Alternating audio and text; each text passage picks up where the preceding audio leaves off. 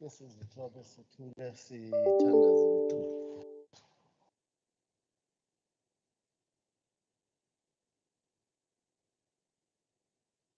thank you, we can start.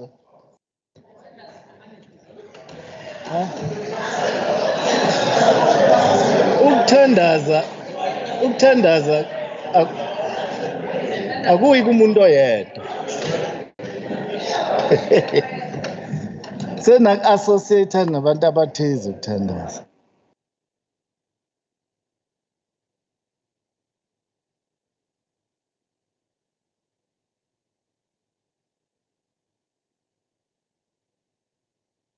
Morning, honorable members.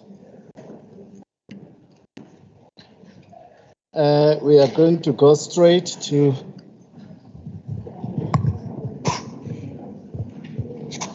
our order paper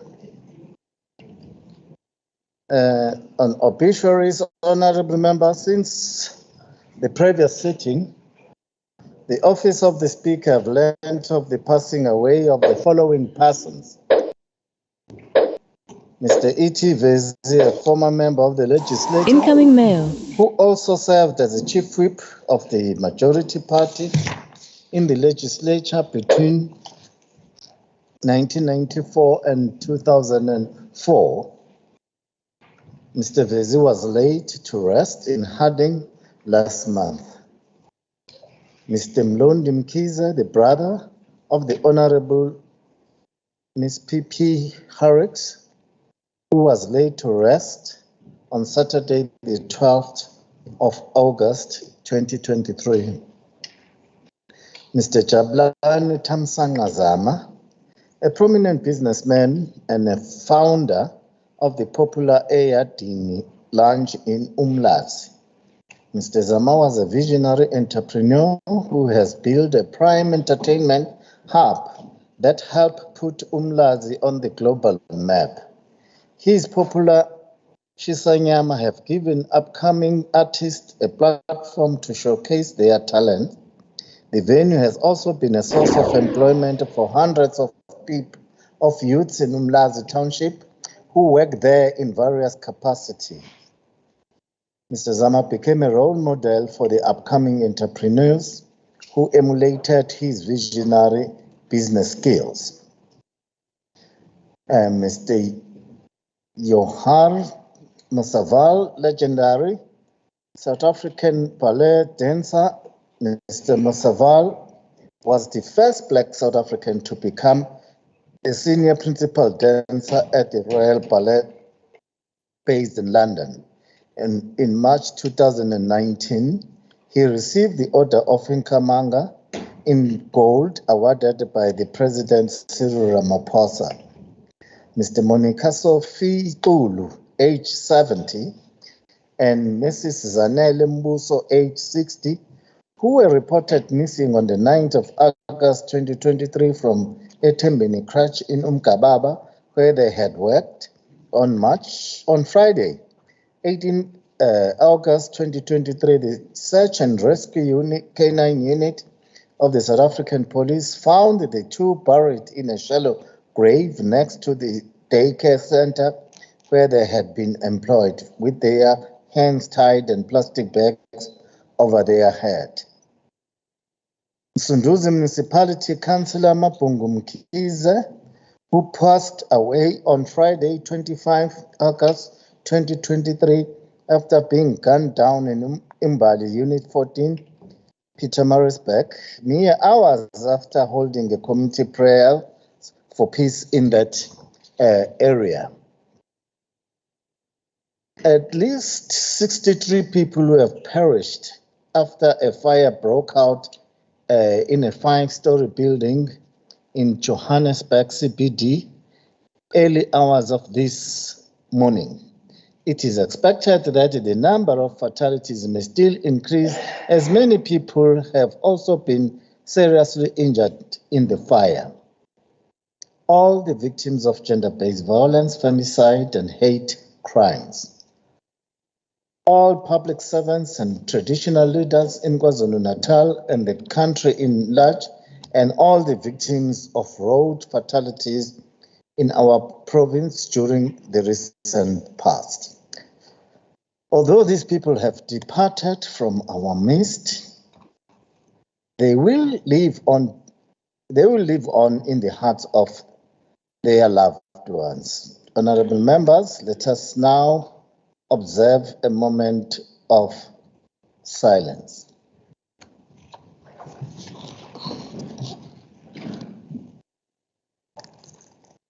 May their soul rest in eternal peace. Now we can move to item 3, announcements. Starting with apologies, honorable members. The Honorable Ms. N.N. Boyce, Speaker of the Kwazulu-Natal Legislature, is attending a Speakers Forum meeting. Honorable H.S. Gumbi is out of the country on parliamentary business relating to Rugby World Cup. I also wish to notify members that the Office of the Speaker has officially received Honorable Gumbi's resignation letter indicating that his last day being a member of legislature will be 18 September 2023. All EFF caucus members have been called to attend to urgent organizational work. And on that note, I would also like to extend our good wishes on the EFF 10th anniversary, on their 10th anniversary.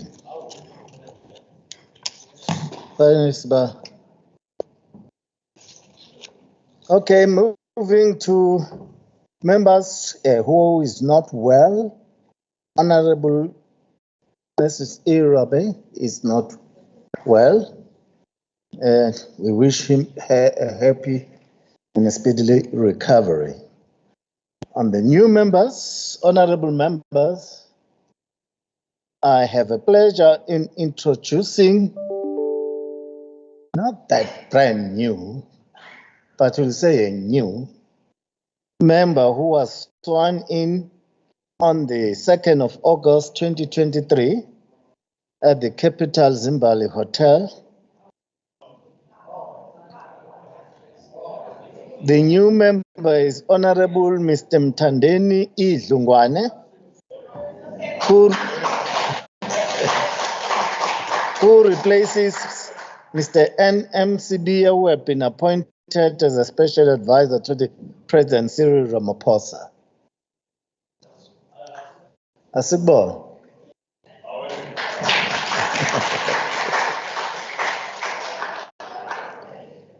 Then going to the appointment to committees in terms of Rule 14.3, Section 4, names of members appointed to committees must be published in the announcement and tablings of the committee reports. The components which have been affected is the Social Transformation Cluster. 1. Honorable M. Idlungwane was elected chairperson of the Portfolio Committee on Human Settlement. Further changes to the committee membership, with changes highlighted, can be found in the allocation of members of Portfolio Committee as at 13 August 2023, and the table will be circulated. Birthdays. I, on behalf of the legislature, would like to extend a belated happy birthday wishes to Prince M.G. Buthelezi, who has recently celebrated his 95th birthday while in hospital. We wish him a speedy recovery and many more years. I also want to take this opportunity to wish a belated happy birthday to the following members. Honorable P.H. Mbatacele, 5th of August. Honorable L.X.H. Hlongamadlala, 9th of August. Honorable P.M. Simango, 11th of August. Honorable N.L. Mbaipeli, 16th of August. Honorable N.M. Koza, 21st of August, and Honorable N. Similani, 22nd of August. I hope you had a pleasant day, honorable members. May your dearest wishes be fulfilled now and in the future.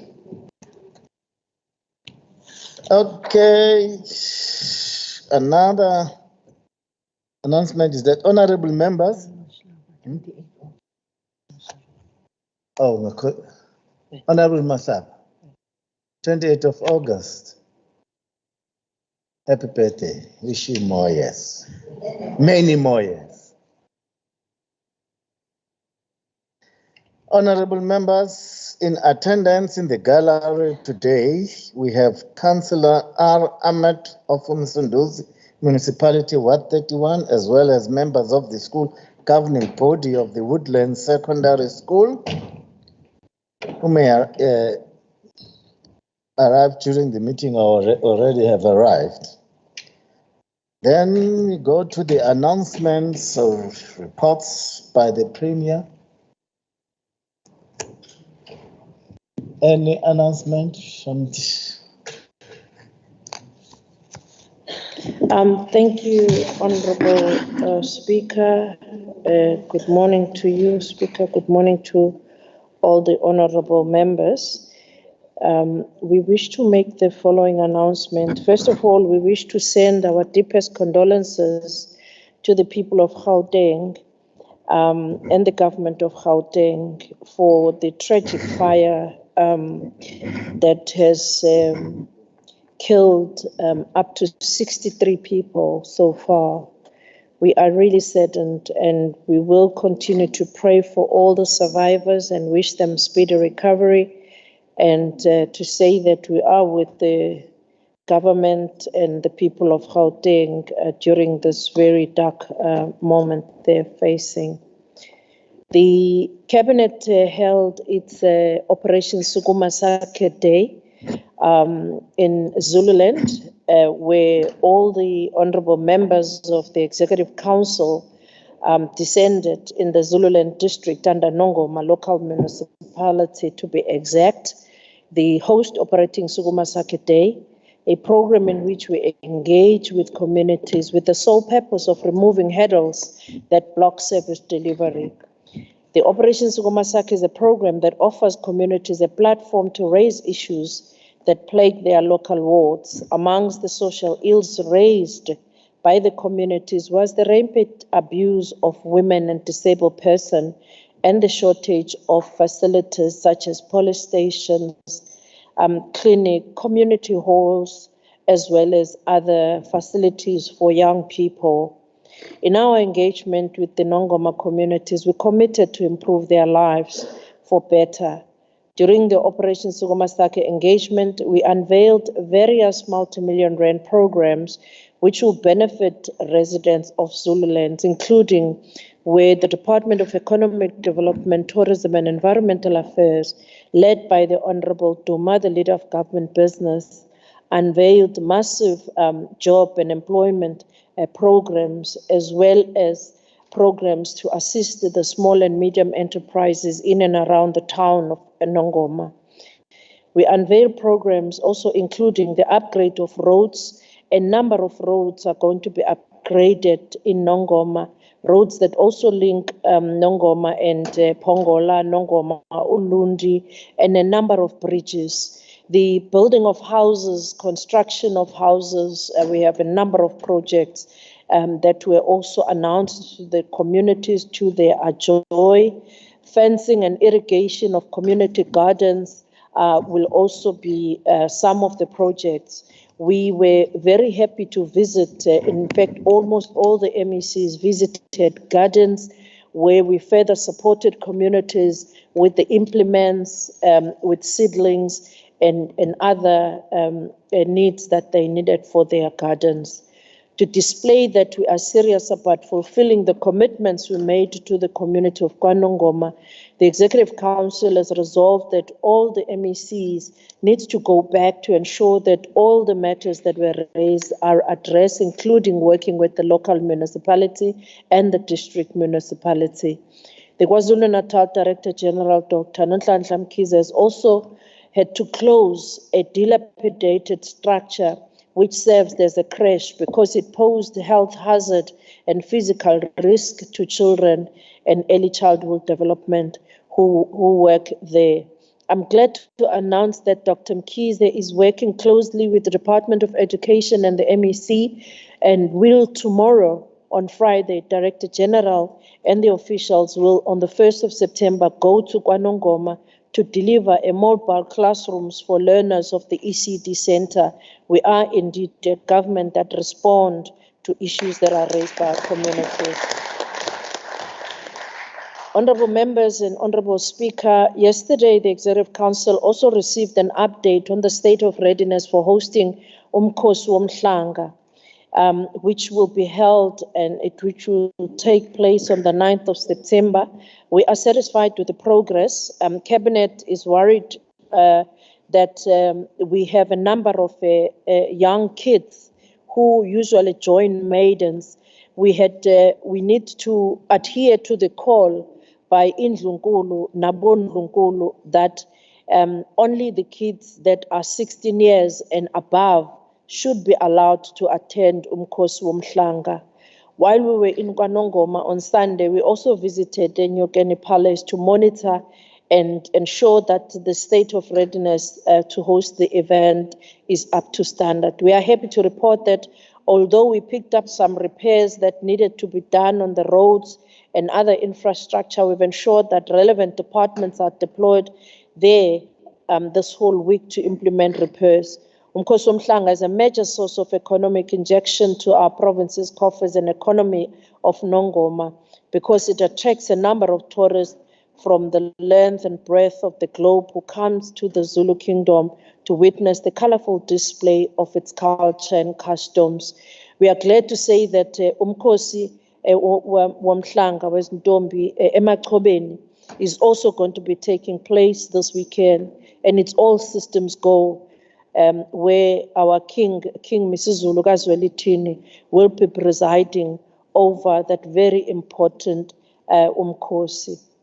We are glad to report, honourable members, that the Department of Community Safety and Liaison, working with the MEC, Hlomuga, in collaboration with the Office of the Premier, we convened the Multi-Party Crime Summit on Tuesday, August the 29th, to discuss the crime-fighting strategies. The summit was held at the Achigumede Conference in Mayville and was attended by representatives from government, private sector, business, civil society, religious leaders, and all other sectors. The summit was aimed at developing a comprehensive, coordinated approach to crime fighting, prevention, and law enforcement in KwaZulu-Natal.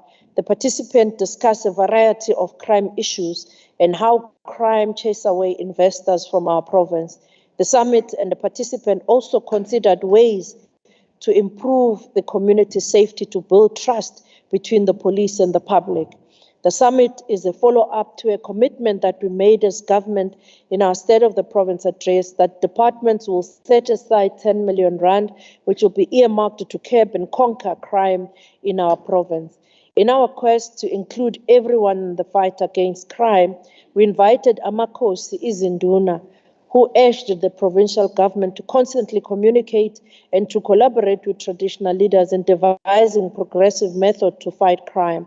One of the key collaboration areas is with the private security industry, emphasizing the effectiveness of the using of community police forums, a pivotal link between the community and the police, involving the KwaZulu-Natal Crime Prevention Association, as well as the KwaZulu-Natal CPF board, an organization that was formed by amalgamating community initiative and initiatives. We are very happy to report that the use of technology and our joining hands with the private sector, particularly the private security industry, will yield a much needed result in fighting crime in our province. We are also concerned, honourable members, on this announcement that the drastic measures need to be taken to curb the murder and the attack to councillors and the leaders in the province. We call on the police to work swiftly that the perpetrators are brought to justice, and we urge communities for the law enforcement authorities to prevent crimes from happening. Recently, an NFP councillor, Mphathiseni Manqele, from Ward 4 in KwaNongoma, was attacked by a suspected hitman who was apprehended by the community, and we really want to applaud the community for this. We wish Councillor Manqele a speedy recovery.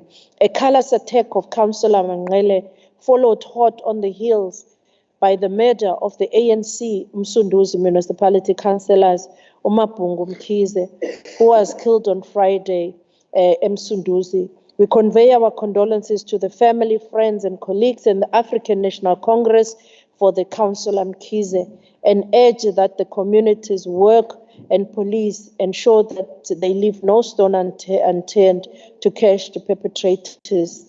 We are happy to hear that the police have started with the arrest of the killers of Councillor Mkhize, and we urge the communities to work with the councillors in the killings of councillors because it is a senseless and a barbaric, and that they have no place in our society. As government, we are not going to tolerate such violence within our communities. We are happy, Honourable Speaker, that the President of South Africa hosted a very successful fourth meeting of BRICS ministers, but also in Johannesburg. We hosted also in our province the BRICS ministers responsible for disaster portfolios, which will also be held recently. The ministers responsible for population and communities is also going to be held on the 8th of September, which will be led by our Minister of Social Development, Minister Zulu. A fifth joint task team technical engagement is also going to be held. We are happy to also see that we hosted a very successful BRICS meetings in the province of KwaZulu-Natal, BRICS Women Business Alliance, the BRICS Youth Alliance, BRICS Ministers of Sports and Arts was also held. The BRICS Ministers of Urbanization and Planning was also held in KwaZulu-Natal, where some of these emanated to the heads of states declaration, which mentioned declarations of eThekwini in KwaZulu-Natal, to which we hope that we will be benefiting as the community of this province. We also wished at last to wish Umntwana Wakaphindangene a belated birthday. Honorable Speaker, on Sunday, the 27th of August, Umntwana Wakaphindangene, Inkosi Umanga Suthu Buthelezi, celebrated his 95th birthday. On behalf of the people of KwaZulu-Natal, we wish to extend our warmest belated birthday and greetings and best wishes to Inkosi Buthelezi on attaining this milestone. We also wish him a speedy recovery as he is still recuperating in hospital. Thank you, Honorable Speaker and Honorable Members.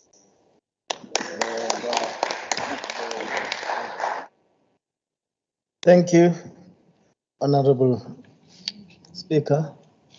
Also, let us welcome abafundi balaphaya eMnambithi TVET campus yase-Escort abanathi namhlanje laphaya eGalani. And then we can then continue with our order paper, item 5, tabling of reports. There is Kwazulu-Natal Legislature budget performance in-year monitoring reports for the month of July 2023, a fourth quarterly committee report, education for 2022-23, 22-23 annual report of the multi-party women's caucus of 3 May 2023, the reports by the executive on its performance against its annual performance plans, Department of Public Works and Human Settlements, dated 31 August 2023, and the Department of Human Settlements Annual Performance Plan 2023-2024 Quarter 1 Progress Report. The Department of Cooperative Government and Traditional Affairs, King Cetshwayo District Municipality 2021-22 Oversight Reports on its Annual Report 2021-22, Department of Social Development Annual Report 2022-23, and the Department of Economic Development, Tourism and Environment Affairs, Dubai Trade Port Annual Report 2022-23. Then we can move to item 6, any formal motions or notices by the Chief Whip.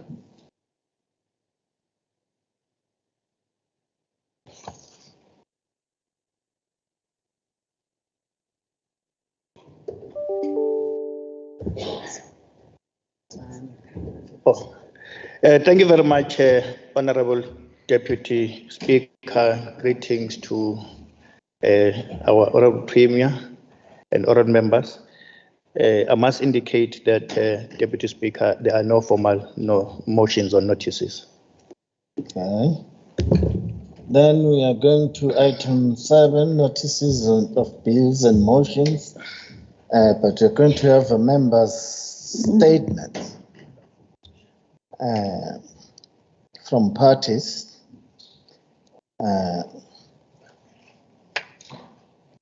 Starting with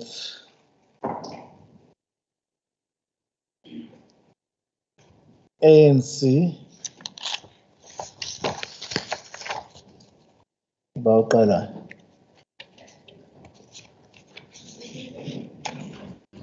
I'll indicate you. Sorry. Oh,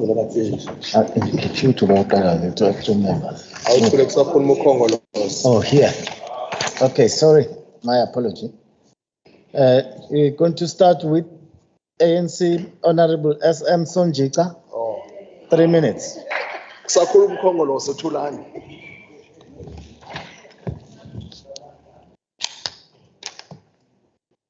Thank you, Honorable Deputy Speaker. The African National Congress in Kwazulu-Natal applauds the Department of Education for the recent announcement on learner transport program budget adjustment of 263 million to the department's budget for financial year 2023-2024 to guarantee that our learners have practical and dependable and secure access to schools in response to the difficulties that we faced, at which impacted the 74 beneficiaries that are reliant on this important program. We also appreciate the Treasurer's assistance in helping the Department of Education, and that Treasurer saw the agents and the importance of this program. The learner transport program remains an essential component in addressing educational disparities regarding access that our learners confront. ANC lives and leads. Thank you, Chair.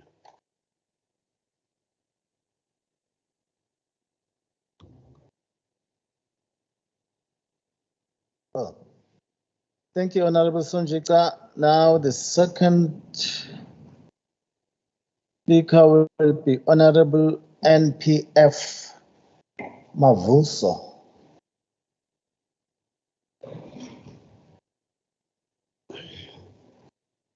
Thank you, Honorable Speaker. On housing matters, Honorable Speaker, the blueprint document of the African National Congress clearly indicates, I quote, there shall be houses, security and comfort, unquote. We want to commend the ANC-led Department of Human Settlements for its decisive approach of eradicating mud houses, as evidently backed by big housing projects which have been launched in various municipalities, such as in King Cetshwayo, in Zululand, and in many more districts. We further want to commend this department for prioritizing the deep rural areas in restoring the dignity of the people. More implementation of this project must be executed in line with the ANC transformation agenda, which seeks to achieve a better life for all. I thank you, Speaker. Thank you, Honorable Mavuso. We are now moving to ANC Honorable E.V. Dube.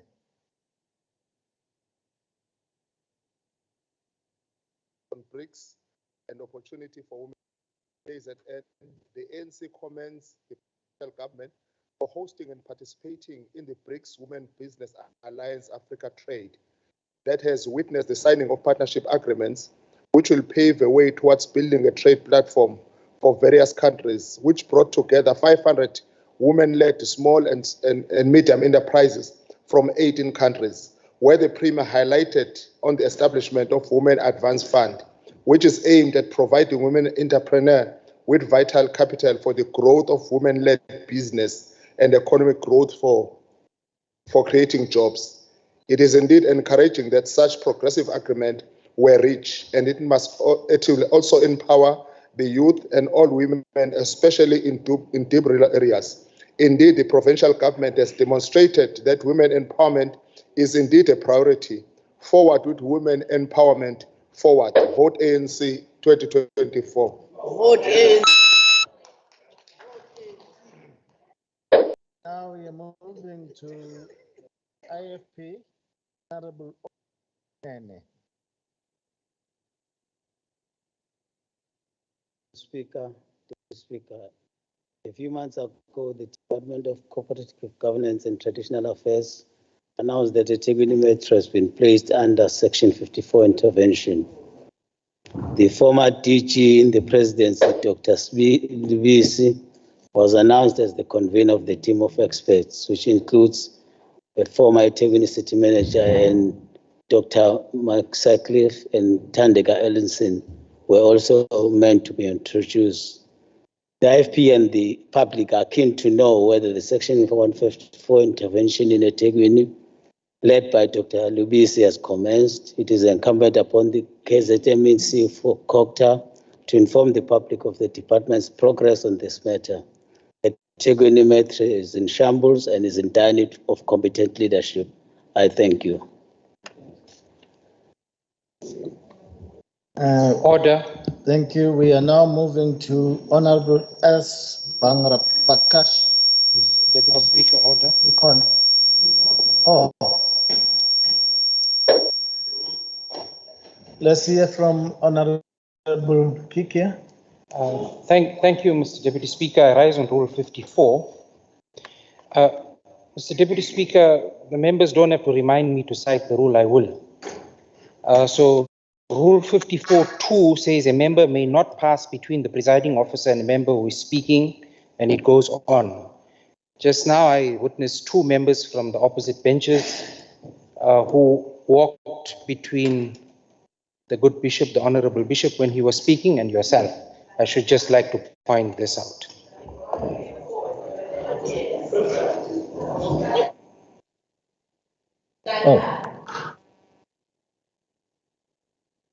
We hope let's obey the rules because it also saves our time not to now and again attend to orders. Can honorable members obey the rules? And now we are expecting Honorable S. Prakash from the IFP. Thank you, Honorable Deputy Speaker. Thank you. Many coastal towns of KwaZulu-Natal continue to be plagued by the after effects of April 2022 floods.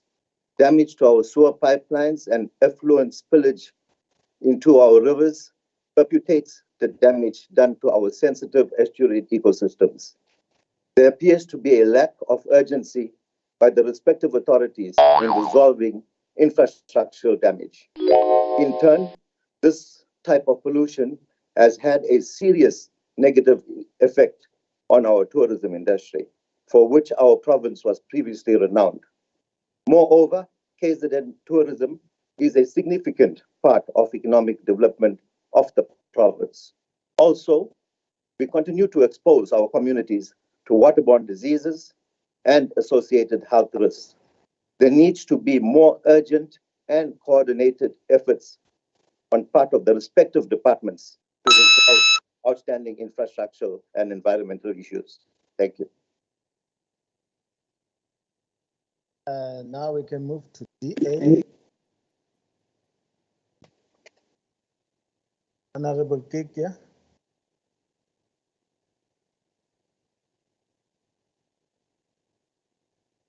That 20 educators at Woodland Secondary can abandon their duties and trek to court in support of the alleged sex pest principle is actually shocking.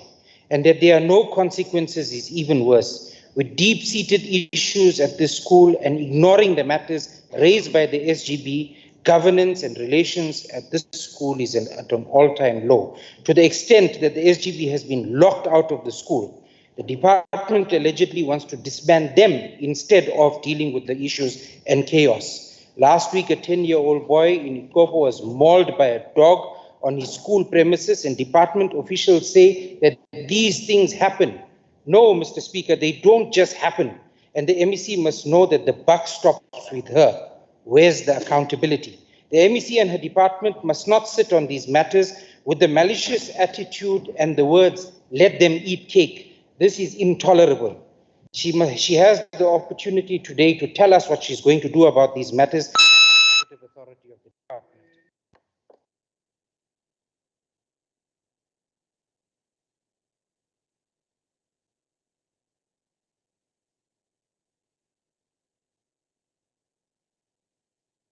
EFF is not with us today, so we'll move straight to minority front. Honorable S. Takarosh Pansi. Thank you, Honourable Speaker. This statement is for the Honourable MEC of Local Government.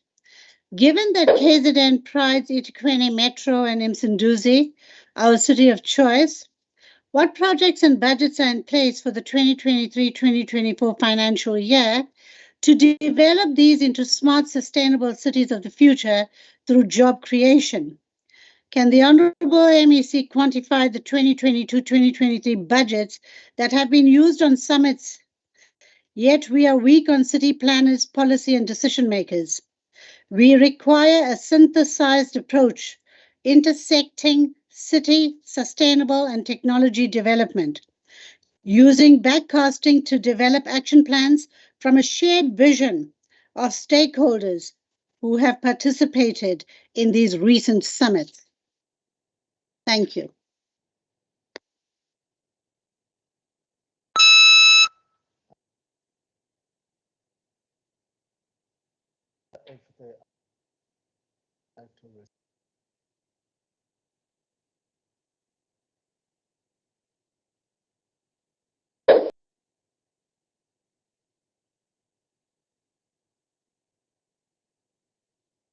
Minutes. Thank you very much, Honorable Speaker. Allow me to greet the Premier, MECs, and the members. And of course, I believe we have guests. Ngiyanibingelela kakhulu kwigalari. Let me start by addressing the issue of Kwala, the dog story issue happened. And as the department, Honorable Speaker, we are dealing with it. The DDG, Advocate Masuku, has now instituted the investigation on that matter. That will be the first one. The second one is that one of Woodlands. It's a governance issue, and even on that one, the governance unit is still dealing with the matter. The matter is between the principal and the SGB. Thank you, Honorable Speaker. Then on the last issue raised by Honorable Sonjika, as the Department of Education led by the African National Congress deployee, we are greatly relieved and elated that the learners currently benefiting from the learner transport program will continue to be safely transported to schools. Would like to express our profound gratitude to the honorable members of the Portfolio Committee led by Usonjika for their unwavering support and guidance. Our sincere gratitude also goes to our provincial treasury led by Umamu Peki for ensuring that our learners are catered for in terms of transportation, though we do have budget constraints. Kodwa-ke uhulumeni we-ANC uzoqhubeka ubathwale abantwana ubayisa esikoleni basakhomitha. Thank you very much.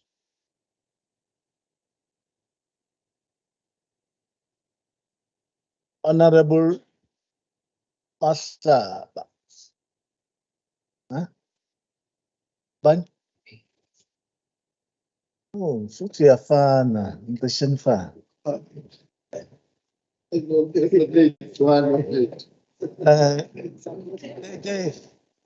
Honorable. Thank you very much, Honorable Speaker. We really want to confirm what Honorable Mavuso is indicating. The ANC-led government in KwaZulu-Natal is implementing the Freedom Charter. When we deliver houses, we are implementing 3 clauses of the Freedom Charter, as it was signed 68 years ago by Inkosi Luthulu, who was the President General of our movement. And want also to indicate, Honorable Mavuso, that the building of houses in the rural areas happened for the first time after 1994. Why was that? Is because it is only us as the African National Congress that signed the Freedom Charter in Kliptown 68 years ago. We want also to indicate that the rolling out of housing in the rural areas has cost us in the past 3 months more than 1 billion rand. and we are serious because we want our people to be living out of the mud houses, but living in the secured environment, as Clause 9 of the Freedom Charter says. I can summarize it. There shall be houses, comfort, and security. That's what, as the ANC-led government is implementing in KwaZulu-Natal. I thank you very much, Honorable Speaker. Thank you. We are now going to move to Honorable Shomuga. MEC for Transport. Thank you, Speaker. Greetings to yourself, all honorable members. Speaker, on the matter that was raised by Honorable Gunene, the provincial government, in terms of the Constitution of the Republic, it tells us that the provincial government and the national government, they must support local government. That is Section 154. So we have a responsibility to support all municipalities, including eThekwini municipality. So the provincial government is engaging with a number of stakeholders within eThekwini to ensure that we support eThekwini Metro. Thank you very much. Thank you. We are now moving to the leader of the ruling party and the MEC for Economic of ATIA. Thank you so Honorable much. Duma. Thank you so much, Honorable Speaker, for affording us this opportunity. Greetings, Honorable Premier. It has worked tirelessly with eThekwini and other coastal municipalities to collect debris, to regulate on ensuring the issue of environmental spaces are protected. You'll just remember very well that there was a time where there was a looming aspect and the E. coli level that were higher in eThekwini.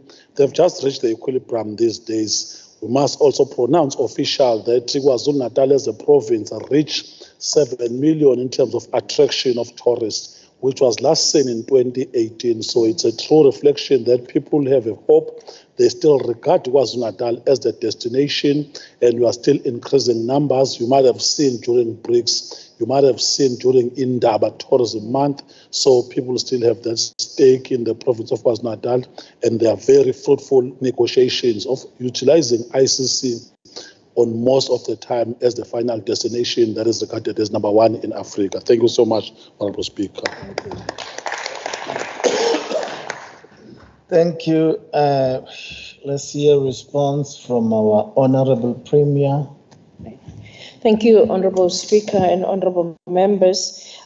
Yes, Honorable Dube Zogele, Ushais Kongosin, the BRICS Africa Women Trade, BRICS Women Africa Alliance Trade in KZN really was a very success. But also it enriched the people and the women of KwaZulu-Natal, as you heard Honorable Mtombeni and ourselves saying that we had 45 billion worth of agreements that were signed.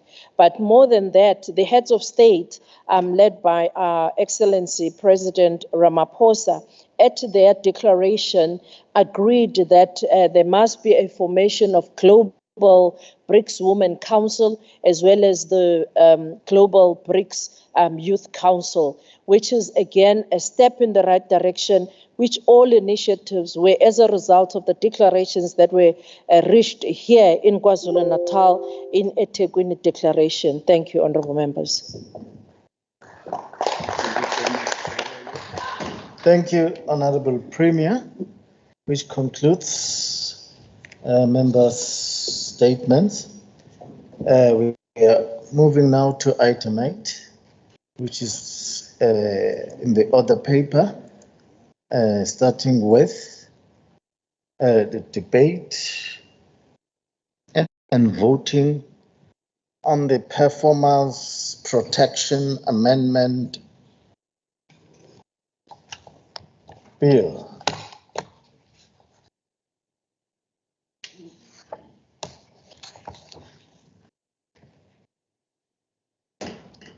Starting for 5 minutes, the report by the chairperson of ATIA. Thank you, Honorable Speaker, honorable members in the House, In terms of Section 42.4 of the Constitution, the National Council of Provinces represent provinces to ensure that provincial interests are taken into account in the national sphere of government by participating in the national legislative process. The Performance Protection Amendment Bill 24D/2016, because of Section 79(1) of the Constitution, the referral from the President, the bill was tagged as Section 76 bill in terms of the Constitution, and thereafter referred to the Portfolio Committee of Economic Development in terms of Rule 2591. In turn, the legislature was, in terms of Section 118 of the Constitution, compelled to facilitate the public involvement in the legislative process of the legislature and its committees. On the 4th of November 2022, we started to convene a special virtual meeting to have a briefing from the Department of Trade and Industry and Competition in terms of Rule 2601 of the Standing Rules. The Portfolio Committee resolved to class different districts together and hold 5 public hearings in the following manner: Ukwe and Herikwala District, eThekwini Metro, Ilembe and Umgungundlovu District, Zululand, Kinkejwayo and Umkhanyakude, Uthukela Amajuba and Umzinyathi District. The public hearings were advertised from 1st of July 2023 to the 14th of April 2023 on the KZN Legislature website,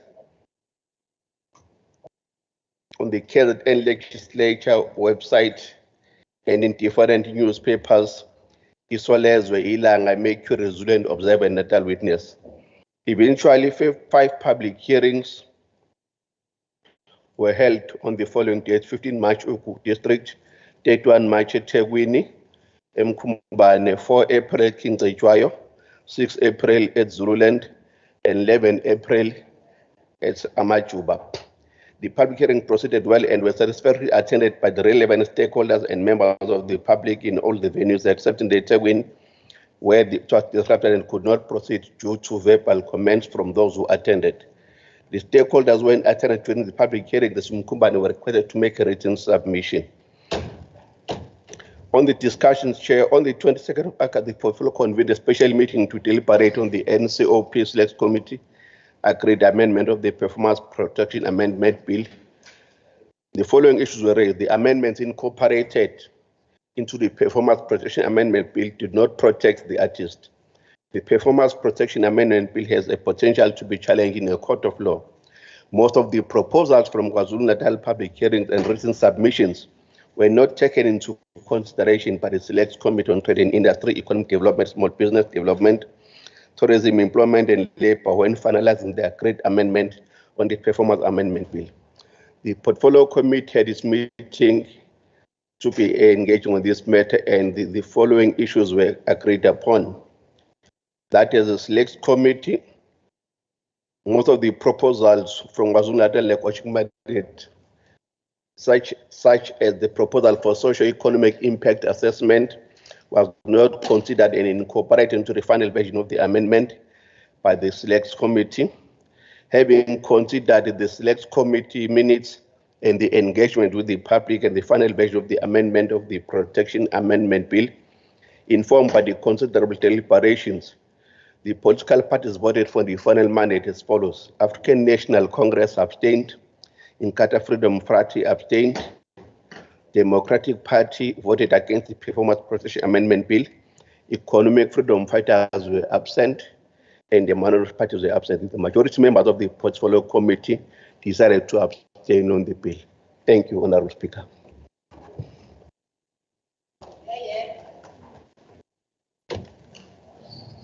Thank you.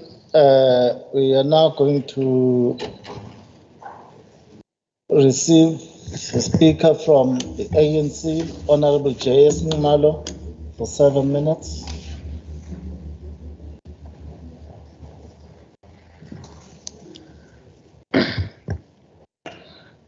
Thank you very much, Deputy Speaker, who is the acting speaker today, Honorable Mvelase, Honorable Premier Zwagele, the Leader of Government Business, Honorable Mtombeni, honorable members of the Executive Council, Deputy Chief Whip, honorable members of the Provincial Legislature, distinguished guests, ladies and gentlemen, Let me also greet the students from Mnambiti, Sanbonani.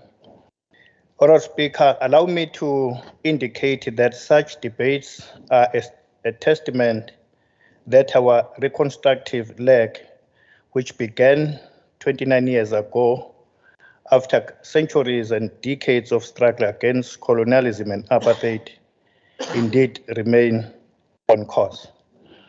During this journey, we adopted the Constitution 27 years ago, which remains one of the most progressive constitutions in the world, with a profound preamble declaring that, I quote, "We, the people of South Africa, recognize the injustices of our past and honor those who suffered for justice and freedom in our land, and respect those who have worked to build and develop our country, and believe that South Africa belongs to all who live in it, united in diversity." Close quote.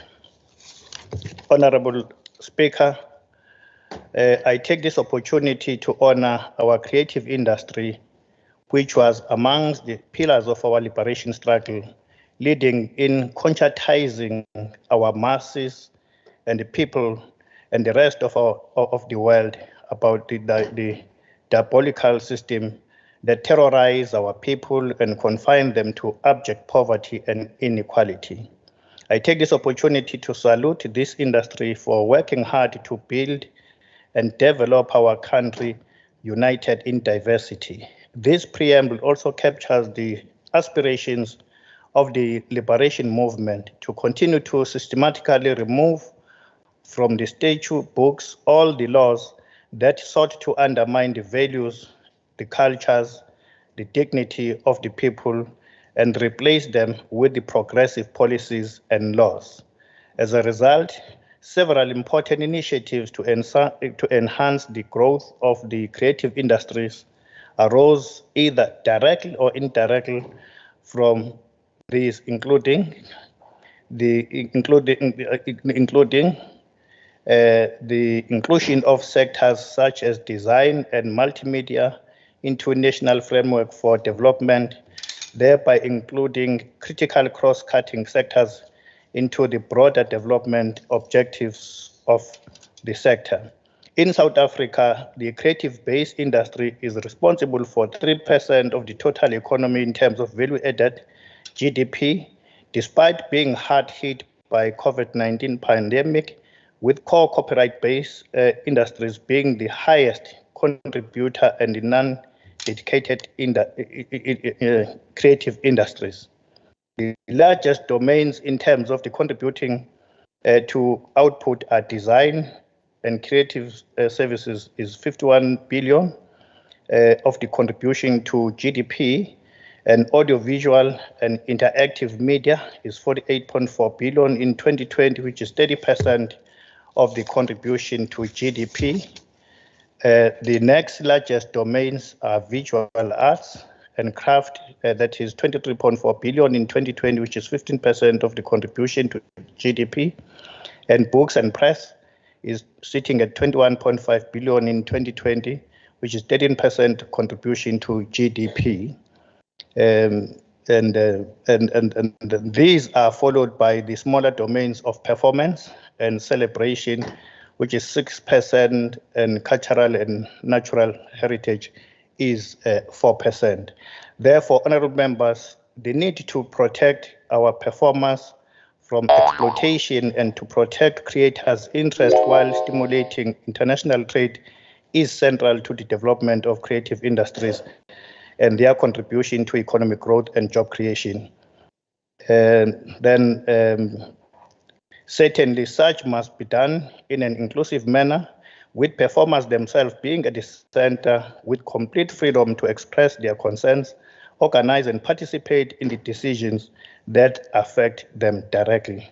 Recognizing this, the African National Congress resolved to ensure that all authorities like Parliament, provincial legislatures, municipal councils must also prioritize people's participation. Therefore, beyond our commitment to improve public participation, as the ANC, we shall also be responsible to our electorate and not support bills that they do not endorse. Here in KwaZulu-Natal, rest assured, we shall never. We are on the side of our people. As resolved by the ANC in the quest for a second phase of radical socio-economic transformation, working together with creative sector, this industry, which is affected by the misdistribution of skills, resources, and infrastructure of apartheid era, shall be transformed to enhance sustainable, inclusive economic growth and create quality employment while enriching lives, celebrating national identity and cultural diversity. Let me say that finally, in view of the above elaboration as the ANC, we have resolved that further engagements on this bill and better coordination between government and creative sector to effectively achieve much needed transformation are required, and therefore our stance is that a proper consultation process should occur going forward. Thank you very much. Thank you, Honorable Omala. Let's move to Honorable Governor of the IFP for 5 minutes. Thank you very much, Acting Honorable Speaker. During the debate and the public hearings that we had on the Performers Protection Amendment Bill and the Copyright Amendment Bills, the Inkatha Freedom Party heard the voices of the various organizations and individuals that made presentations. The IFP considered very carefully the inputs that were made, and we want to articulate the views of the performers and artists in this House today. Those citizens who are directly affected by the proposed amendments are not here, but the IFP is here to ensure that their voices and views are represented strongly. As IFP, we are aware of the fact that the Performers Protection Act of 1967 is outdated since it was passed at a time when technology was not at the advanced stage that it is now. We see the need to make amendments to the Act, but those amendments should never work against the interests of performers. The IFP believes that any proposed amendments should be designed to foster an amicable relationship between performers, producers, and broadcasting companies. It is our understanding that one of the objectives of the amendment bill is to protect performers' moral and economic rights.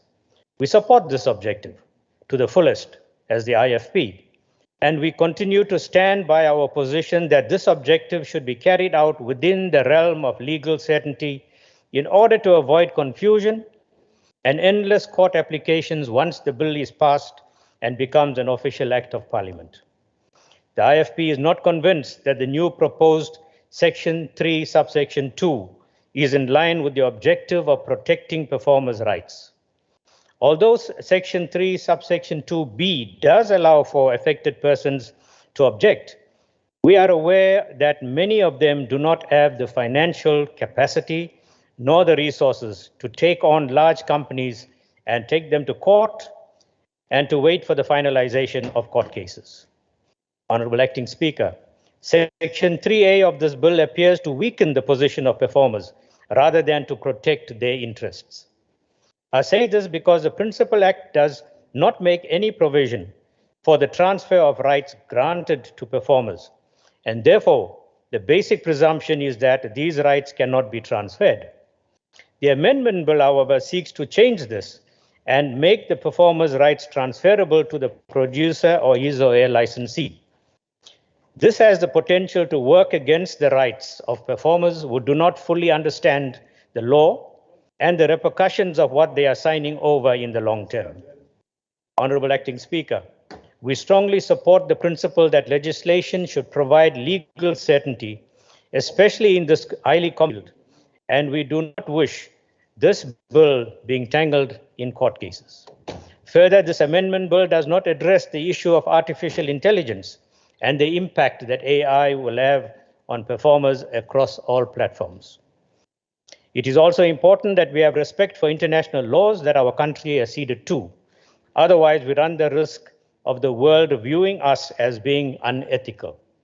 What remains of great concern to us is the fact that the Performance Protection Amendment Bill potentially infringes the World Intellectual Property Organization Performers and Phonograms Treaty, which South Africa was a signature of.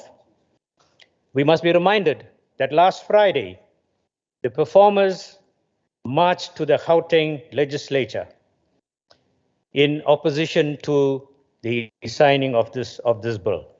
And one of our prominent entertainers, Yvonne Shaka Shaka, said that enacting these two bills in their current form would be disastrous for South African artists. In conclusion, Honorable Deputy Speaker, the IFP supports the chairperson's report, but does not support the Performers Protection Amendment Bill B24F of 2016. I thank you. Thank you, Honorable Governor. We are now receiving the speaker from the DA for 4 minutes. Honorable De Boer. Good morning. Morning, honorable members, honorable Mr. Speaker. I greet you in the midst of the history lesson that we have just learnt, all about the Freedom Charter. And I thought that this debate was about this flawed piece of legislation, but obviously there's an election around the corner and we now are getting history lessons once again. Firstly, the Democratic Alliance must object to the manner in which this legislation has been handled by government. There's certainly no nimble or agile governance when it comes to some sets of legislation, whereas others are rushed through in a shambolic manner, obviously sometimes just before elections.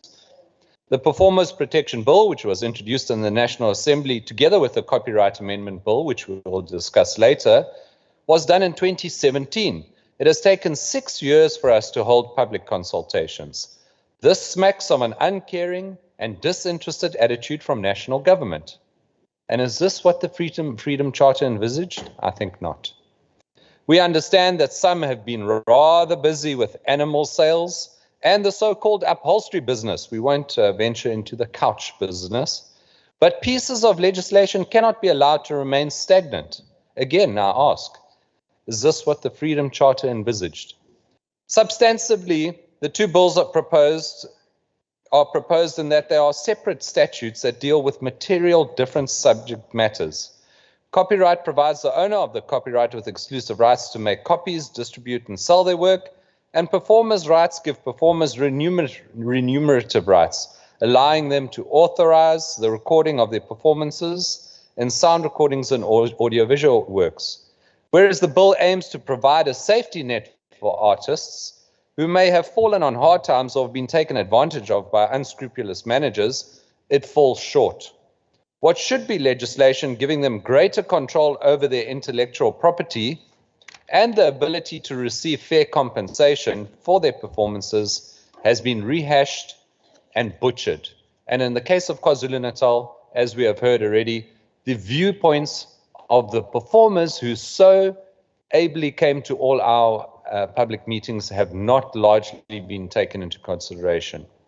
This is indeed sad, as even the revised bill lacks the substantive inputs of the larger public who made their views extremely clear during extensive consultation processes in KZN. Interestingly, at one such public meeting in eThekwini, it was halted when ANC members demanded the MEC for Arts and Culture address the crowd. So again, factionalism just before elections comes and disrupts legislature activities.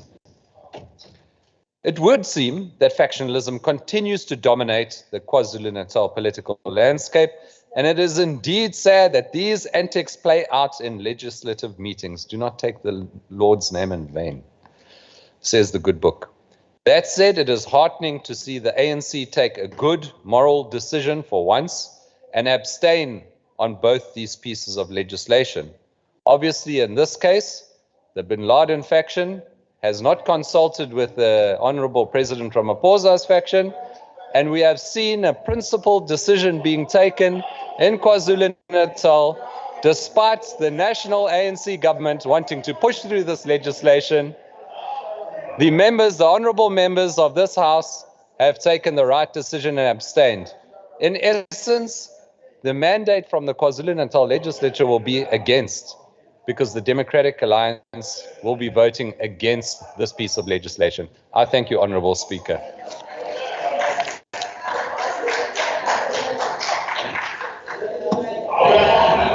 Let's move on.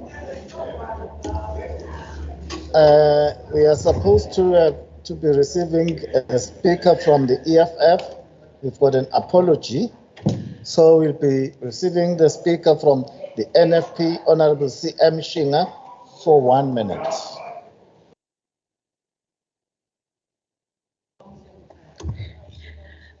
Honorable Speaker, our understanding is that this bill seeks to address the challenges facing the creative industry, from non-payment of royalties, lack of formalization of creative industry, which exposes it to abuse, piracy, and rights of performers. As there are deficiencies in the South African legislation which are prejudicial to South African performers, as the economic, moral, and exclusive embedded rights of performers in audiovisual fixations were not recognized in local legislation.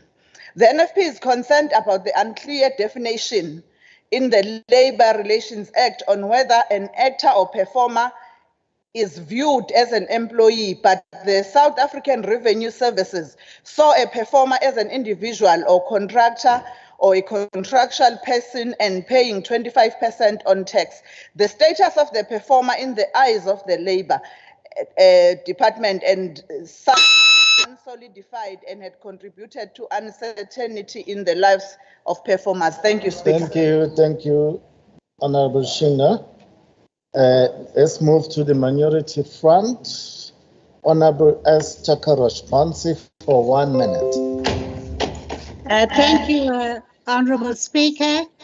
The MF supports the Portfolio Committee on abstaining from the bill, although the Performance Protection Act 1967 is long overdue.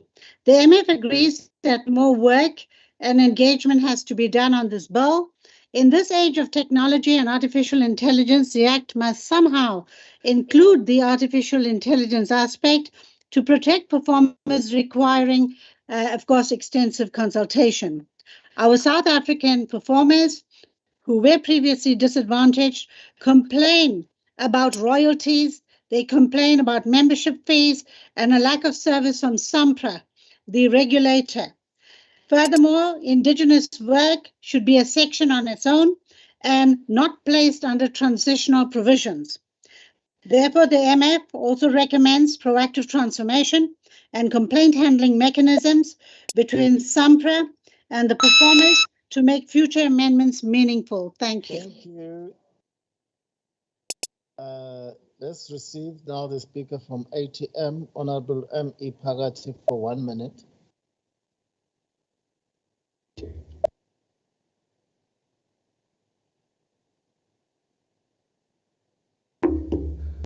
Honorable Speaker, Honorable Premier, MECs, members of the Workers' House, we greet you. Members in the gallery there, I see even my provincial secretary, who's also an artist.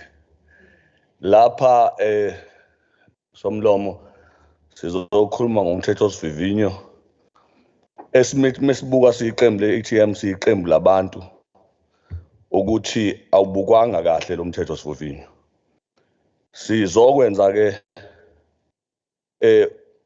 istatement esithi siyocela ukuthi lo mthethosivivinyo ubuke kabusha, ubuke kahle. Bathi bonke abantu ekukhulunywa ngabo kulo mthethosivivinyo kube kukhulunyiwe nabo babeka izimvu zabo, ngoba abakushoyo ukuthi bona ababoni ngalendlela lo mthethosivivinyo ekuthiwa uzobancedisa kuphi. Siyiqembu ke le-ATM sithi kulungile, siyosupport. Siyabonga. Phakathi sihambe ke manje siye lapha kumhlonishwa uManqele we-ACDP. Phansi Mntu. Ngibingelele Somlomo, as ACTP, if this bill is intended to help our artists to benefit from their work as they live, even if they passed away, royalties will be collected and paid in time, help the artists to sign their contract with understanding, because they will understand if there is dispute between the artist and the producers. ACDP will attend. We will accept it based on those conditions. But our concern is that the Department of Art and Culture, Sports, Art and Culture, is not well clarified in this bill. So that because there are people who must be hands-on. Another thing, the communication between the department and the artist must be well done. If those stages are not covered, then ACDP will defend itself. Isikhathi sisavumile. Thank you, Speaker. We are now moving to the Speaker from the ANC, Honorable HGS Mavimbela. Mavimbela Masakota. I am Mavimbela. Honorable members, I stand before you to debate on the Performance Protection Amendment Bill, which mostly affect all our artists across the country in all sectors of the performing and creative arts industries. As the African National Congress, we recognize the importance of having this amendment bill in order to have this legislation that has been in existence since 1967 reviewed, to ensure that the needs of artists are not overlooked when it comes to the protecting the creative sector. The challenge that we have faced as the African National Congress government since we have been in power for the past 29 years is to review many laws which were created by the apartheid government, which didn't take into consideration the needs of Black people. As the caring government that represent many who have been marginalized, ours was to ensure that we look at and review this performance protection legislation to ensure it doesn't leave many of our artists destitute. As the ANC, we are aware of the role that the artists have played over the years in influencing all spheres of our social life as people. It is well known that during the fight against apartheid, our artists were at the forefront of the fight against the apartheid regime. The impact they had in passing messages worldwide played a big part in helping us overcome the apartheid oppression. This is clearly seen through many of South African artists who were in exile, including legendary singer Umama Uleta Mbuli, who through their songs, they were able to communicate with many people back home. During an interview while living in exile, when asked about her experience, Mam Leta Mbuli said, and I quote, "I just wanted to sing, and I didn't want my music to be unique to US. I wanted Africans to hear it and know that South African music was still alive," close quote. This is the essence of South African music, which has been echoed by many artists who, even beyond our shores, kept their authentic sound to remind many about the plight of our country. As a nation united in diversity, we have overcome many challenges to get where we are today. We will work tirelessly to ensure that this bill does not discriminate our artists and performers like it did during the previous regime. We also welcome the engagement done by the Minister of Sport, Art and Culture, who was in our province on Sunday, to further engage our artists and performers, not only on this bill, but also on other challenges faced by the creative sector. Honorable members, it must also be noted that through the work of the ANC-led government, we now have ensured that artists have a federation called the Cultural and Creative Industries Federation of South Africa, which is available throughout South Africa and even in all 11 districts, has made it easy to engage with artists and performers and engage them in all issues affecting not only in KwaZulu-Natal, but also in South Africa. We know that currently the Department of Sport, Art and Culture in the province is working closely with CIFSA to ensure that artists in all categories can speak with one voice. When an opportunity came to amend this bill, we needed to ensure that processes and consultation were followed to protect our artists. As the committee, we conducted several hearings as our chairperson was reporting. As the caring government, this was a crucial step which ensured that all the relevant stakeholders were consulted and educated about this bill. We welcome the robust debate that we had with artists and performers, and working together, we will be able to ensure that this bill protects their craft. Honorable members, one of the many challenges faced by our artists, especially those coming from disadvantaged background, is the exploitation they faced in the industry, especially for those who are new in the sector. The world of music and performance, as we know, it is evolving daily with the new technology and trends changing daily.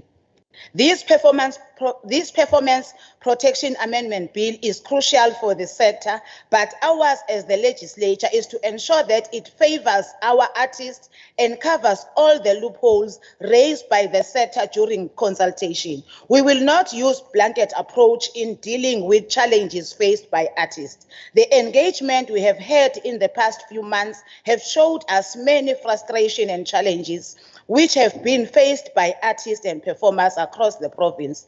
As a sector which has been unregulated for years, thanks to the ANC government, a lot of work has been done to give support and work with the sector in various issues faced. Through the democratic processes of this caring government, we were able to engage with artists and performers who were able to share insight about the bill. As the party which is guided by the Freedom Charter, ours has always been about putting the needs of our people in the forefront. As I conclude, honorable members, the amendment of the Performance Protection Amendment Bill is needed, but the amendment needs to be in line with the needs of our artists. And working together with the sector, we will find a solution to tailor-make a bill which won't discriminate our artists, as our music tells that tale which lasts a lifetime. As Tata Mandela once said, and I quote, "This curious beauty of African music is that it uplifts even as it tells a sad tale. You may be poor, you may have only ramshack house, you may have lost your job, but that song gives you hope." Thank you very much, Honorable Deputy Speaker, for giving us this opportunity to speak and clarify the issues which are not being clarified by those who want to be the armchair critics. Thank you very much. Thank you. And now let's hear a response from Honorable Ntombela for 5 minutes. Thank you, Honorable Speaker. You know, when we had these public hearings, artists spoke with one voice across all of these issues in all of our public hearings. So it would be politically incorrect of us to make political point scoring on these matters for no valid reasons. There was no ANC protest in any of the public hearings. There were grievances artists had, and which they felt that they had not been attended to by the department. They were not there as the ANC. In fact, some of them, you know them very well, they are EFF members, others belong to other parties. But they were speaking with one voice that as the creatives, we've got grievances which we think government of the day must attend to. So that was a separate matter altogether. It's got nothing to do with the African National Congress. The second issue, Honorable Speaker, which I think we must highlight, This is not only a South African problem, it's a global problem. If you will follow the news, there had been a strike in Hollywood. Hollywood actors have been on strike against unauthorized use of their images through artificial intelligence. It is still on even now as we speak. So it says to us that as legislators, sometimes there are things we must take into consideration beyond relying on those who are entrusted the responsibility of crafting the laws on our behalf.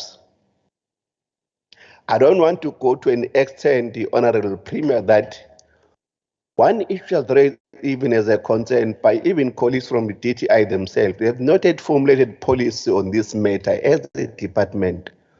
So it put us in a corner and in a back foot when we engage with the stakeholders in regard to this. That in agreement, all of us, we are in agreement that the bill as it is, it does not protect the work of the creatives. It leaves them to be exploited. Because what it means, if you remember again, at some point, when Donald Trump was campaigning to be the president in the US, he used a song of a certain artist without authorization, and there was a lot of noise about it because he did not get authorization from that artist to use his song because the artist believed that the political values, what he stands for, were not in line with him as a person. So these are the issues we are going to face moving forward because our creatives feel that we have not done enough to protect them. So we've got that responsibility as the legislatures members that across the political divide, there are things we could have done more for our artists, which we have not done. The last point I want to raise, I think it's an appeal also maybe we may raise with the colleagues in the Executive Council, that when we engage with the higher level, there are many laws within our statutes which have not been corrected from the old age. And I don't know when are we going to conclude such, when the 30 years of democracy. And some of them we realize them so late, and we try to be maneuvering and gijima and cut the corners on some of the issues. There is the views we have in this portfolio in this matter. Hopefully, through the engagement and further engagement with other stakeholders and other legislatures, we will persuade that nationally, let us review this process and do more in servicing our artists. Thank you, Chairperson. Thank you, Honorable Dombela. As expected, we are voting on this debate. Since we have now come to the end of the debate on the conferral of the final voting mandate on the Performance Protection Amendment Bill B24F of 2016, the House now needs to vote on the final mandate. So as per the recommendation of the Portfolio Committee on Economic Development and Tourism, I now put the question to the House as follows. The Kwazulu-Natal Legislature agrees to confer a final mandate on 1, the KwaZulu-Natal Provincial Delegation to the National Council of Provinces to abstain from voting on the Performance Protection Amendment Bill B24F of 2016 at the relevant NCOP Select Committee, and 2, the head of the provincial delegation to the NCOP or a delegate designated by the head of delegation to abstain from casting a vote on the Performance Protection Amendment Bill B24F of 2016 at the NCOP plenary. I will now go to party by party to check if any member wishes to record an individual position that is different from their party, starting with the IFP.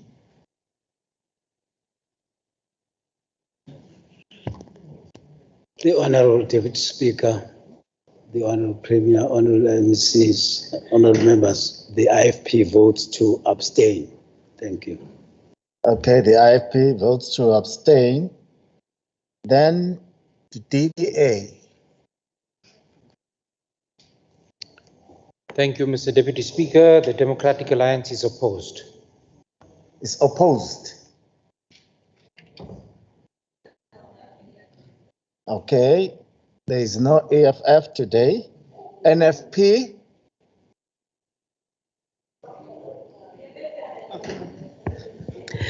Honorable Speaker, honorable members, the National Freedom Party abstains from voting on the Performance Protection Bill. Thank you. NFP abstain. Minority Front. Thank you, Honorable Speaker. The Minority Front supports the abstention of the Performance Bill. Thank you. Okay. The ACDP.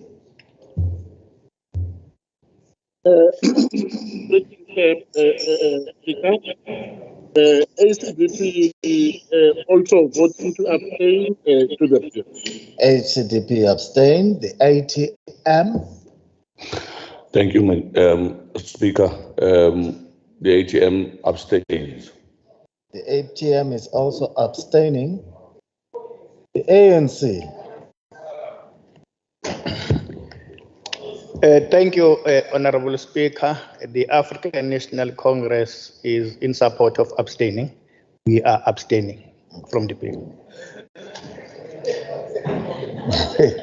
Members, I have the position of all parties now. Is there any member who wishes to express an individual position that is different from their party position? 1, 2, 3. If there is none, Nopal, can I ask for the tally of the votes?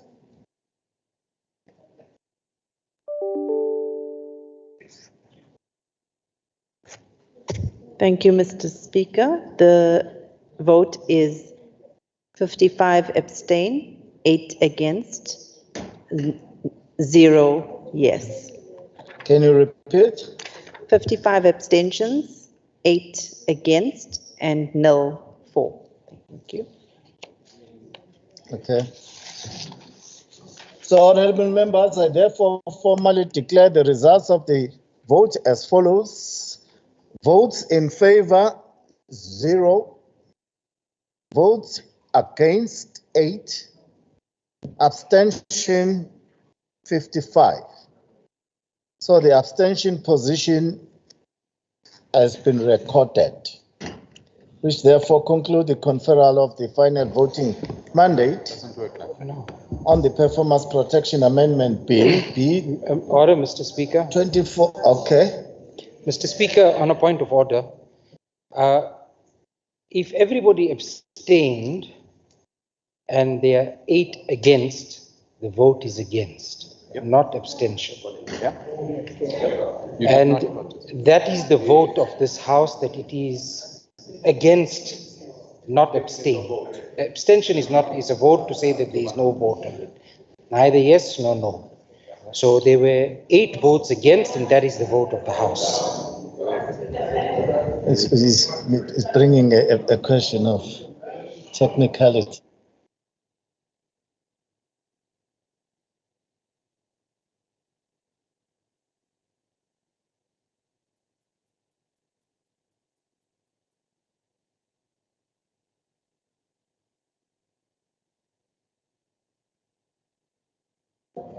Okay.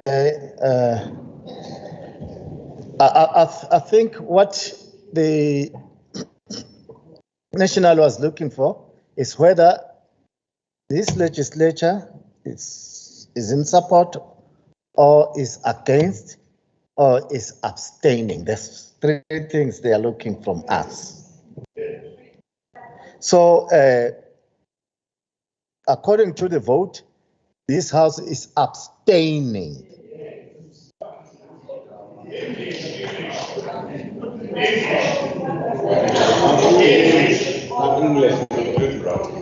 Okay. Mr. Deputy Speaker, we shall write to you to obtain a legal and written opinion from your office. Thank you. Honorable Taluza. Thank you very much, Honorable Speaker. The ANC understands that when the DS was putting this matter forth, he requested to get an indication from the House in terms of conferring a mandate to the members of the NCOP. And the mandate that we are conferring to the delegates of the NCOP from this House is that they must abstain when the matter goes to the Select Committee. Thank you so much, Honorable Speaker. In fact, that was what we are trying to convey, although English is not our mother language.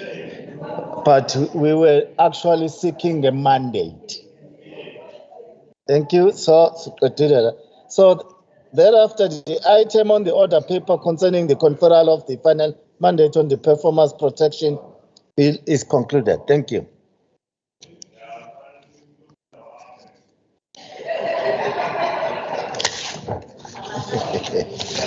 We can now move to the next item,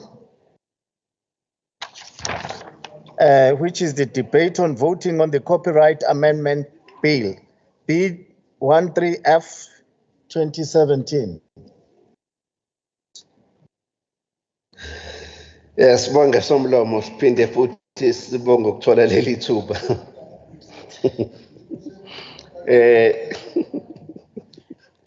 Chair, as we outlined earlier on, the same process was undertaken in consultation in regard to the final mandate on the Copyright Amendment Bill, starting from the 4th of November 2022, having convened a special virtual meeting of the briefing from the Department of Trade and Industry and Competition, which was followed by the clustered public hearings in the different districts at Ugu, at Tegwini, at Zululand district, at King Tejwayo, and the Umhlatuze auditorium. The public hearings again were advertised, as we mentioned earlier on, from the 1st of January to the 14th of April in different newspapers, as well as Ilanga Mekyo, Resident Observer, Natal Witness. And we had the 5 public hearings in the areas I mentioned above. They proceeded very well, with the exception of Tegwini and the issues that alluded to earlier on. And the stakeholders also were given an opportunity to make written submissions. But the selected portfolio committee was convened on 22nd of August to deliberate on the NCOP Select Committee agreed amendments of the Copyright Amendment Bill. The issues raised included, amongst others, that the amendment into the Copyright Amendment Bill do not protect the artist. The Copyright Amendment Bill has a potential to be challenged in a court of law. That most of the proposals from the public hearing in Kwazulu-Natal and written submissions were not taken into consideration by the Select Committee on Trade and Industry. That the portfolio committee proposed at the meeting, we even proposed that we adjourn to engage in some of the issues with some of them. That when we convene again on the 21st of the same day, the key issues which were the issues were being raised was that most of the proposals from the KZN negotiating mandate was in regard to the rejection of the principle of fair use in favor of the fair deal. These are the issues which are not considered and incorporated into the final version of the amendment by the Select Committee on Trade and Industry, Economic Development. Having considered the Select Committee minutes of the meeting and final version of the amendment of the Copyright Amendment Bill, and informed by the considerable deliberations we have had as a portfolio committee, different political parties, And in regard to our public hearing, we voted for the final mandate as follows. That is, African National Congress abstained, Inkatha Freedom Party abstained, Democratic Party voted against, Economic Freedom Fighters, as usual, they were absent, minority parties were absent. The majority members of the Portfolio Committee decided to abstain. Thank you, Honorable Speaker. Order, Mr. Speaker. Honorable Keke. A point of correction. There is no Democratic Party in this House. There is the Democratic Alliance. Democratic Alliance. Sorry, Chair. Sorry, Chair.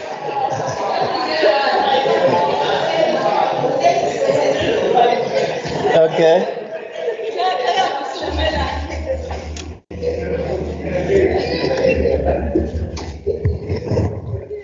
We are now moving to the debate on the matter, starting with the ANC Honorable Mavimbela for 7 minutes.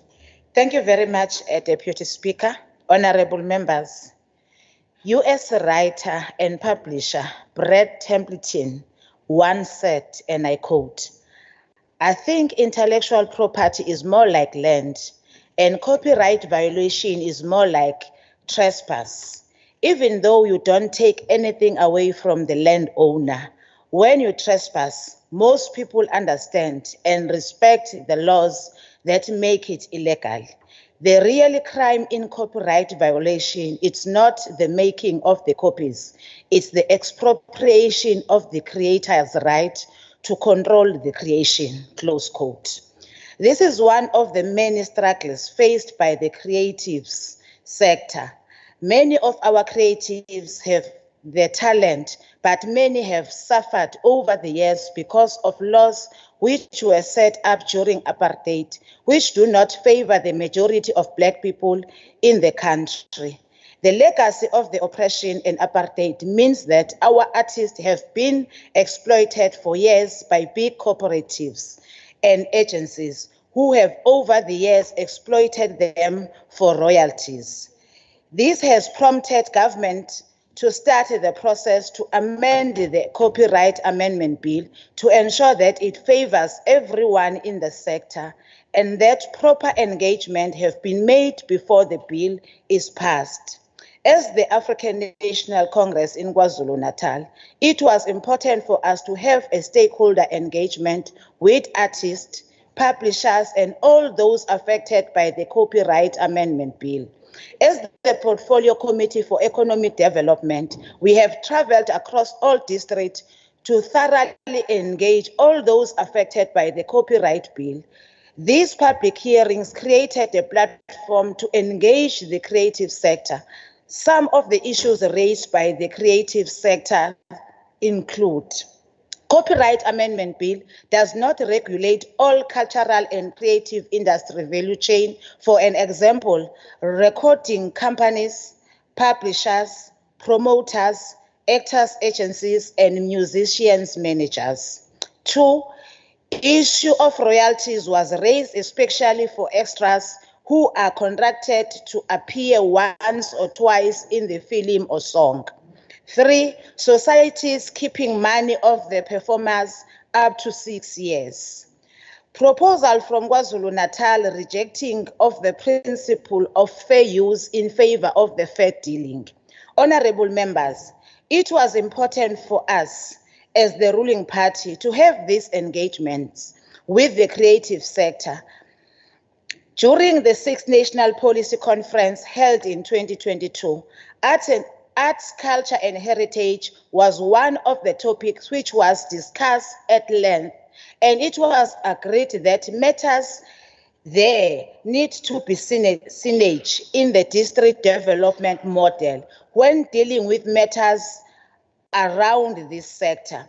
The policy conference was also clear that copyright, intellectual property, and performance law need to be reviewed to protect the creative industry. The reality is that a lot has changed over the years with the emergence of digital migration and trends taking over the creative sector. Our role as the African National Congress government is to ensure that through all these changes, We support and give guidance, especially to those who have been previously marginalized and have no access to legal representation to guide them through the process. We also appreciate that with all these changes, our engagement with artists has been seamless, and we were able to have robust debates on issues affecting them. As the African National Congress, we have a long history of having cordial relationship with creative sector. This has ensured that we drive transformation and making sure that there is no exploitation of the creative sector. As the African National Congress in KwaZulu-Natal, which has the largest number of artists coming from the rural areas, we will continue to create such platforms for the creative sector. I would like to thank our artists for their continued support and belief in the African National Congress, and for knowing that our doors are always open for honest and robust engagements. This progressive government has heard your plea. We will continue to engage to ensure that this bill works for all those who are within the sector, because we are the caring government elected by the people, for the people, who will make sure that the voices of those that are disadvantaged are listened to. And in all the legislation that is enacted, they are taken into consideration, because the African National Congress, it's doing what it's supposed to be doing according to the books and according to the leaders that have led before us, that we must listen to the voiceless and make sure that we consider what the voiceless are saying. Hence, we are taking what our artists and performers are saying in making sure that their voice are heard in whatever that is put into the law. Thank you very much, Honorable Speaker. Thank you. Now let's have a speaker from the IFP, Honorable O.P. Kunene, for 5 minutes.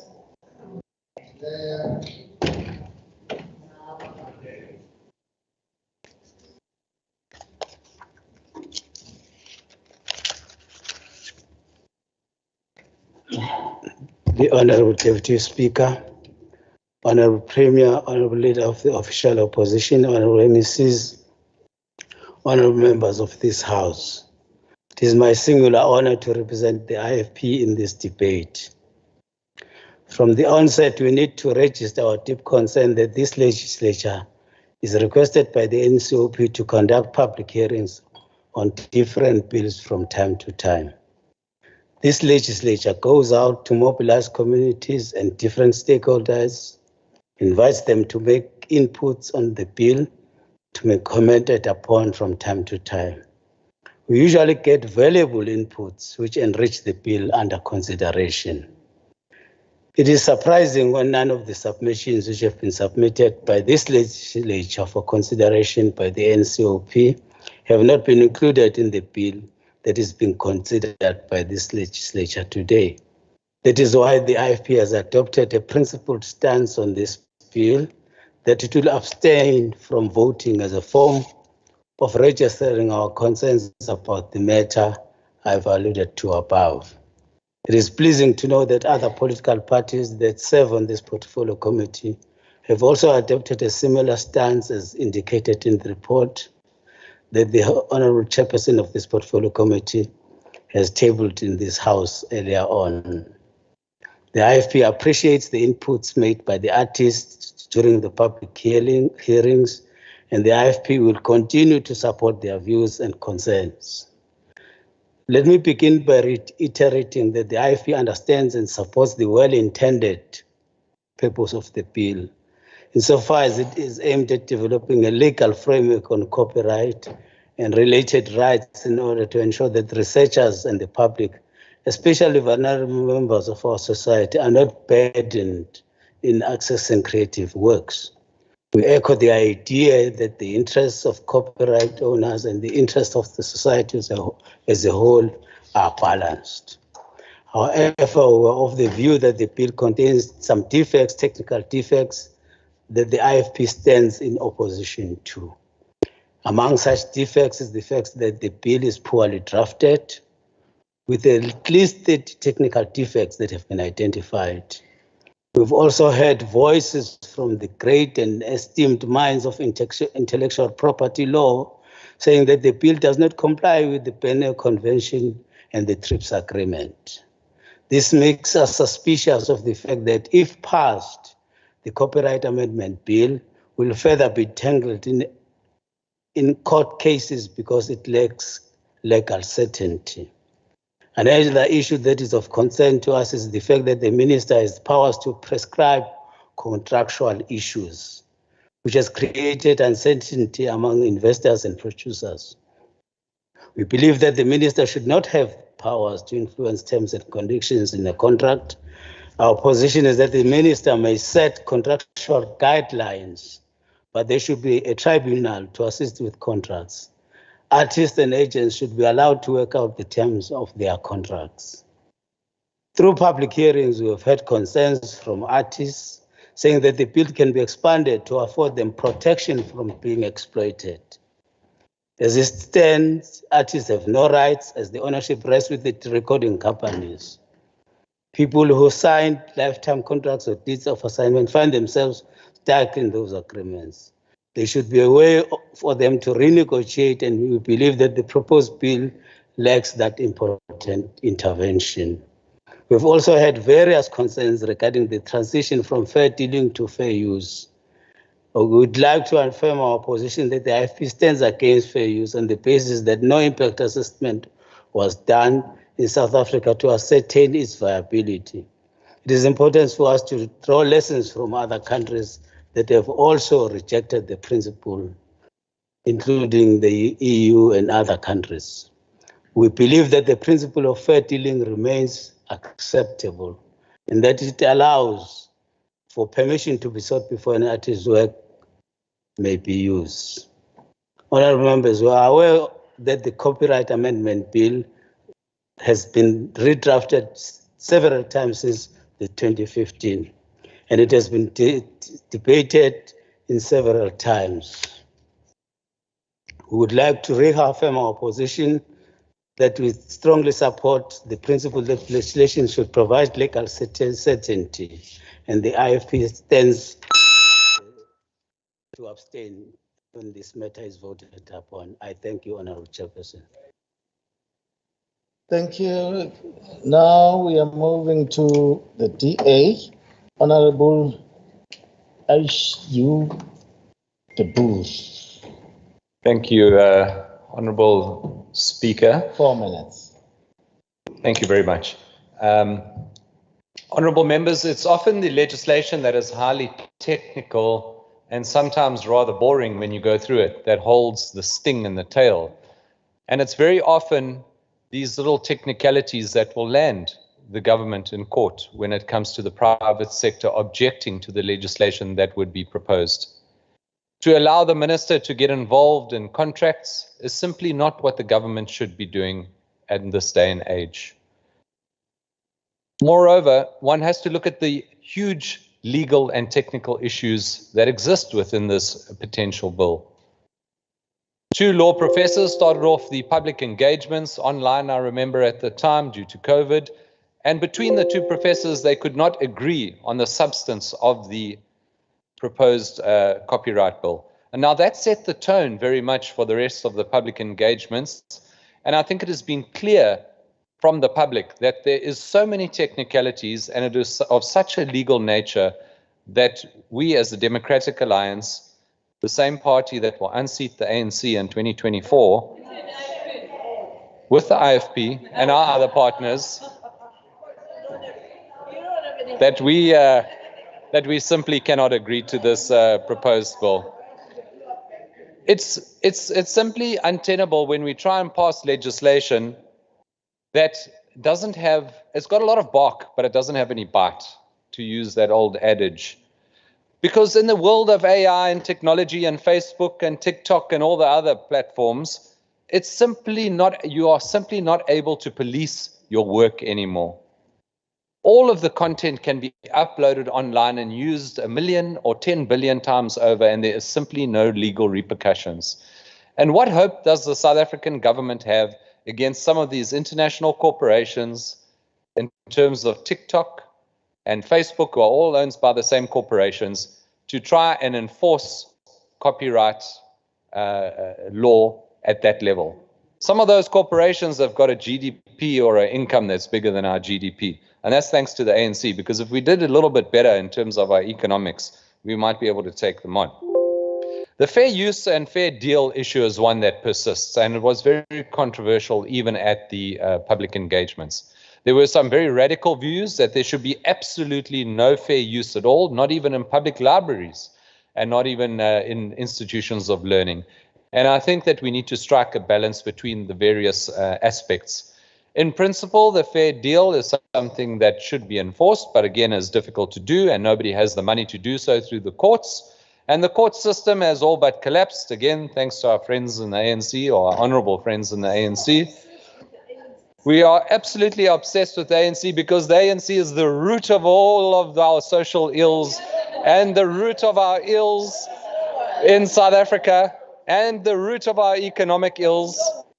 And unfortunately, the only cure for all of these ills is either the good Dr. Kika or the good Democratic Alliance, in conjunction with our friends in the IFP.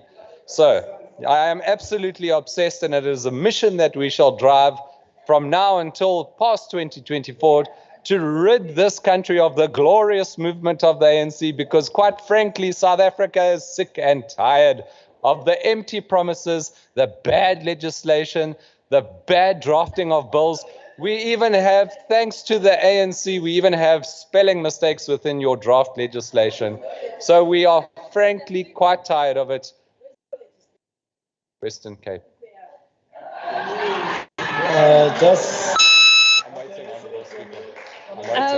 Honorable Speaker, no, I just want to check from the member, why is he speaking like Mr. Trump? Thank you. I shall not answer that. Thank you, Mr. Speaker. That was fun. IEMF is not here. And then have the Honorable Sheila from the NFP for 1 minute.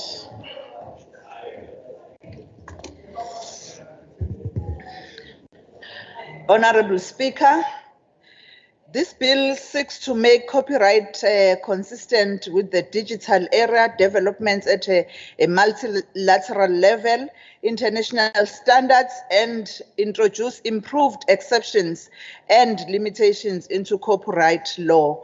However, the purpose of the proposed bill has moved from author advantage to allowing access to copyright works through exceptions and fair usage. Since the law focused on the transfer of authorship rather than ownership, owners who should profit will be unable to do so. Therefore, the misguided notion in the proposed bill would violate intellectual property rights and benefit those who had previously enjoyed advantages while failing to help others who had faced disadvantages and living in rural areas. This bill does not address concerns expressed by the creators of the copyright works. Thank you, Honorable Speaker. Thank you, Honorable Shina. Let's hear the speaker from Minority Front, Honorable S. Takarosh Pansi for 1 minute. Thank you, Honorable Speaker. The MF supports abstention of the Copyright Act 1978 because we believe that there are critical areas that are omitted. We are unable to tell whether this is deliberate, since appropriation of indigenous knowledge is simply repackaged and sold as own works to the same indigenous people, as original ideas belonging to a select few powerful countries, corporations, and citizens. Amendments to this Act must therefore include, for example, in Section 21.1, the inclusion of storytelling, which generally untaps a wealth of indigenous knowledge. Many qualitative anthropologists have exploited this method of what is deemed new knowledge, but with no referencing. The MF supports the intention of the bill to change the statutory standard from fair dealing to fair use, which will prevent copyright laws themselves from being rapidly applied, thereby preventing stifling of creativity, which is consistent with the Berne Convention. But the MF abstains until indigenous knowledge is included extensively to prevent litigation. Thank you. Thank you, Honorable Takaresh Pansi. Now let's have the speaker from the ATM, Honorable Pagat.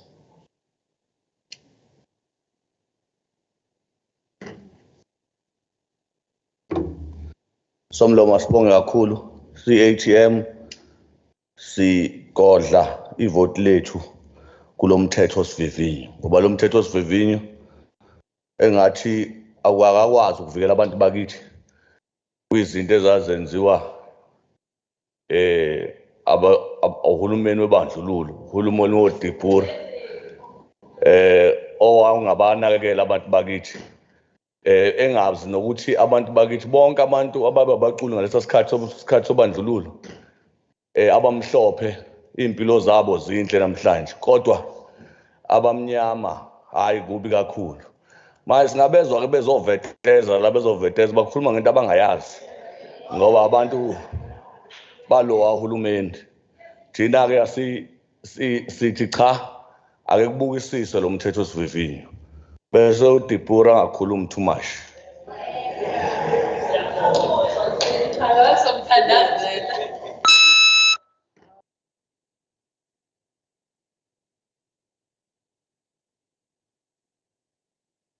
Honorable Mangaila from ACTP. Speaker, this is a very good bill. The Department of Trade and Industry had been dealing with this bill for more than 10 years now.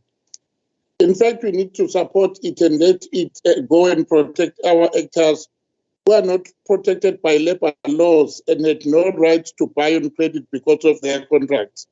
But there are a lot of things in this bill that still need an attention, which we need to look at it to make properly of what it wants to deal with. With these few words, ACDP will still sustain on voting of this bill until it is shaped up. Thank you so much. Thank you. Let's have the speaker from the ANC, Honorable J.S. Nxumalo, for 7 minutes.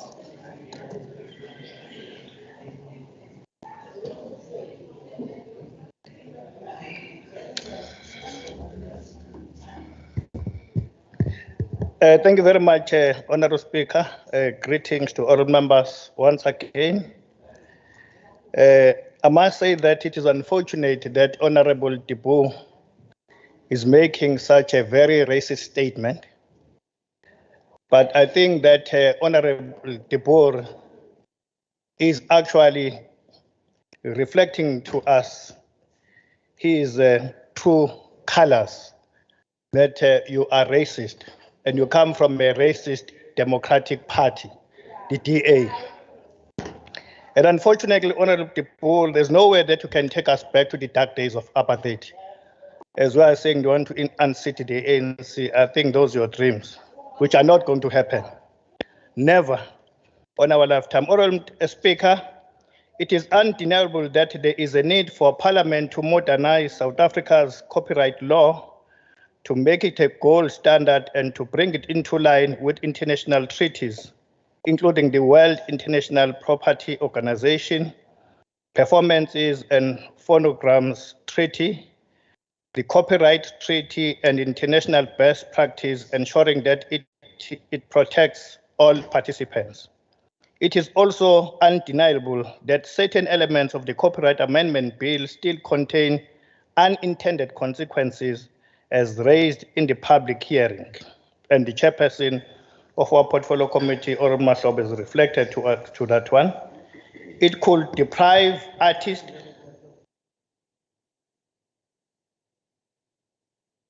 Let's hear from Honorable Kiki. Thank you, Mr. Deputy Speaker. I rise on a point of order based on Rule 75, offensive or insulting words and gestures, and discriminatory words against members. The Honourable Member on the podium has called the Honourable De Boer a racist, and this is offensive. And I would ask you to rule on this. Worse still, Mr. Deputy Speaker, the members sitting across, while it might not be on the record for Hansard, are shouting out the same thing. And I'd ask you to rule and bring your house to order. Honorable Kacho, did you accuse somebody as a racist before I make a ruling? No, Honorable Speaker, yes, I did say that Honorable De Boer is racist. Is making a racist statement.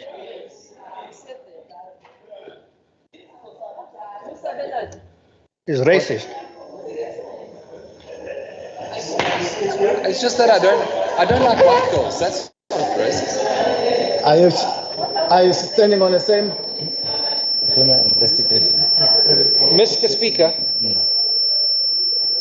Mr. Deputy Speaker, I'm rising on a point of order again because the member has said it again. And every time he raises it, I'm going to stand up on a point of order and ask you to rule.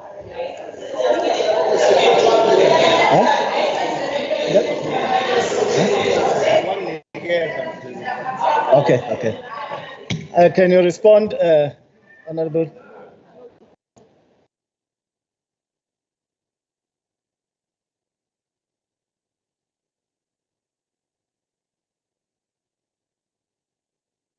He asked me for me to rule, you see. So now I said I cannot give you to respond. I'll have a look at this, the legal connotation of it, and then I'll report in this House. Mr. Deputy Speaker, the Honourable Member has confirmed for you what he said. What do you have to go and look in the Hansard for? He has just confirmed it. Look at the legal connotation of what you think and report back and make a final ruling. In other words, you will submit a written ruling. I've ruled. We'll wait for it, Mr. Deputy Speaker.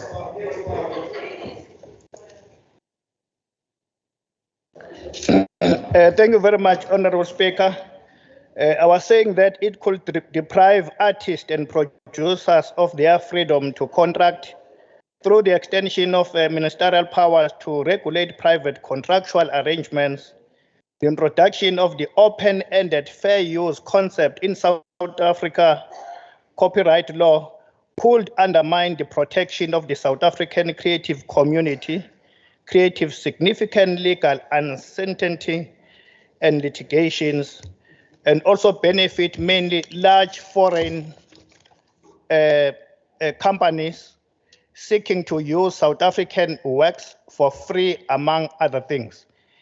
It is therefore, Honourable Speaker, that crucial that further engagement must ensure to ease unintended consequences that could cause substantial risk to our local artists instead of benefiting them. Honourable members, in line with the African National Congress strategy and tactics that reminds us of the importance of building social cohesion and values of a caring society, our government must continue to engage with this sector as it is central to nation building and social cohesion that we so desire.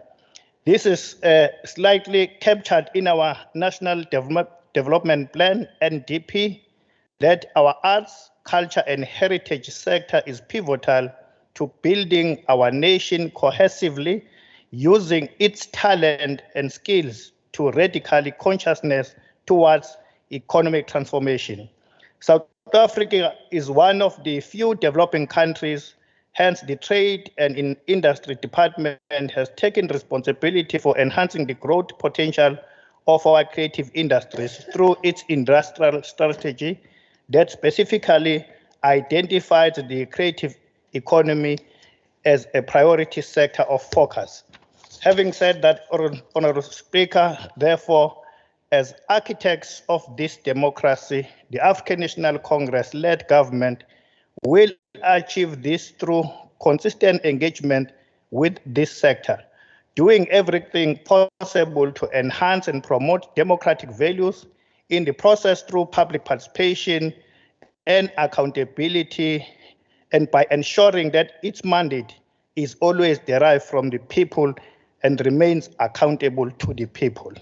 Having said that, Honourable Speaker and honourable members, in summary, when it comes to this bill, we want to be clear that the voices of our artists reign supreme, and they are above all. Let us continue to work together in creating a social compact that supports the development of a flourishing and competitive creative industry that enhances sustainable, inclusive economic growth, creates quality employment, promotes transformation, and contributes to sustainable economic development. Most of the artists within the creative industry rejected the principle of fair use and supported the fair dealing and based their arguments on the fact that there is no national policy on the fair use, including the socio-economic impact assessment study not being conducted on the fair use. There is also a strong view that the Select Committee on Trade and Industry has done minimum work in this regard. Hence, as the ANC, we will abstain from casting a vote on the Copyright Amendment Bill. And we believe that the Select Committee must deal with all the issues raised accordingly. As the ANC, we firmly stand with this sector as we have reflected, because they are directly affected. Having said that, Honourable Speaker, as the ANC, we will abstain. Thank you.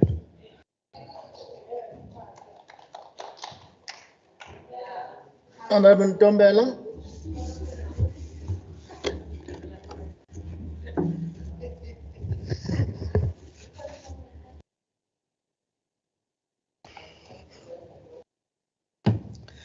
Thank you, Honorable Speaker. I think honorable members have highlighted the issues which I think we're all in agreement on. That 130 years of our democracy has made our people aware of their rights and our obligations as their elected public representatives. It was for the first time that we had public hearings which were almost always fully packed by the creatives within, across all sectors, be they artists, be they songwriters, be they poets, a variety of them. In all of the public hearings you had. This was for the first time we had such in the province. And key amongst their grievances, Honorable Speaker, was that as an organized sector, their voices are not being listened to by us as elected public office bearers. We can't be continuously doing the same moving forward. The key issue that they are not being listened to,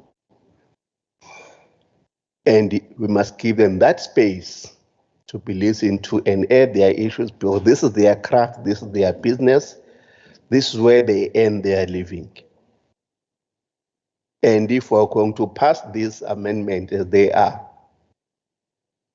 asibalaleli kwindaba abayikhulumayo, which is impacting directly on their sector. The last issue, Honorable Speaker, is that, Honorable Premier, there is a policy vacuum in the sector which must be attended to by a public and by economic development or trade and industry, in this case nationally, but in partnership with sports, arts and culture and recreation. Because once we take it as an issue of trade and industry on its own, there seems to be a lack of understanding of some of the nuances of the industry. And that is the main gripe they had on the issues. Hence, in some of their public hearings, they demanded to go on the MEC of Sports, Arts and Culture. But no, ayonto sports, arts and culture lena, the public hearing, trade and industry, because the issues are intertwined. And when we coordinate and formulate policies in silos as government, this is the end product we come out with. I thought you must address those issues, Honorable Speaker. Thanks.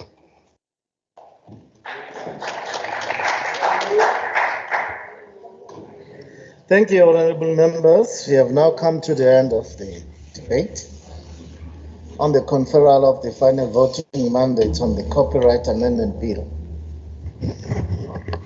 B13F 2017. So the House now needs to vote on the final mandate. As per the recommendation of the Portfolio Committee on Economic Development and Tourism, I now put the question to the House as follows. The Kwazulu-Natal Legislature agrees to confer a final mandate on the Kwazulu-Natal Provincial Delegation to the National Council of Provinces to abstain from voting on the Copyright Amendment Bill, B13F 2017, at the relevant NCOP Select Committee, and the head of the provincial delegation to the NCOP or a delegate designated by the head of delegation to abstain from casting a vote on the Copyright Amendment Bill, B13F 2017, at the NCOP plenary. I will now go party by party to check if any member wishes to record an individual position that is different from the party, starting with the IFP.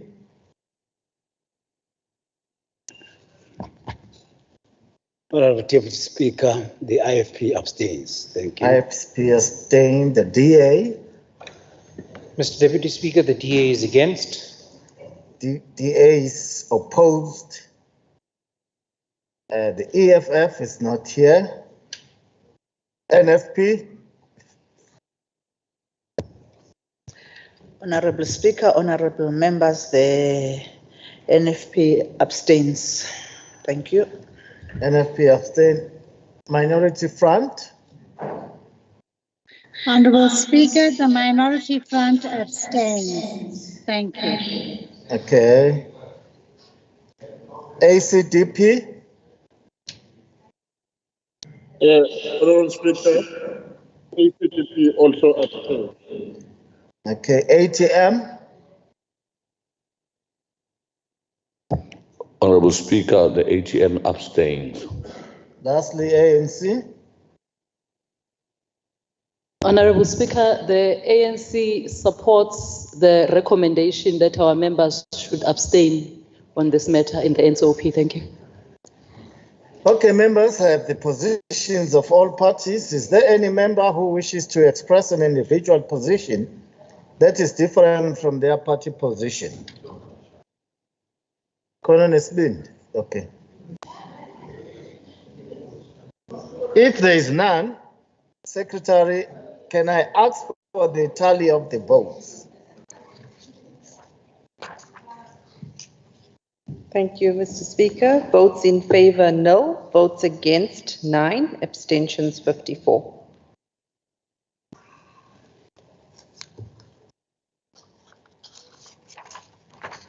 Okay, honorable members, I therefore formally declare the results of the votes as follows. Vote in favor, 0.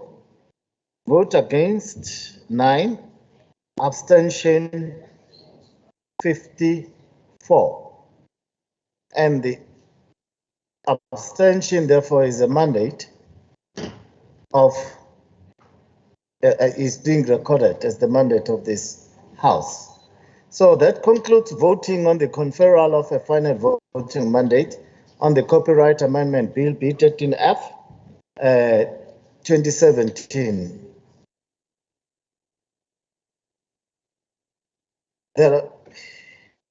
Which concludes this vote.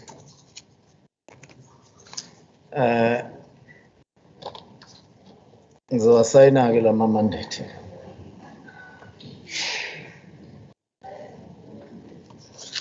All right, we can now move on with our order paper.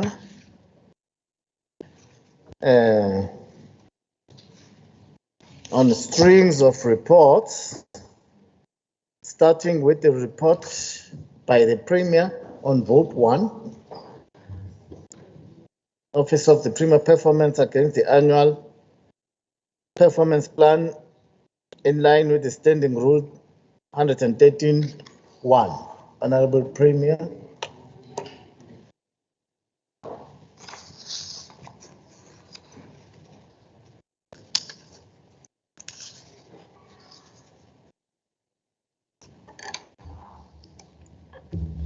Thank you, Honorable Speaker. I rise to acknowledge the presence of the Honorable Chairperson of the Portfolio Committee, the Leader of Government Business, Honorable Duma, who's also our leader in the African National Congress, members of the Executive Council, honorable members. I rise to present and table the first quarter performance report, and I'm elated at the great news that the Office of the Premier has, for the second consecutive year, been given a clean audit report by the Auditor General. We have zero fruitless expenditure, zero irregular expenditure for financial year 2023. This marks a great and consistent improvement from 2019-2020, where the OTP received qualified reports and culmination of the collective effort over the past few years towards better and clean governance. The first quarter, the Office of the Premier achieved 89% of its targets and controls manager performance. This will be maintained for the remainder of the financial year to ensure that the achievement of these targets. Honorable Speaker, while the target support to the vulnerable groups in this quarter one, was 50% for Africans, the Office of the Premier attained 62%, which is over the target. While the target of women was 25%, the Office of the Premier obtained 23%. To achieve this over the rest of the year, we have put the improvement plan in place, and we will monitor the underperformance and the changes in the progress accordingly. The Executive Council approved the rollout of Uhulumeni Uyakubantu program as accelerated service delivery model in the form of Izimbizo, which saw the resuscitation of the several projects on the ground, such as the construction of the barrier wall in Umkhanyakude to curb the cross-border crime in the area, but also many programs related to housing projects that were not moving the way we were supposed to move. The wall will be constructed using labor-intensive methods, resulting in the work opportunities, but it has also been delayed and stopped in the previous term. We are also monitoring the school nutrition program, and this is progressing very well, where all the schools are getting their food on time and all the problems have been addressed. As part of Operation Sukuma Sake, over this period, we visited Amajuba district in Danhausa local municipality, where a number of households were visited by all members of the Executive Council to give direct intervention to those houses. Ward 29 under Alfred Duma also saw the interventions made to 34 households there. One of the factors identified as being behind the high unemployment rate in Kwazulu-Natal, and indeed the whole of South Africa, is the skills mismatch, which results in slow absorption of the workforce in our communities. In a bid to build a professional public service, the Provincial Public Service Training Academy facilitated training session to skills and upskill and reskill public servant in Q1. Out of the total of 3,132 public service trained, 2,839 were Africans, 133 were from the Indian community, 113 from colored community, 21 white communities. In terms of the gender, 2,051 were females and 1,085 were males. And the training took place in all the areas, particularly in the rural areas and the urban in our province.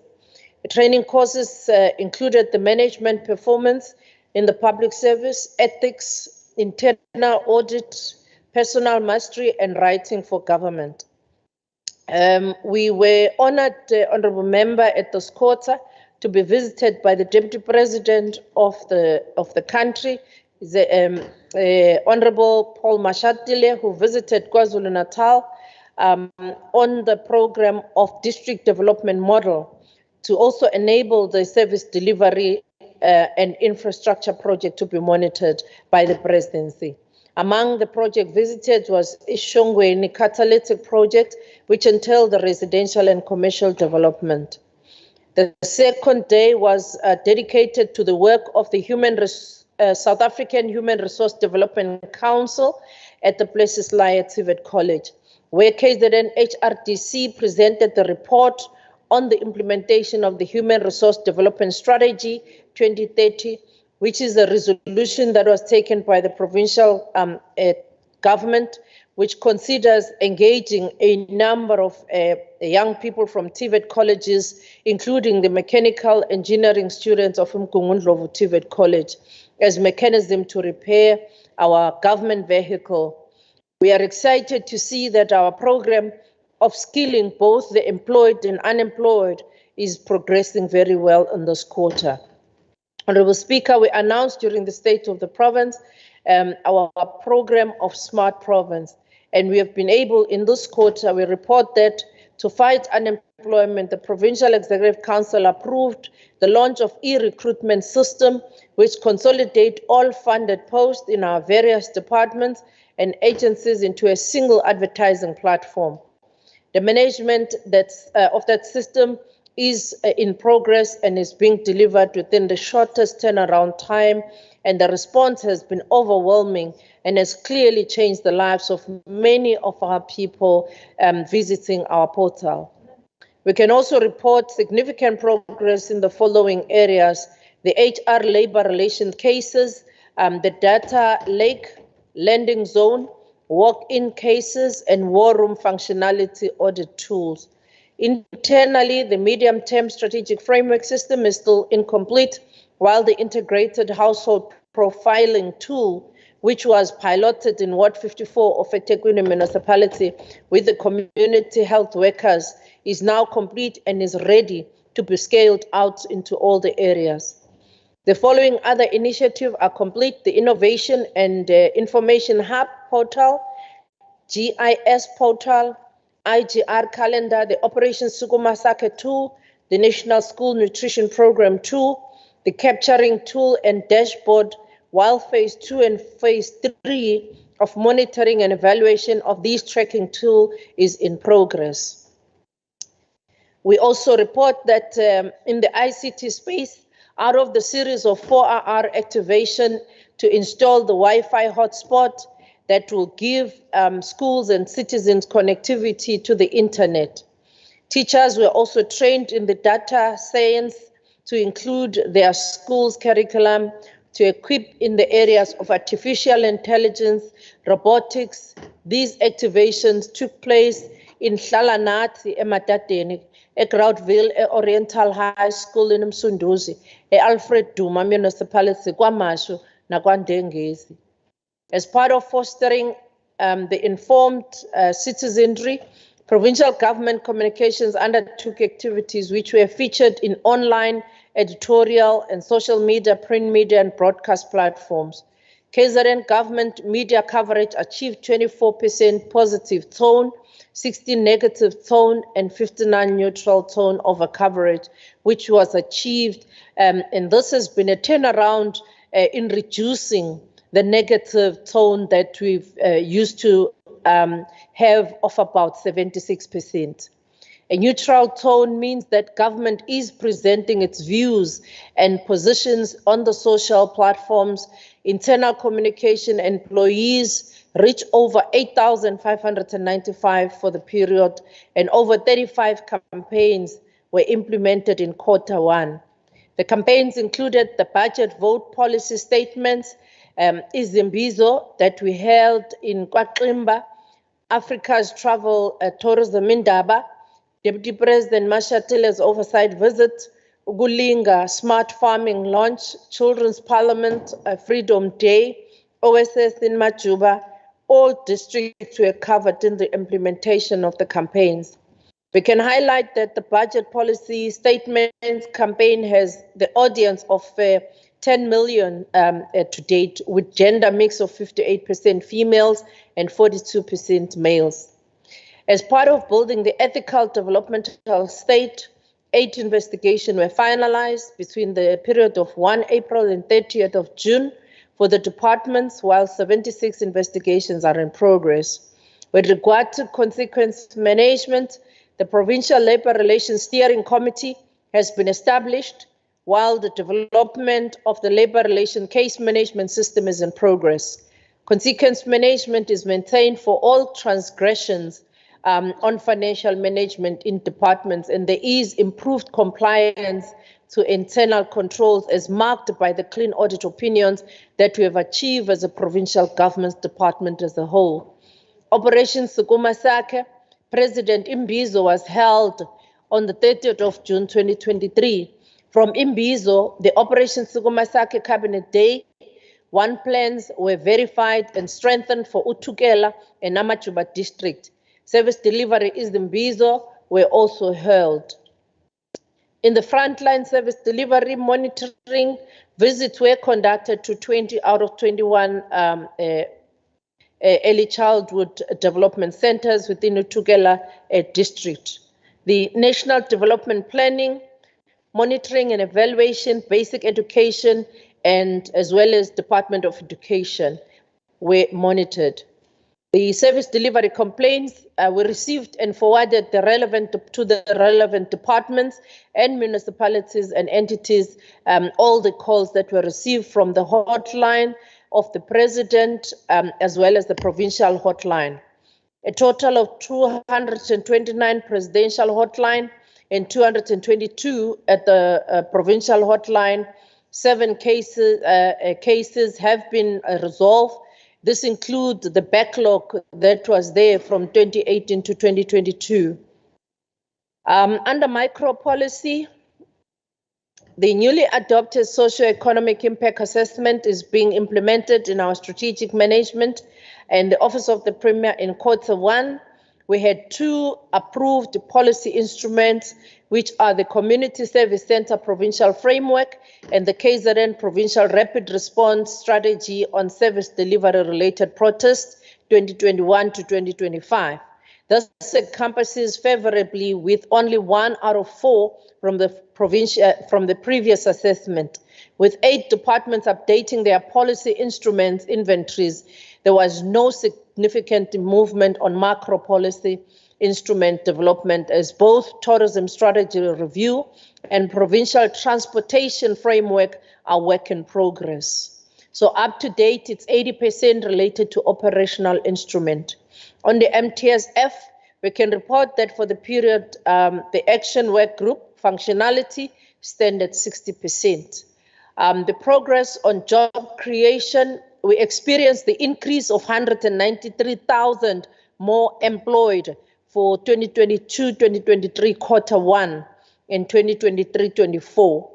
On the health and education indexes, 93% of clinics obtained an ideal clinic status, important for the national health insurance, and the KZN matric pass rate of 81%. On the critical measures of poverty eradication, we reached 781 undocumented learners who were processed by the Department of Home Affairs in the district of Zululand, Utukela, King Kechwayo. There are a number of other projects that we have in Echozini, Umkanyagude, and other districts. Under human rights, we are dealing with the promotion of human rights. A total of 10 cases were received, and 5, which is 50%, was finalized in Q1, while 2 were referred to other departments and 3 are pending. Human rights workshops were conducted in Amajuba, eThekwini, Lembe, Umkanyagude district. Gender-based violence and femicide programs are ongoing, with the latest update of KwaMashu and Tuzuma that are no longer in the top 30 police stations in South Africa with high rape and sexual assault. The following stations, Inanda, Umlazi, Mpange, Nongoma, places like Matateni, Nambi, are still in the top 30. However, we are working very hard to ensure that there are programs related to these high rape and sexual assault cases. We have recently visited KwaMashu and Nongoma to address these issues during Izimbizo and the OSS. We will continue to report and the intervention against all forms of gender-based violence. We have trained a number of young ambassadors with a view of ensuring that we deal with the issues of teenage pregnancies, but also talk to issues of young people mentoring each other.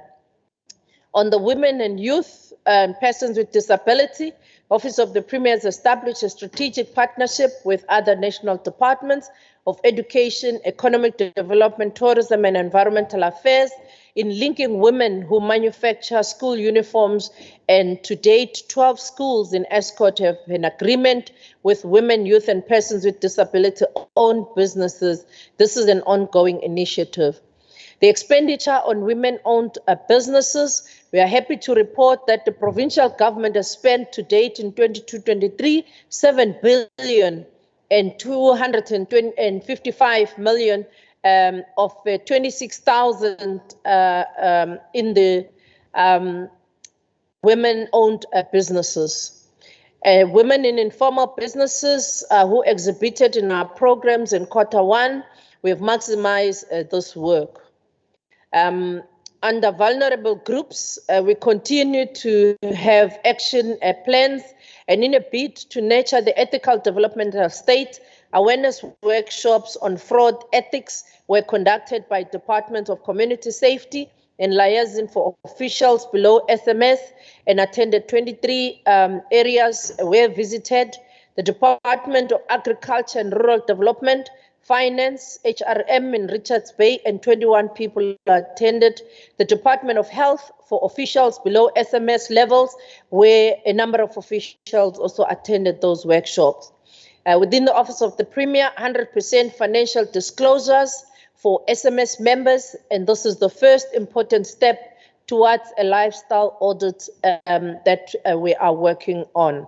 While awareness by officials and the implementation of good ethics will lead to a reduced fraud and corruption cases in government and in public. Honorable Chairperson and honorable members, the number, as we conclude in the partnership with COCTA, OTP, continue to provide support in the functionality of the Youth Council, which seeks to advocate for youth development and to link young people with business and government opportunities. We hereby, honorable members, table the first quarter report of the Office of the Premier for the 2023-24 financial year. Thank you.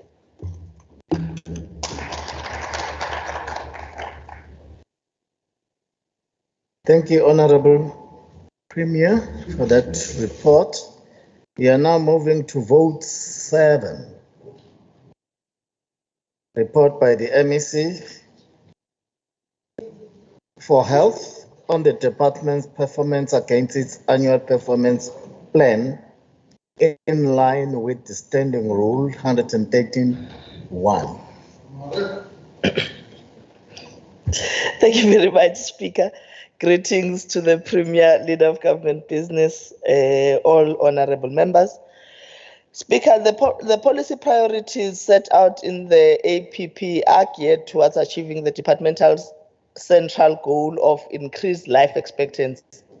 The three outcomes that contribute to this goal are universal health coverage, improved client experience of care, and reduced morbidity and mortality.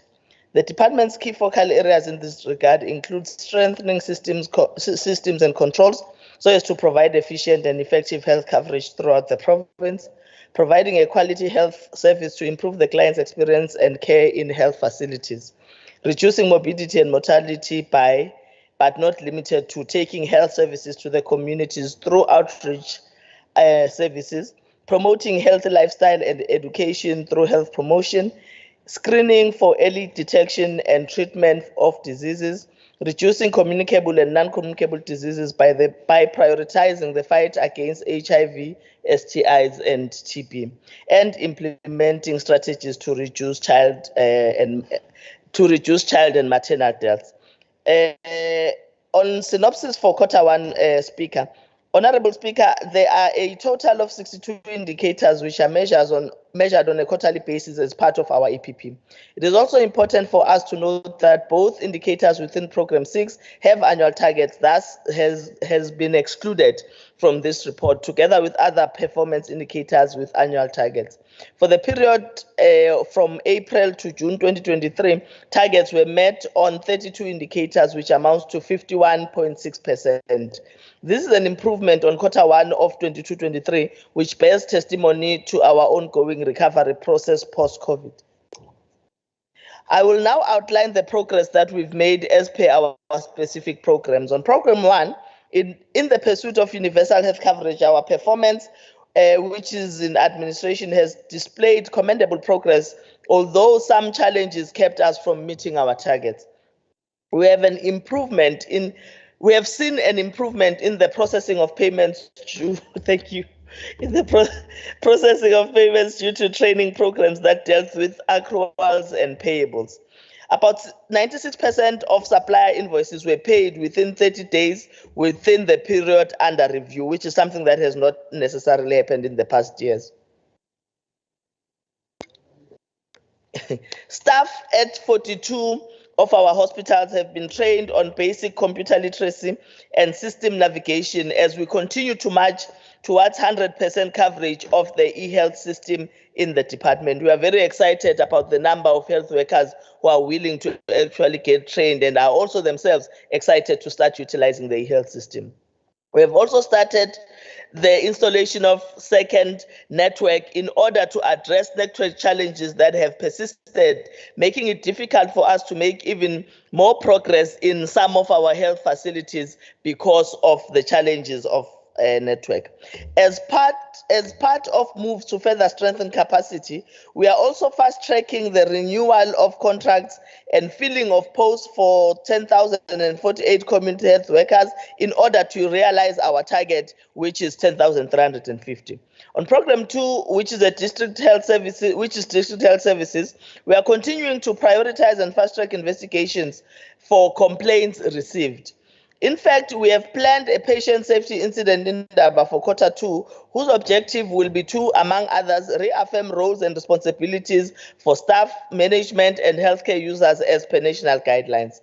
To ensure public accountability and recourse, we are further promoting our complaints mechanisms by emphasizing and redisplaying the contact details of hospital PROs, hospital CEOs, clinical operation managers, and district directors.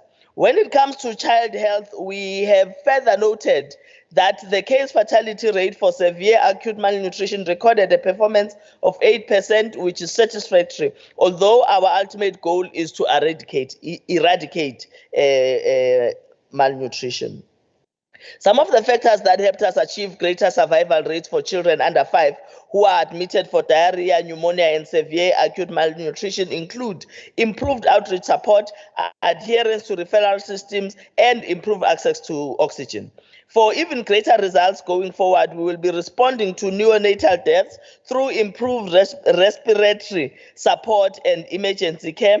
When it comes to patients' care, we have noted improvements to inpatient management at district. This has largely been driven by improvements in the training of our medical interns and nurses.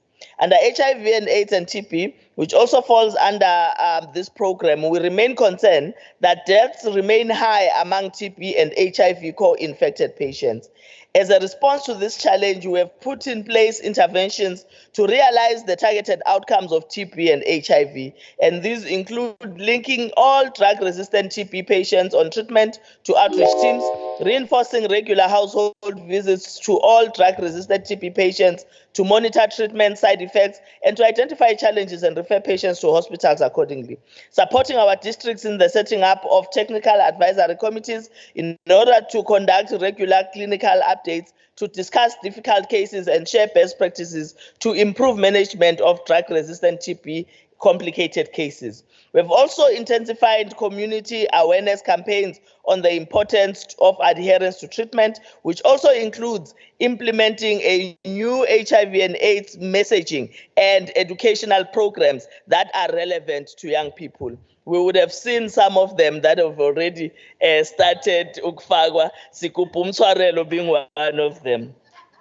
Speaker, when it comes to the health of women and children, I must say, Speaker, that the intention of these messages is to create discussion, is to create dialogue, whether we agree with the messaging or not. But the fact that people are discussing it, it means we are bringing it to the attention of the people and we have achieved what we want to achieve. When it comes to the health of women and children, it is pleasing to note that our maternal, neonatal, child and women's health and nutrition program has seen positive results for a number of years. As of the last quarter, close to 500,000 women have accessed family planning services at healthcare facilities. It is noteworthy that fewer babies were infected with HIV, which is an indication that pre-exposure prophylaxis is also becoming effective. Our expanded program on immunization catch-up drives resulted in improved coverage, with the majority of children who had missed their doses getting immunized. The interventions listed below aim to improve the outcomes of maternal, neonatal, child and women's health. First one is the marketing and promotion of contraceptive uses in a more appealing way for young people through the utilization of social media instead of just leaflets, although we are not doing away with the leaflets. Producing information, education and communication material in a language that is more understandable, especially for young people in areas where social media may not be readily accessible. Utilizing peer educators as well as youth-friendly professional nurses where we have them to educate teenagers on sexual reproductive health. Continued collaboration with the Department of Social Development and Department of Education to visit schools with a high rate of teenage pregnancy. Enhancing the diagnosis of syphilis in pregnant women and ensuring that they receive the benzathine penicillin timeously. We also continue to strengthen monitoring and monthly reporting on improved screening for syphilis according to new provincial guidelines. These include dual syphilis and HIV test and treat approach. Our monthly obstetric and gyne outreach educational scenario sessions with a focus on hypertensive disorder of pregnancy in order to improve management of these conditions also becomes our focus. On community-based services, the KZN Department of Health provides a number of services at community level, at community and household level. This is done through the ward-based teams, school health teams, TB surveillance, and multi-drug-resistant tuberculosis teams, as well as community caregivers or community health workers. The services that these teams provide include promotion and education, screening of health conditions, appropriate referral to health facilities, follow-up and support of patients on treatment. They also provide home-based care and school health services, including implementation of health-promoting schools, the management of MDR-TB patients at household level, as well as care for those with mental health challenges and chronic ailments. Pilamtwana centers, which are linked to our Operation Sugumasake war rooms, provide promotive and preventive health services targeting children. OSS is used as a vehicle for intergovernment services integration at community level, including addressing the social determinants of health. This includes poverty eradication, provision of sanitation, water, electricity, and waste removal. The program that we call Ikemise Nawe, also known as CCMDT program, makes chronic medication available to patients at community level close to where they reside. This helps a great deal to decongest facilities, saving on costs and traveling times to facilities while decreasing waiting times at health facilities. Health services are rendered truck stops, taxi ranks, and other high-risk areas, increasing access to basic and essential services such as testing for HIV, TB, and other chronic conditions. Services offered at these easily accessible sites increase the possibility of timeous referral for appropriate clinical management of conditions at fixed facilities.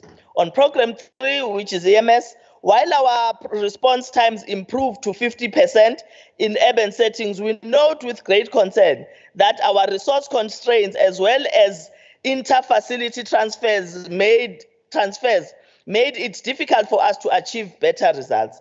Our rural response rate of 47% is also influenced by insufficient resources as well as the demands for EMS. We have come up with numerous interventions to help improve our response times. These include the allocation of an infrastructure budget to increase the number of custom-built EMS bases, identifying EMS satellite bases that are strategically placed, revising our EMS operational staff roster and working hours in order to reduce compulsory overtime expenditure. If these are achieved, then EMS will have a budget for voluntary overtime and be able to employ new staff in order to ensure an operational budget. We've also started implementing the instruction that we were given by the Premier to make sure that we have a mobile garage that will assist in fixing our EMS vehicles on our sites instead of them going outside and waiting for too long. So we will have more accessible for our fleet. We will have more vehicles accessible for our fleet. Hospital services, which is program 4 and program 5, we have noted the deaths of under 5 children, which is associated with their late entry into the health services, and this is a matter of concern.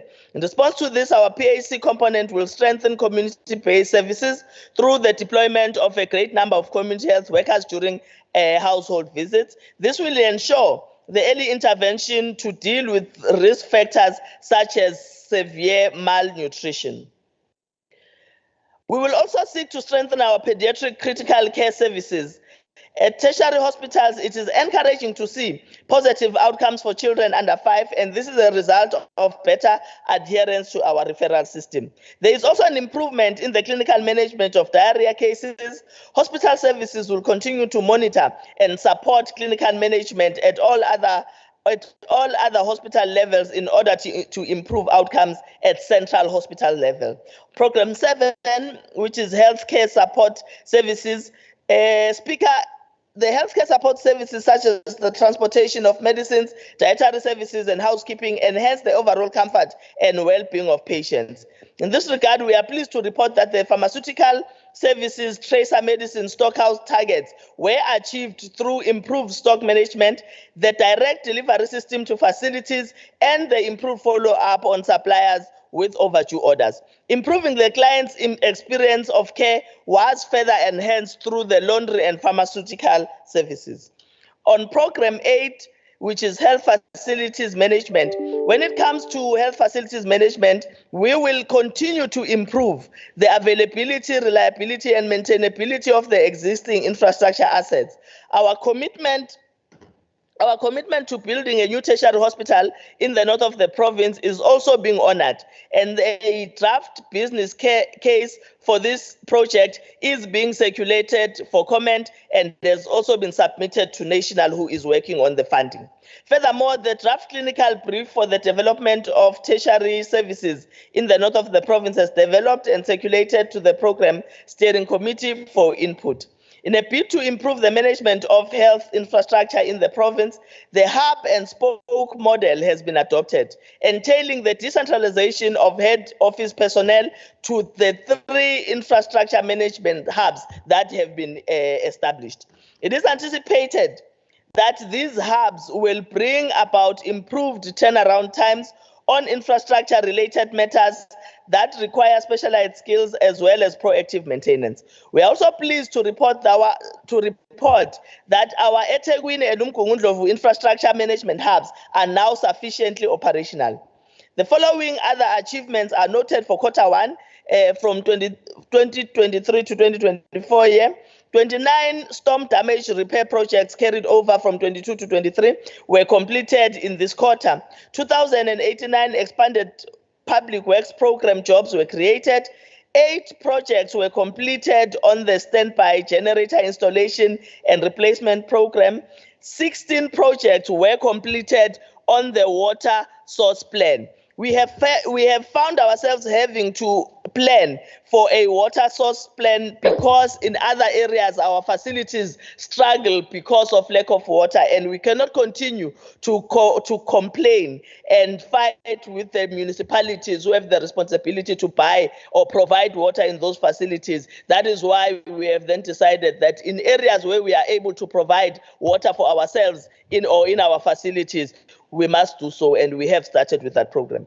In conclusion, Speaker, life expectancy at birth reflects the overall mortality level of a population. It is worth mentioning that in KwaZulu-Natal, the life expectancy at birth for males increased from 46.4 between 2001 to 2006 to 57.8 between 2021 to 2026, and from 50.6 years to 64.2 years for females during the corresponding time. So abantu bayaphila. Behavioral factors affecting the spread of communicable diseases, population age and sex structure of the province, as well as varying health capacity amongst others, played a determining role in mortality rates.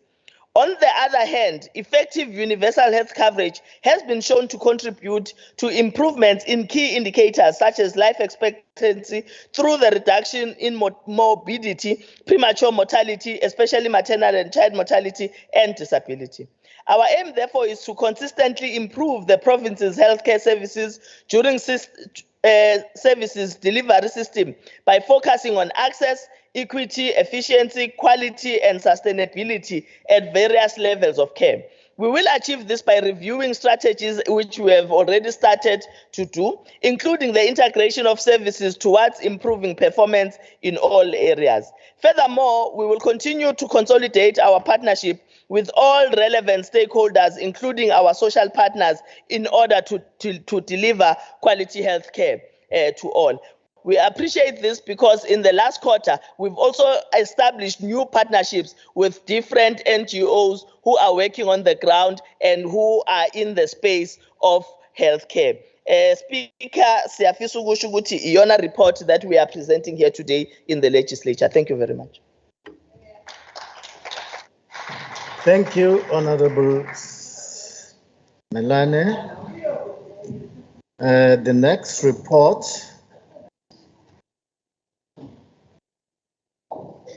is from Human Settlement, vote 8.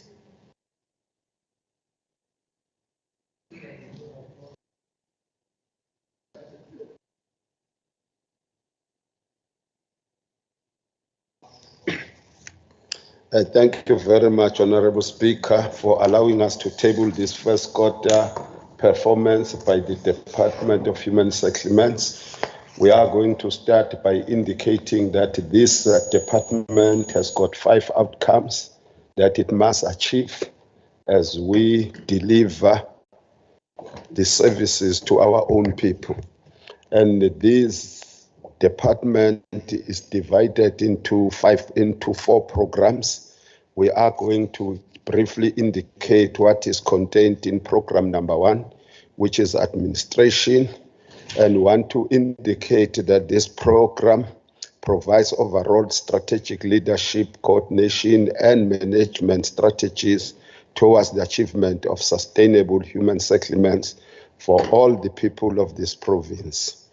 This is what we wanted you to understand, and it supports the government priority, which is a capable, ethical, and developmental state, which we always talk about, Honorable Rogers. This is what we are doing.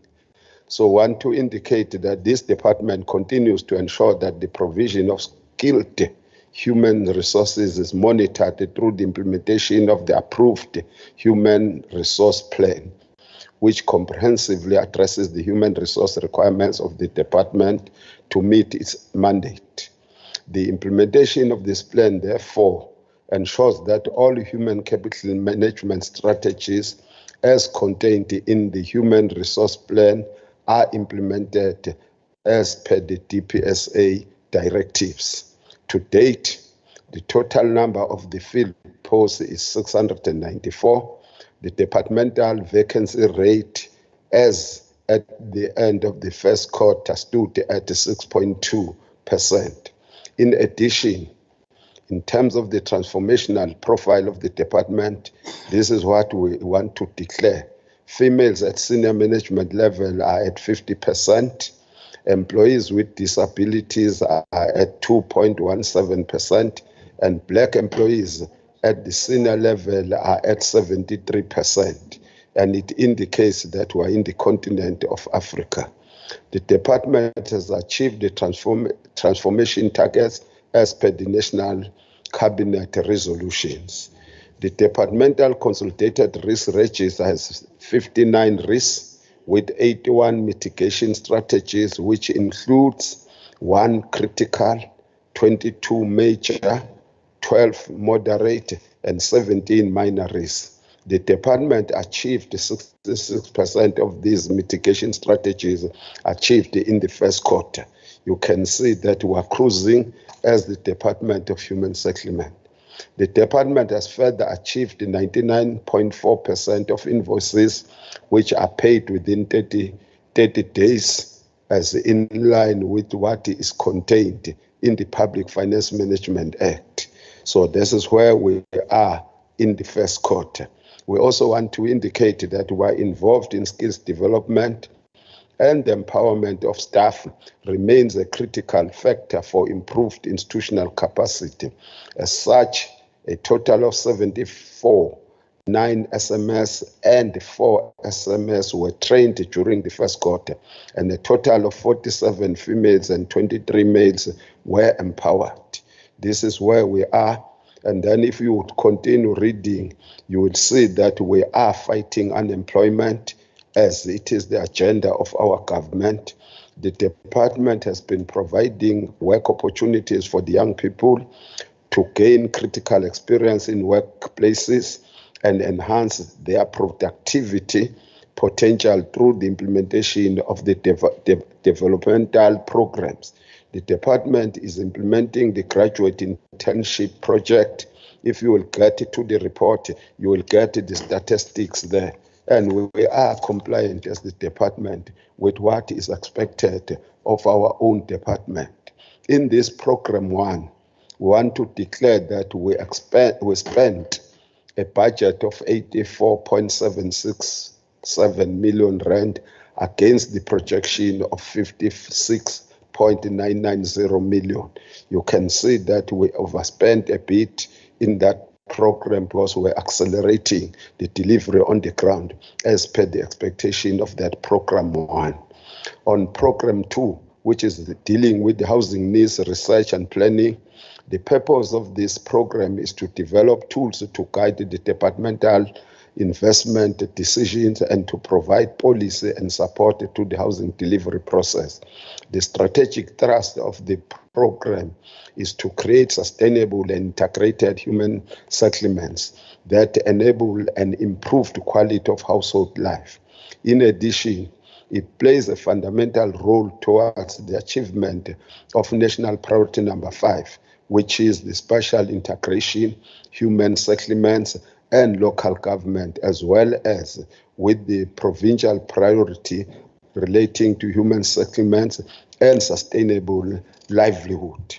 The provision of human settlements development for farm dwellers is also being undertaken to provide adequate houses for farm workers and occupiers working and residing on farms, which is also a key focus area for the province in terms of addressing the housing needs of the vulnerable groups. We must know that the farm workers is the most vulnerable group that we have.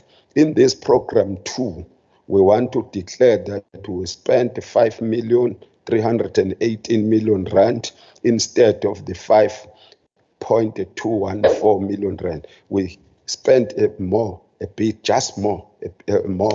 as it was planned, because we had to deal with the issues of the vulnerable groups, as we have indicated. We move to the main program of the department, which is program number 2, that deals with housing development. The core function of this program is to promote the achievement of national priority number 5, that is spatial integration, human settlements, and local government, as we have indicated above. It is also linked to national priority number 2, relating to the economic transformation and job creation. Effective implementation of the program directly contributes to the achievement of the department's desired impact of sustainable livelihoods through transformed human settlements. The housing programs implemented by this program include the following: finance-linked subsidy program, UISP, integrated residential development program, emergency housing, and OSS, which is linked to the program of the Premier, as well as community residential units, the CRUs, and the rural housing projects. We are, as indicated earlier on, that we are very much strong on what we call the rural housing programs. That's why you see us going all over the corners of this province, in the rural areas in particular, in order to deal with the so-called mud houses. When it comes to social housing program, the department, in collaboration with the Social Housing Regulatory Authority, which is the SHRA, has approved 3 projects with a total potential yield of 2,924, with 2 projects at construction stage with a total estimated yield of 2,186 when they are combined. Accelerating the delivery of this program during this financial year is anticipated to cap urban sprawl resulting from the increasing demand for adequate and affordable rental housing opportunity in close proximity to economic and transport nodes. We are going to be seeing, as we continue, the mushrooming of more than 10,000 houses inside Mpangeni. This is what we are going to see.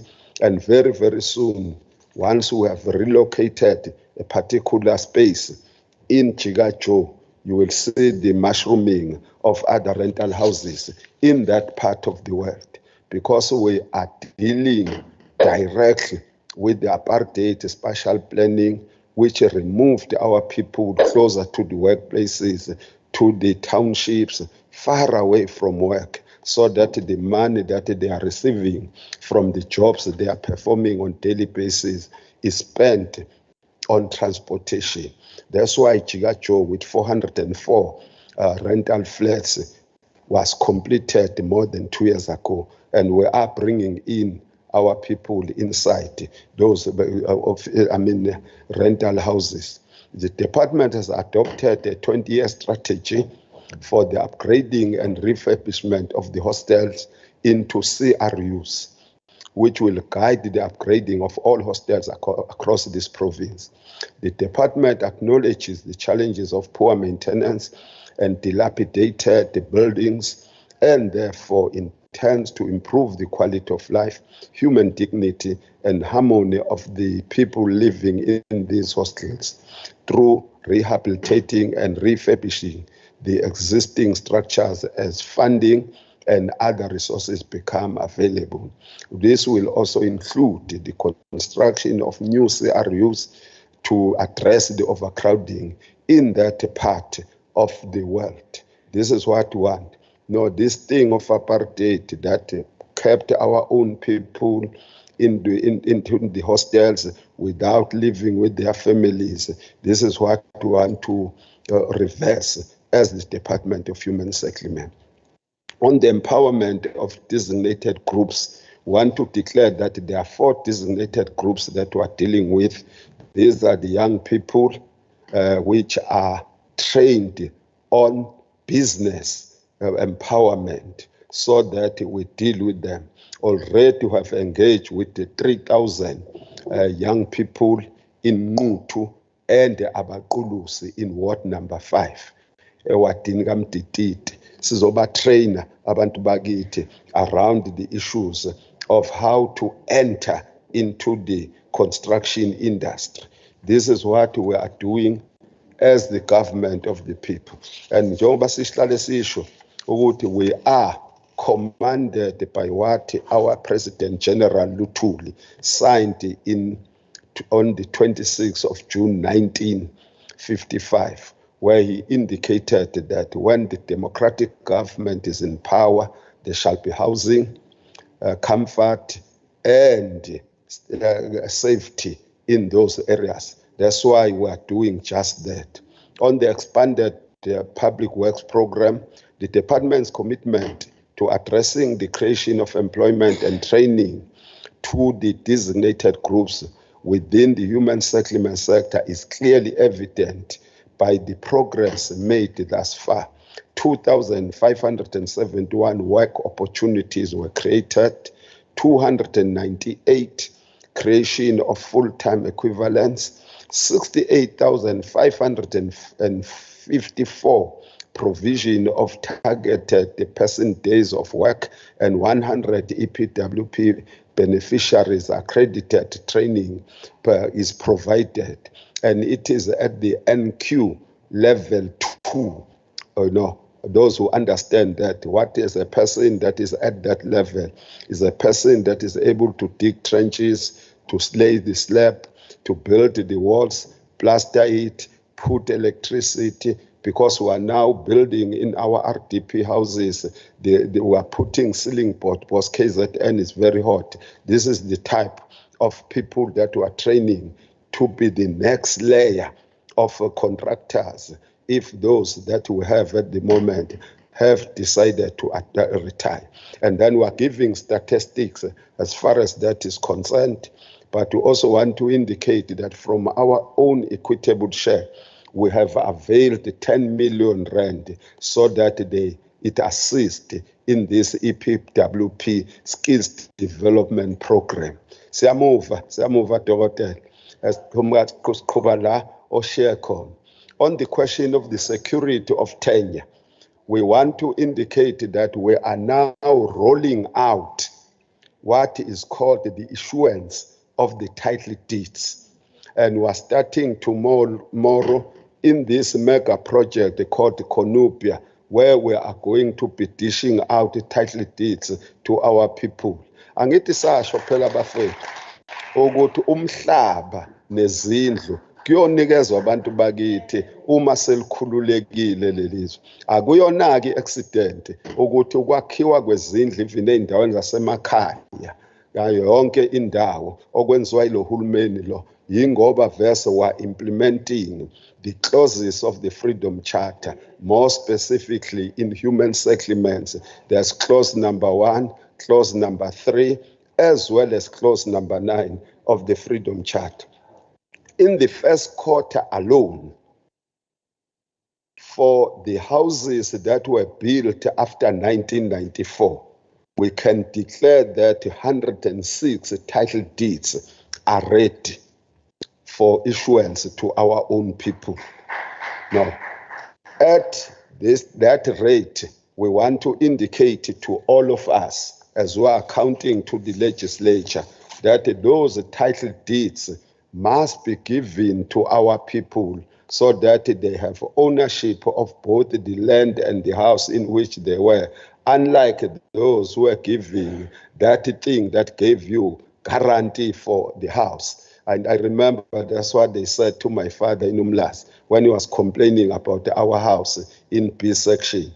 They said, no, Mr. Nkosi, because you are complaining and all the stuff, you have to take away your house, because they knew that we did not have the ownership of the land. Now this democratic government is giving both the house and the land. So that's what the democratic government is doing. So in the whole of these programs that we are talking about, we have spent already more than 570 million rand against the budget of 870. We will account one day how are we going to catch up on that underspending that occurred in the first quarter. We'll explain, because we have to catch up and all the stuff. Those who are involved in politics will understand as to why we are running behind beyond Utugela. It means that that's where the problems were.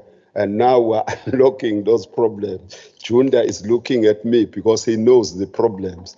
No, we're unlocking them, my leader, so that we deal with that part. Then we come to program number 4. In this program number 4, that's where we talk about housing assets management. So we want to indicate that this program is responsible for the management and effective disposal of pre-1994 housing fund properties to qualifying beneficiaries in terms of the enhanced extended discount benefit scheme, as well as the devolution of vacant land to municipalities in terms of Section 15 of the Housing Act 107 of 1997. So the progress of service delivery in that respect in the first quarter alone is that 89 pre-1994 title deeds have been registered. And that could be seen to be a very slow process. No, we can explain why there's slow process in that one. Because the rate of the government are lower than the rates that are given. So conveyancers are not keen to rush to our work because we offer low rates. Then 12 rental units sold to the beneficiaries and 42 debtors reduced, 81 units maintained, and 32 units rectified for pre-1994 stock. And we are going to indicate we are busy in K section doing the rectification process, but we do have some challenges there. Now, when you are working in Umlazi, you must know that you will come across the challenges of Umlazi Township. That's why in public works we'll talk about the men's high school challenge and whatever. In this program alone, we have spent not less than 20,460,000 rand, which was spent, but we can indicate that we are below because the budget that we set for that program, number 4, was 57.6 million rand. This because of the K section and other areas, especially in Watuguza, where we have got some challenges. Then in conclusion, Honorable Speaker, the department remains unwavering in its commitment towards ensuring that the housing needs of the citizens of this province are met. The progress made thus far is indicative of this. The department will therefore continue for the remainder of this financial year to promote, amongst others, spatial transformation strategies within priority development areas, inclusive socio-economic transformation through development planning, gender responsiveness, as well as the mainstreaming of the vulnerable groups such as the and others. Thank you very much, Honorable Speaker.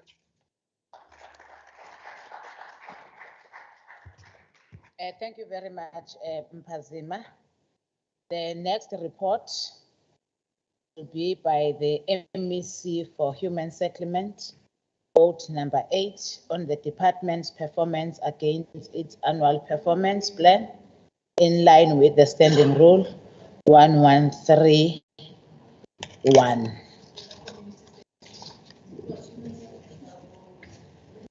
What? Oh.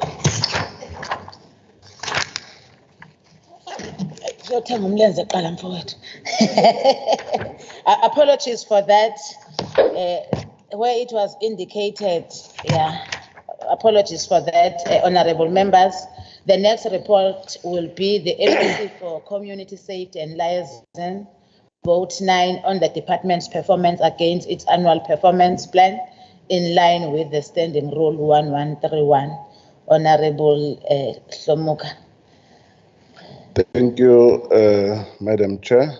Greetings to honorable members present, even those that are attending on virtually. Premier and MEC, want to extend our greetings. Department of Community Safety and Liaison is mandated through the legislation with the core function to ensure that transformation of the SAPS by promoting accountability and transparency in the policy services.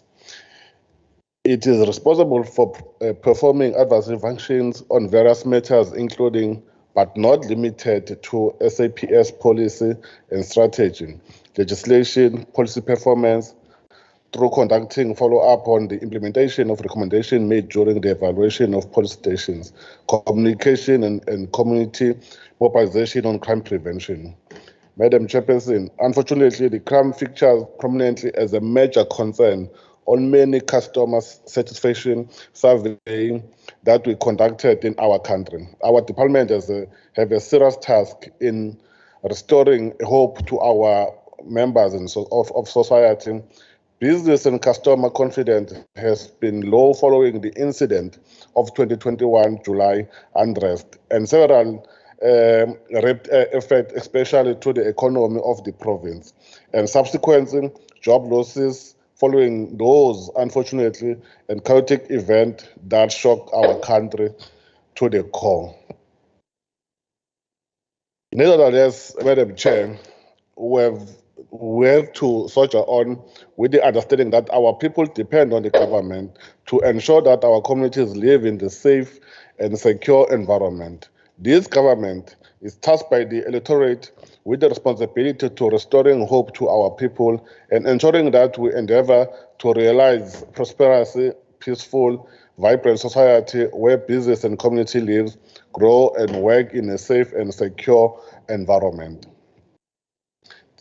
This is thanks to the crime-fighting intervention that has been brought about by the Department of Community Safety and Liaison, which has worked tirelessly to strengthen the relationship between the law enforcement agencies, particularly the South African Police Services, community fighting structures, and community of Kwazulu-Natal at large. Madam Chair, on the auditor outcome report for 2022-2024 financial year, the department has achieved its first clean audit report for 2022-2023 financial year.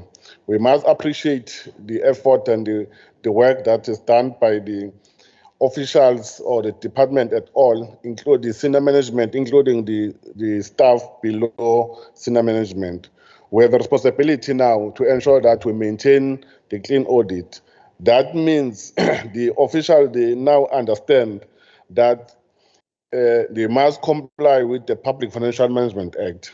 The attainment of this clean audit reports a clear indication that the department is indeed tightening its internal control that are informed by its risk mitigation strategy to ensure that the good and the clean governance is achieved and sustained. On the multi-stakeholder engagement partnership to fight crime, where the Prime have already spoken about it. The Prime of KwaZulu-Natal, Honorable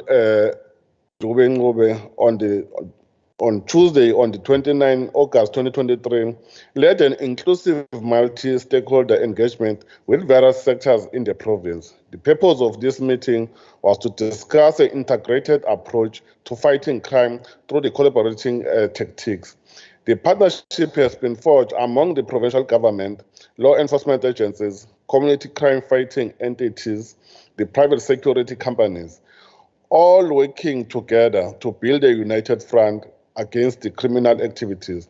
Several key areas of collaboration between government and these stakeholders included delivering expertise, innovation from the private sector for strategic alignment.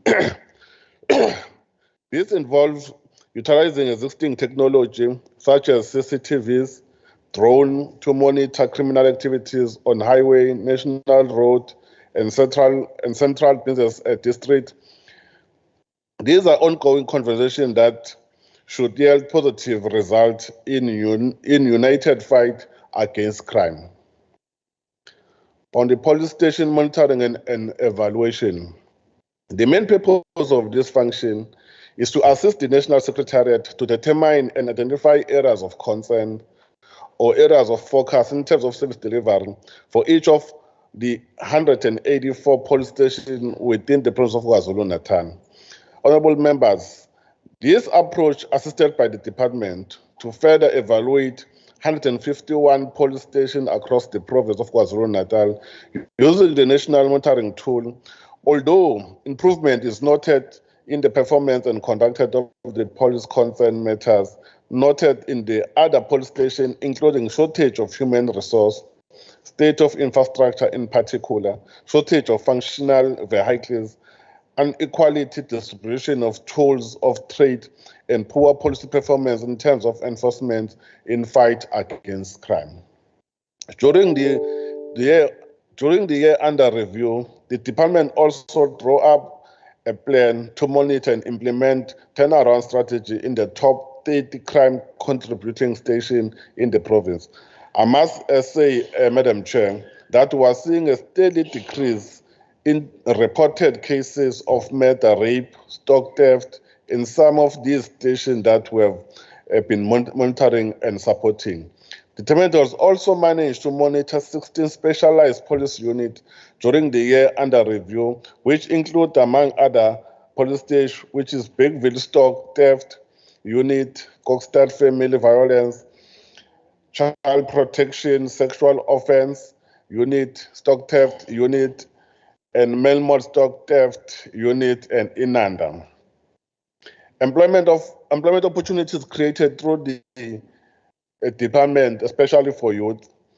Madam Chair, the department has made a straight to align itself towards an achievement of priority 1, job creation and transformation. The department has managed to create 1,666 work opportunities against the target of 1,300 and 1,151 full-time equivalents against the target of 1,089 by the end of March 2023 through the various programs such as law and research, postgraduate, social crime prevention, volunteers, and etc.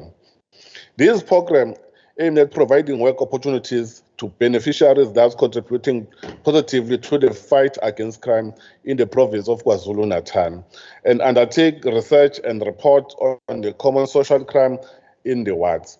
Currently, Madam Chair, there are 37 crime prevention volunteers who were deployed by the department among the province border for cross-border crime prevention projects like helping those who are hijacking cars in the province. I'm aware that there are number of people in especially Mkhanyakude, but even eThekwini, that's why I was saying across the province. But these young people, they are assisting in supporting and assisting the police to try to prevent this.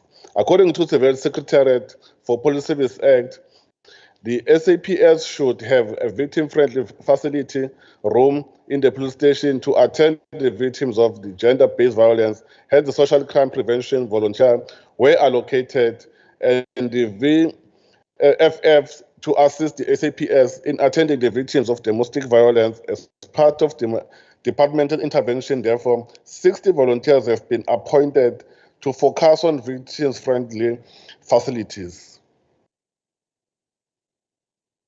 Madam Chairperson, the department is proudly report that it has afforded 15 law graduates under the Graduate Development Program, and graduates are currently placed in the Office of the State Prosecutor at Pietermaritzburg here in Durban Regional Court. Upon completion of their program, these graduates will be confirmed as attorneys. We thought that is important that we don't employ these graduates and place them in our offices, but we must deploy them where in various courts, and we're engaging with them so that at least at the end of the day, they will be confirmed as really attorneys and they will have a real experience. We have also recruited 10 research graduates with the aim of providing them with the work experience. This placement affords graduates the opportunity to achieve professional accreditation, relevant work experience in their respective field. On the court watching brief program, Honorable Chairperson, during 2022-23 fiscal year, department adopted an implementation of court. Honorable MEC. Honorable Member, it's a point of order. Thank you, Honourable Chair. I rise on rule number 54, and I would just like the Honourable Chairperson to inquire as to the health of Honourable Tele. She doesn't look well. Thank you, Honourable Chair. It's noted. Thank you. Sit down. Continue, Honorable MEC. Apologies for that disturbance. No problem, Chair. The implementation of the court watching brief program is in line with the constitutional oversight mandate for the Provincial Secretariat in monitoring police conduct and overseeing their efficiency and effective in providing services to the community regarding court processes.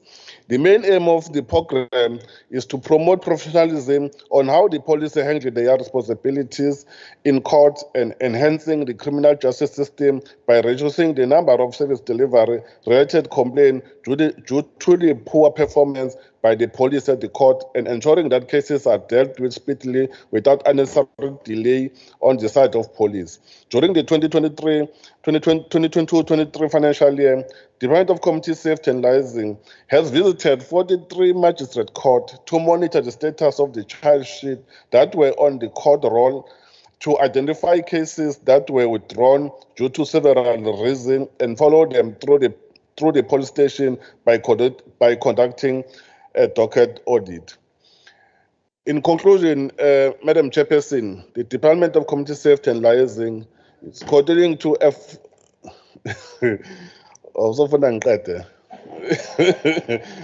going with effort to strengthen the partnership with the law enforcement agencies, community crime fighting structures, and private sector companies to ensure that the multi-pronged approach through the integrated approach is key for us to realize the society's free from criminality. It is important, Madam Chair, that to indicate that the policy alone, they can't do everything. That's why we're saying let's work together to fight crime. We must appreciate the effort and intervention made by the General Mkhwanazi to ensure that they intensify the war against crime in our province. Thank you very much.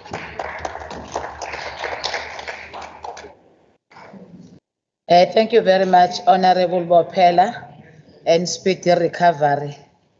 The next report will be the MEC for Sports, Arts and Culture, Vote 10, on the department's performance against its annual performance plan in line with the Standing Rule 1131. Honorable Chunda. Thanks, Honorable Chair. Greetings to yourself, the Deputy Speaker, Honorable Premier, our Chief Whip, Culture, Deputy Chief Whip, honorable members, ngokukhethekile inceke esonta nayo babugwala.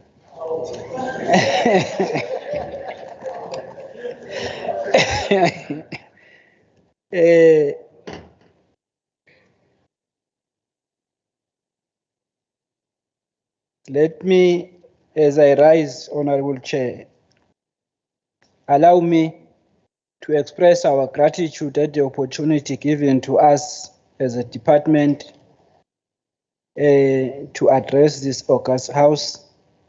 From the onset, perhaps one must state that the need for service delivery has never been so urgent like it is at this juncture.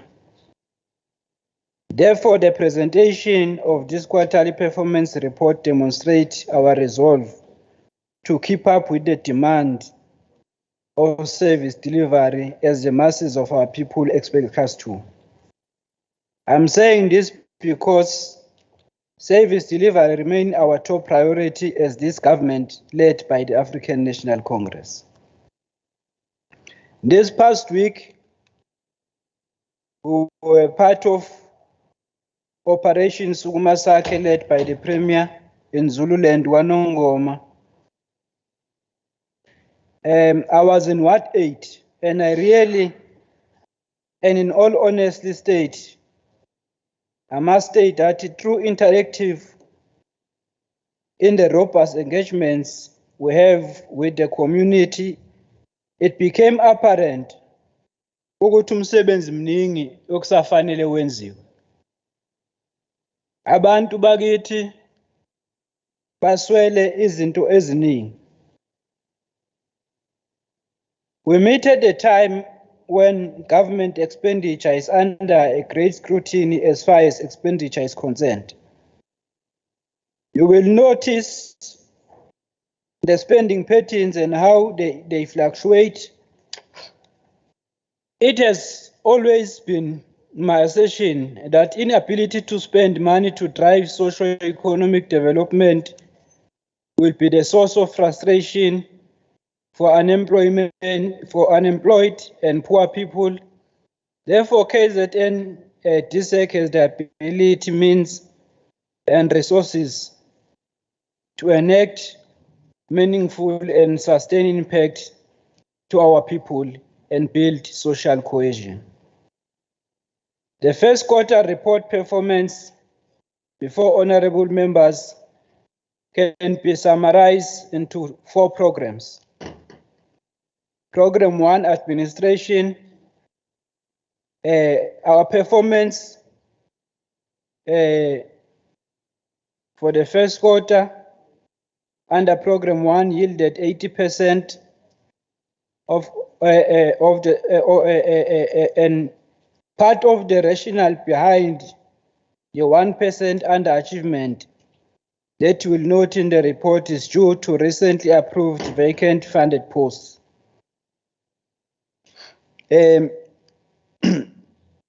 We have, however, started corrective measures in this regard. HR is in the process of filling 36 vacant posts. As the Premier pronounced, that is Yatesha, wire. All of us, si busy, asihleli, sifuna ukuthi abantu bakithi bakwazi ukuthola amathuba emisebenzi, bonke babe namathuba afanayo. Therefore, the 1% variance will be eliminated accordingly in the current financial year. Because it's Women's Month, I must state that the percentage of women maintained at SMS level remains at 50%, and we have achieved on this. As a result of the measure of the department and resultant number of female SMS, we in fact overachieved. Program 2, cultural affairs. Cultural affairs has fairly performed in the first quarter with a performance of 83%. You will also note that a number of cultural creative sector practitioners capacitated has not been achieved. But we are working on this to make sure that we deal with that. We have nonetheless created a number of job opportunities through marketing in the creative and cultural sector, and this in this regard, and in this is owing to a number of increased ad hoc activities like the presidential DTM OSS oversight. I'm happy though to mention that we have overachieved. Program 3, library, arch services. As you will note, I'm happy that 100% performance achieved in this program. Program 4, sports and recreation. On this program, Honorable Chair, we have achieved 50% of what we are set to attain. With target of 55 sporting bodies, we set to support for the year 2023-2024 and 10 in the first quarter. We have supported 7. I must add that in total 19 sport bodies were supported, but M&E only validated 7. This is due to outstanding evidence from districts for lacking certain details. In addition, funds were transferred to COSAFA, as I can gladly announce here that as the province, we are again continuing to launch to host COSAFA competitions, as well now hosting currently women qualifiers. However, with the number of people actively participating in organized sport and active recreational events, with an annual target of 100,000, we overachieved in the first quarter by 23,867 over the target of 15,000 for the first quarter. Target exceeded as Comrade Marathon was supported through transfer payments and goods and services. Large participation figures increased the achievement against the target. We'll also note pleasing patterns on the number of school sport hubs and recreational facilities that we have achieved. Overall, the quarter represents a total of 71% achievement. I'm not happy myself with this, but I've been assured by the team in the department that the department is hard at work to turn the tide in the second quarter. This first performance quarter report, Honorable Chair, from DSEC, of which I will now allow you to interact with objectively. The challenges noted are a tide we must arrest going forward. It is not going to be wished away just because we are cocooned in our bubble. We have the power and the legislative authority to utilize the public purse to make conditions under which our people language improve for better. For that, as I conclude, Honorable Chair, thank you for always affording us the opportunity to appear before you. This work is critical in our endeavor of accountable government in touch with the realities of our communities out there.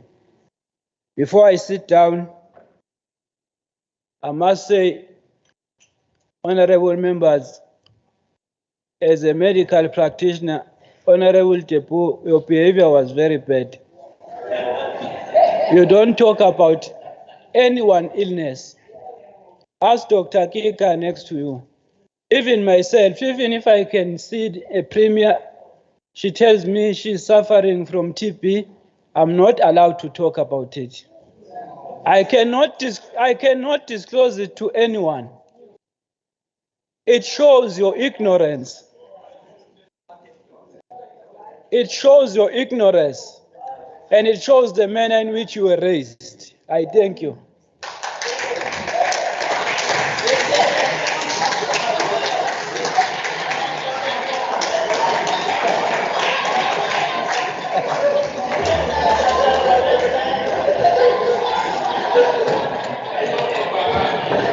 Thank you very much, Honorable Chunda.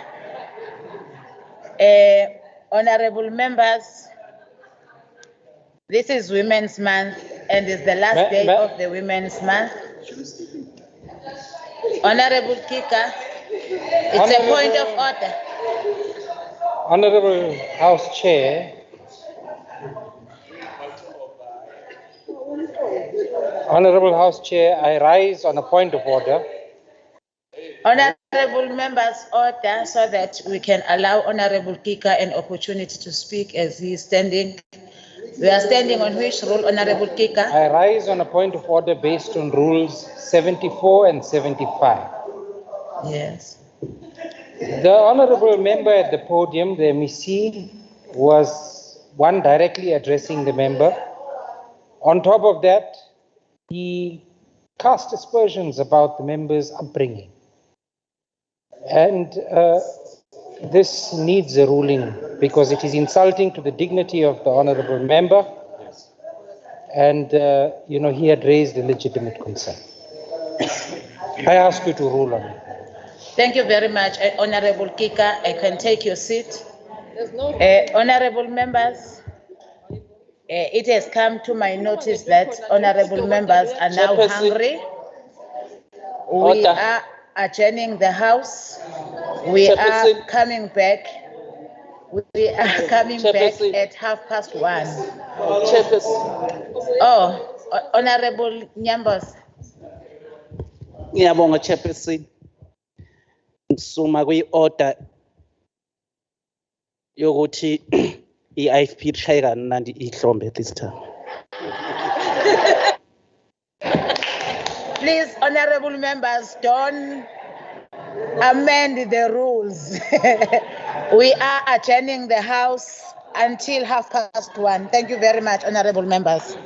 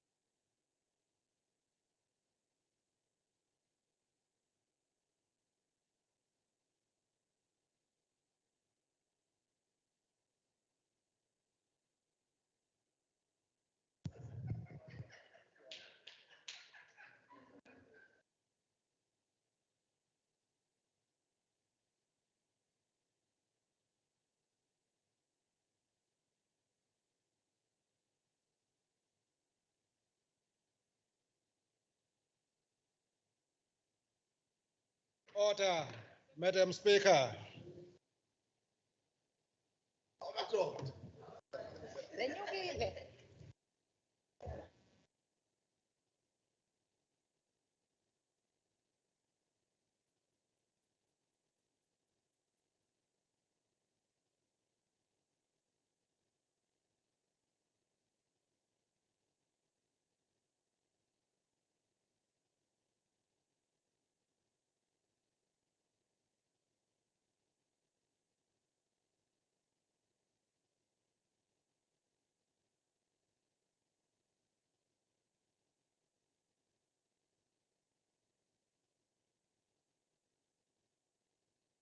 Thank you very much, honorable members.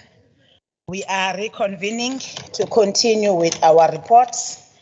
The next report is the MEC for Cooperative Governance and Traditional Affairs, Vote 11 on the department's performance against its annual performance plan in line with Standing Rule 113.1. Honorable Mahlaba is going to stand in for Honorable Chole Moloi.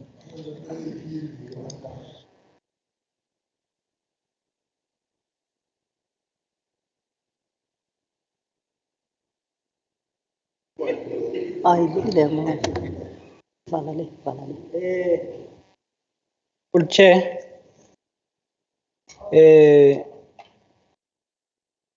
Honorable Premier Seza, members of the Executive Council, Chief Whip, Deputy Chief Whip, all the honorable members, ngiyanibingelela, nomngani wami uDebu.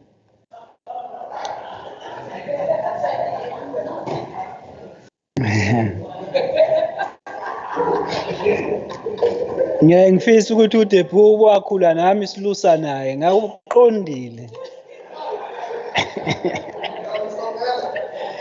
Cha, ngiyasho ukuthi oyazi babugwala ukuthi makuluswa kwenziwa kanjani.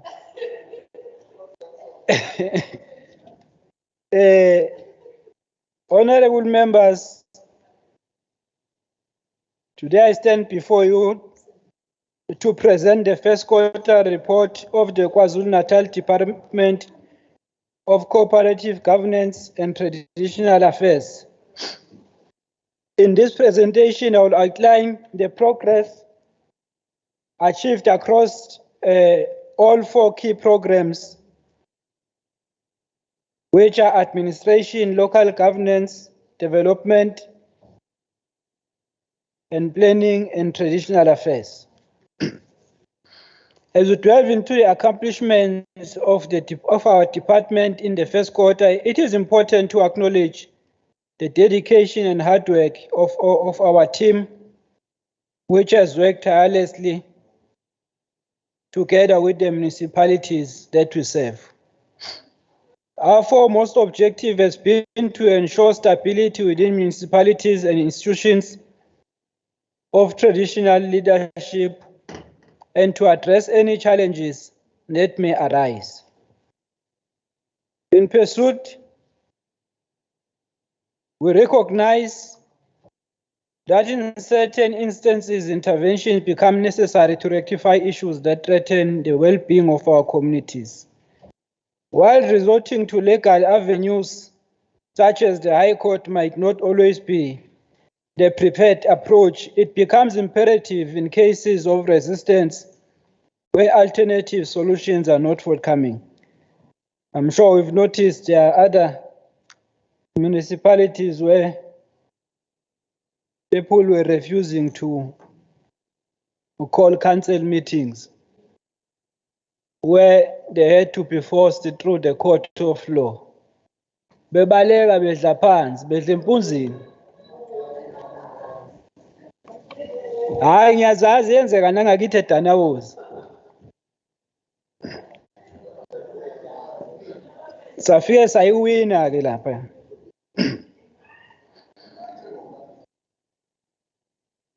Ngime njengomhlonishwa. In terms of financial performance, I'm pleased to announce that our department has once again achieved a commendable clean audit by the Auditor General of South Africa. This is a statement to our commitment to transparent, accountable financial practices. In terms of Program 1, administration, our commitment to efficient administration is evident. In our achievement, we proudly report that 100% of suppliers were paid within the prescribed time of 30 days. Additionally, we have developed 4 standard operating procedures, which are service termination due to resignation, management of injury on duty, service termination due to death, management of out of service debt. While we achieved many of our goals, we acknowledge that we fell slightly short in paying traditional institution officials. But through this government led by the African National Congress, I can proudly say that we've managed to deal with issues pertaining to izinduna namakhosi quite efficiently. And they received, especially izinduna, ama-big payers. Nangkhona hayi ngujunda mina unhlanga mbili ngabantathu ziyachoboka. Sengusokalisa. Ngiyezwa junda.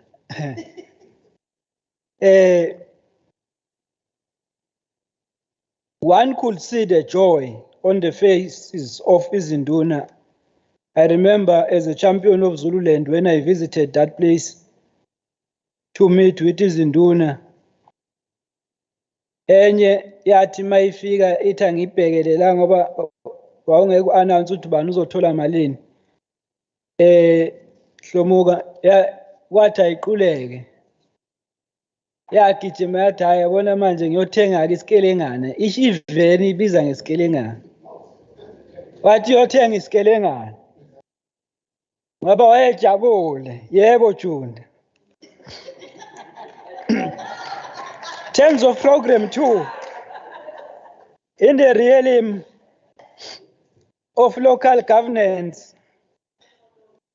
we've supported 54 municipalities in implementing municipal support and intervention plans. However, we're not able to meet the target of supporting 6 out of 10 municipalities in the Back to Basics program. Despite this, we held Back to Basics cleanup campaign on the 13th June 2023. We've also facilitated stakeholder forums, district and metro development engagements, and supported shared services. In our commitment to aligning IDP of 54 municipalities with national, provincial, and district priorities, it's evident. We conducted alignment feedback sessions and ensured legal compliance. Moreover, 13 municipalities successfully institutionalized performance management systems, and all municipalities underwent assessment on their performance. On Program 3, development and planning, initiatives have made considerable headway. We've supported 7 district development agencies and assisted 1 municipality in packaging development partnerships. We successfully enabled 23 municipalities to achieve Grade 1 CSS functionality.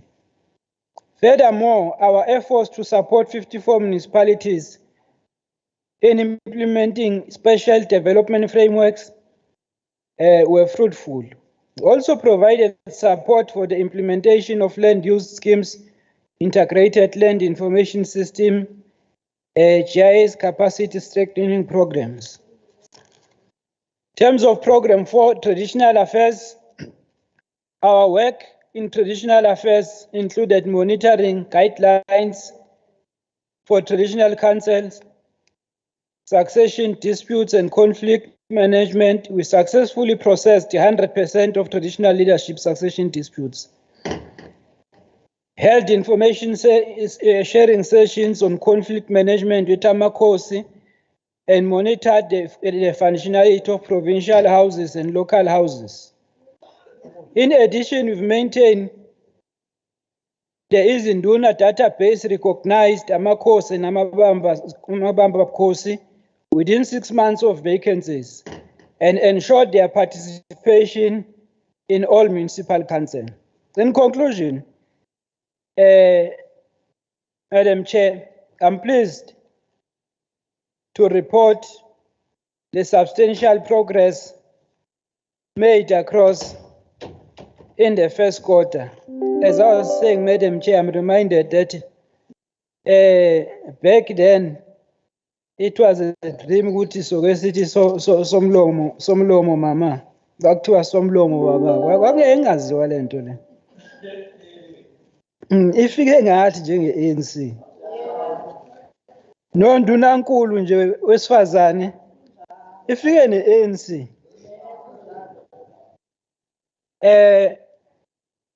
ingakho kuwumbutho wabantu uyabona umuntu umethi bayo-replace i-ANC ngonyaka ozayo uyaphupha nje so kufanele simnyakazise simvuse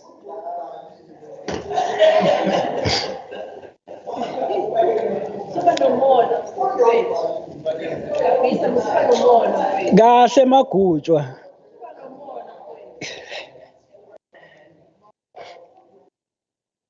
I'm pleased to report the substantial progress made across our programs in the first quarter. While there were challenges, we have achieved numerous targets and milestones.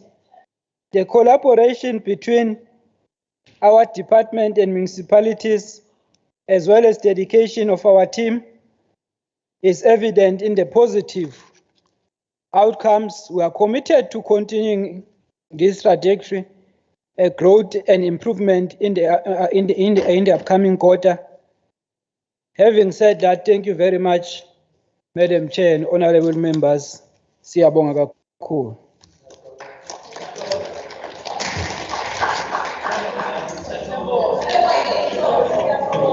Thank you very much, Honorable Junda, for standing in for Honorable Sithole Mloyi. We are taking in the next report by the MEC for Transport, Vote 12 on the department's performance against its annual performance plan in line with Standing Rule 1131. Honorable Bob Heller, the podium is yours.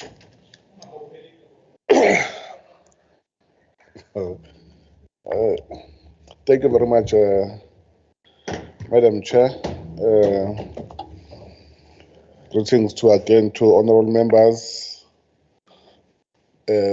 Premier, MECs, and all members present today, even those attending virtually. We are presenting the first quarter performance report at the time when we are concluding the month of August, which is a Women's Month.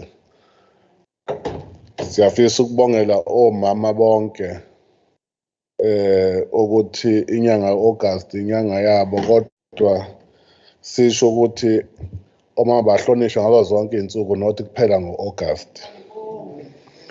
We are also presenting this report at the time when we are having concluded 1 full year in the office as appointed by the Premier of Kwazulu-Natal, Premier Ncube. We are humbled and honored to be given an opportunity to be part of this Provincial Executive Council, Honorable Premier.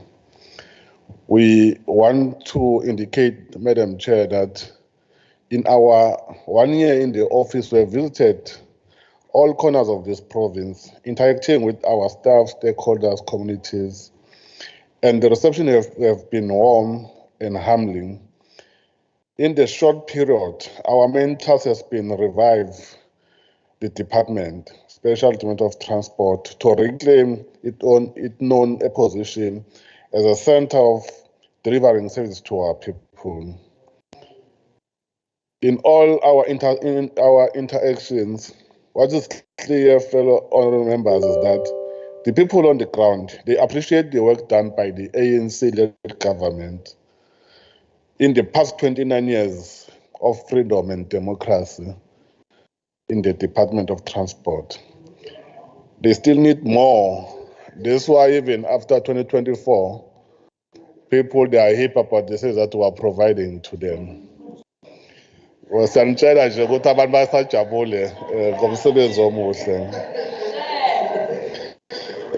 We have therefore committed, Madam Chair, to finish the journey we have started with the people of this province and to ensure that there is a visible service delivery in all over the province.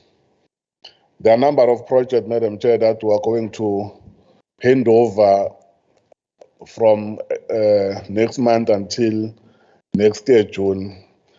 I think it's important sikusho la khona ngathi mase sesiwahambisa bese ngathi siya campaigner. That's why we are presenting in this August House to say, as a Department of Transport, we are going to continue to deliver service to our people. Having environmental scanning and challenges, Madam Chair, part of the work we have to do, including work of the first quarter, we have to respond to a number of challenges. Some were caused by the COVID-19 pandemic, July 2021 unrest, April 2022 floods, and general challenges. It is in this context in which we develop our own annual performance plan for this financial year 2023-2024. We had to undergo an extensive revival of our policies, executive of our programs and business model to ensure that we improve our own governance and services that we give to our people. As stated in our APP, the department remains committed to improvement the lives of the people of the province through the safe transportation system, which will enable development and investment in the province as well as socio-economic opportunities for our communities. Demand also remain fully committed to the transformation of our public transport system.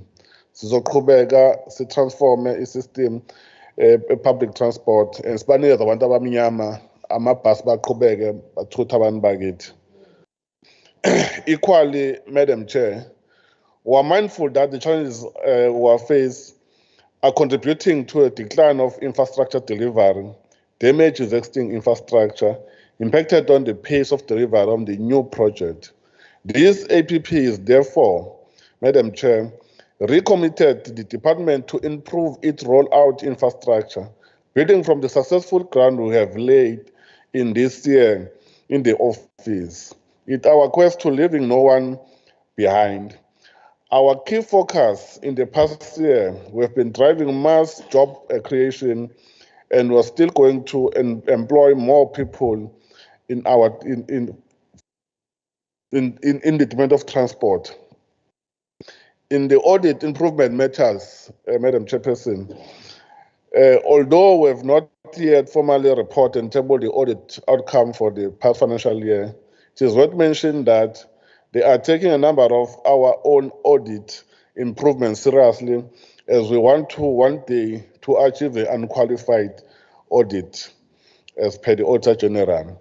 We're encouraged by the fact that number of qualifications have been reduced. We are continuing to pay attention to our audit improvement strategy and will making progress and assisted by the Provincial Treasurer and Auditor General's office. We're hoping now that we're having a stability in our finance unit, having appointed the Chief Financial Officer and SCM head in the department. Eventually, we hope that we will try to ensure that we comply with the pieces of legislation. In terms of infrastructure backlog and flood update, Madam Chairperson, we will continue to work hard in meeting our target in the delivery of infrastructure project and fixing project damaged by the floods. As you know, we had massive infrastructure backlog caused by the COVID-19 pandemic, which So contractors unable to finish their project due to the economic constraint. This led to the department having to terminate such contracts, thus leading to a delay of the completion of some of the projects. In addition, Madam Chair, the ongoing floods have also put us on the back foot in reducing in reducing our backlog, as we have needed to reprioritize some of our budget to fix the damaged infrastructure. We have had to reprioritize a budget for more than 2.9 billion in the last financial year. Equally, in this financial year, we have to reprioritize our allocation to attend those projects that were still outstanding. Madam Chair, we are also budgeting adjustment on maintenance activities, where budget for the reseal and rehab for surface roads were reduced. We also had to increase our maintenance activities so that communities had community and access service again. All this will see reduction of our target output for our construction project. Despite these challenges, Madam Chair, we'll manage in the first quarter to achieve the target of 56% in Program 2. There is still a room for improvement. We are hoping that when we table our quarterly report, our other quarterly report, oral members will see a lot of improvement in our output. There are some important lessons we have learned. What is clear is that we need to improve our project management in order to achieve our targets in the construction of the new infrastructure project. We need to improve on our own internal processes in awarding contracts and be quick and decisive in taking decisions regarding contractors who fail to complete their work on time. We have also improving our capacity in our supply chain unit at the head office and even at district 11 in order to reduce backlog in our infrastructure project. We are also increasing our personnel in our infrastructure unit. We have recently advertised a significant number of roadwork posts and driver operators. The filling of these posts will improve our internal capacity to fix and repair our roads. This will improve our output and target. We are also expecting the filling of all vacant posts in the department, which impact on our ability to provide efficient and effective service delivery to the community of KwaZulu-Natal. In addition, Madam Chairperson, to these vacancies of the department is further contributing in job creation through our number of programs. That's why sabona undunankulu coordinator wonke opportunities akhandwe provincial government, because maningi wathuba abantu bakithi bayaqhashwa, ayikho into ethi abantu abaqhashwa. Abantu sibona bengaqhashwa komasipala, kodwa sibona ama-event kuyiwona amaningi kakhulu then ukuthi kusetshenzwe. On traffic enforcement performance, honorable members, we also want to strengthen our capacity in our law enforcement, and we will soon be announcing the mass recruitment of 200 traffic trainees, and it will be announced by the Premier of this province. In addition, we're also in the process of filling the posts of our management in the traffic enforcement to bring about much more needed stability and see us to improve our target for conducting law enforcement and operations, and give a specialized focus on high number of trucks on our road. In Empangeni region, focus has to be paid on the number of trucks on N2, especially in Richards Bay. We're improving the working condition, including office accommodation and other tools of trade to improve the morale of our officers. On the community-based project, all members, as a department, we also need to constantly review and improve our business model under Program 5, which is our community-based program. This is another key area where we seem to be not meeting our target, whereas this program is virtually in that echo to the empowerment of those communities and groups that were previously disadvantaged. Under this program, Madam Chairperson, we continue to train and incubate small business people, even though we did not meet our target in the period under review, we'll have to analyze and challenge and ask the team to come with the improvement plan. Through the provincial campaign, Siyatesha Waya Waya, we're hoping to continue to create much more job opportunities. We must also deliberate in targeting people with disability, people in another area where we're still behind as a department. All members, we remain committed in improving our overall performance and achieving our targets. We'll continue striving for excellence. With this, I wish to table our quarterly performance based on our approved APP. Thank you very much. Thank you, Honorable Shumova. Now let's receive a report by the MEC for Social Development, vote 13.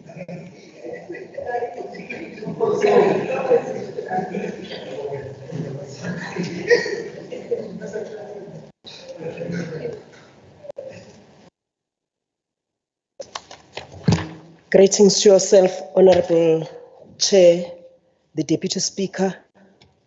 Greetings to the Premier, the members of the Executive Council, the members of the August House. The report provides a summary of the first quarter performance on the provision of various types of services that are rendered by the Department of Social Development through the following 5 programs. Program 1, administration. The second program is social welfare services. Program 3, children and families. And program 4, which is the restorative services, and program 5, development and research. The department continued with its mandate of providing social protection services and leading government efforts through which vulnerable individuals, groups and communities could become sustainable. Social protection services play a central role in reducing poverty and promoting social transformation and self-reliance. The range of social protection services that were rendered by the department spans the entire life cycle of human life. These services are rendered at different levels, namely prevention, early intervention, statutory, as well as reintegration and aftercare. The department also rendered its services under difficult conditions in the KZN province, as it was affected by intermittent flood, fire disasters, which left many families destitute, and indeed emergency relief and psychosocial support was provided. These fires happened at uMasinenge na lapha eThekwini, lapho kusha njalo khona kwe-Kennedy. The summary of provincial performance is as follows. The total number of performance indicators targeted were 51. The overall performance is 51. It means 100% was achieved. Under administration, the administration program provides strategic management and support services at all levels of the department, especially provincial, district, and service offices, NAGMA facility institutional level. This program consists of 3 sub-programs, namely the Office of the Member of the Executive Council, Corporate Management Services, and Nagu District Management. The program 1, in program 1 there was a total of 4 planned indicators, and all of the 4 indicators were fully achieved. An overall percentage of for the program is 100%. Under social welfare services, which is program 2, this program provides integrated developmental social welfare services to the poor and vulnerable in partnership with the stakeholders. The program consists of 4 sub-programs, which are namely services to older persons, services to persons with disabilities, HIV and AIDS, and social relief of distress. The department achieved 100% performance on the targets. Under the sub-program, which is services to older persons, the services to older persons sub-program provides integrated services for the care, support, and protection of older persons. The DSD achieved all 3 planned targets under this sub-program. A total of 2,836 older persons received services in residential care and 16,161 in community-based care services rendered under this sub-program include the following: awareness campaigns and prevention programs. These were aimed at preventing elder abuse and promoting their rights. Management of elder abuse cases. Reported cases were managed in the line with a relevant protocol. Residential care, 24-hour care provided to frail older persons in old age homes, njengoba sazi. Community-based care, care and support services rendered in services centers such as luncheon clubs, included active aging programs to keep older persons healthy. Capacity building, training of older persons and stakeholders on the rights of older persons, awareness on elder abuse, Alzheimer and dementia. With financial and management support, funding and training of NPOs servicing older persons are being done. Under services to people with disabilities, this program, this sub-program implements integrated programs that provide care and support services aimed at promoting the well-being and socio-economic empowerment of persons with disabilities. The department reached 100% in all 3 planned performance targets under this sub-program. A total of 1,000 persons with disability received services in residential facilities and 2,515 in community-based care services. Services rendered under this program include the following: the awareness campaigns and prevention programs, the management of abuse, residential care, community-based care services, capacity building, financial and management support. Under the sub-program, which is HIV and AIDS, the sub-program implements the integrated community-based care programs and provides services aimed at mitigating the social and economic impact of HIV and AIDS. The department achieved 100% against all 4 performance targets that were set for this sub-program.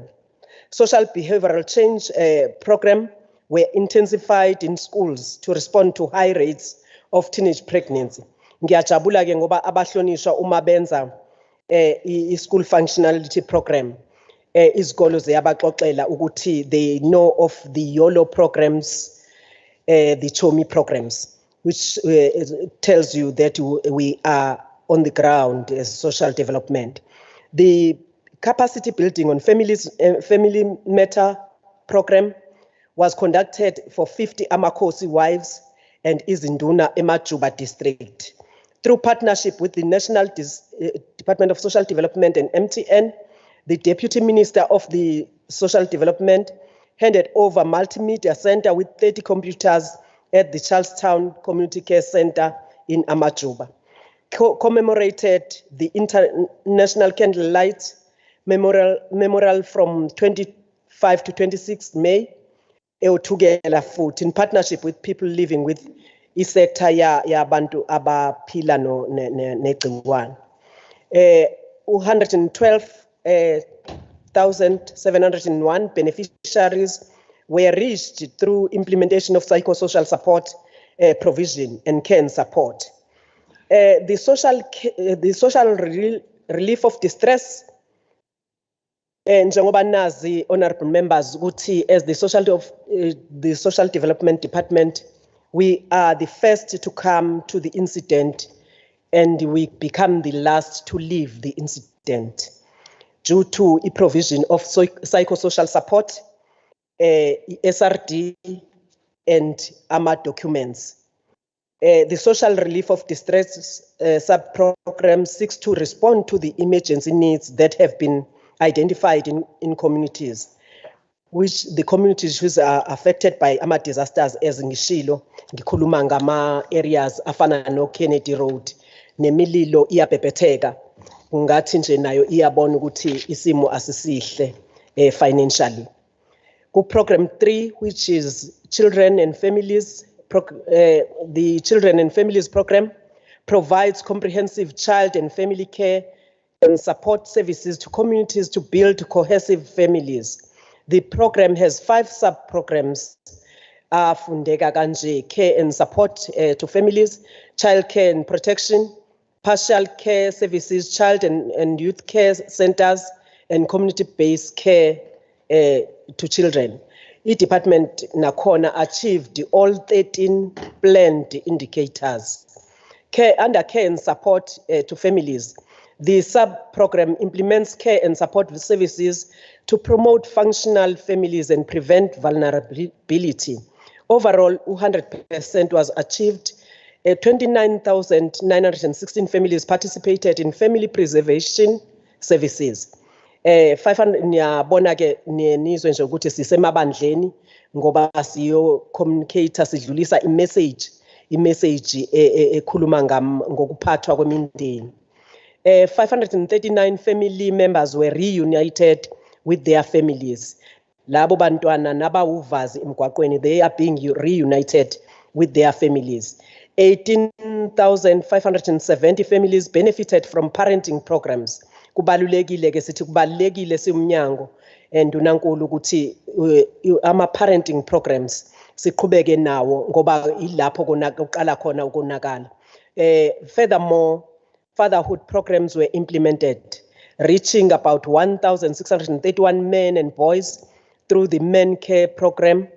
The Provincial Boys Assembly was held on the 11th to 14th July, and 59 boys were reached. And National Marriage Week was commemorated in all districts, reaching 2,500 couples. The sub-program, which is child care and protection, the sub-program implements integrated programs and renders services that provide for the development, care, and protection of the rights of children. The department achieved 100% against all planned 5 performance targets. Nama awareness programs to promote the rights of children and prevent their abuse. Management of reported child abuse cases in line with the relevant protocols.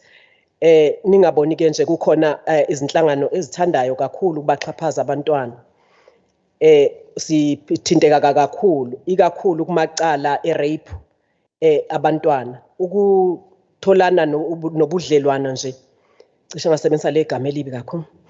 Ubudlelwana nje phakathi komuntu omdala nomntwana ngaphansi kweminyaka, leyo is statutory rape.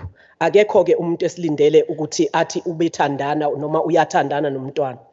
Silindele ukuthi siku-displaye lokho njengabahlonishwa, njenganama-counselor, njenganabo bonke abantu, kodwa ke kwenzeka the other way around, whereby uthola ukuthi kunemikhandlu nje ethandayo ukuthi ijwayele ukuthi abantwana bayaxhashazwa noma abesifazane bayaxhashazwa ngokocansi. Kule umkhandlu eyenza lokho siyocela abahlonishwa basikhuzele.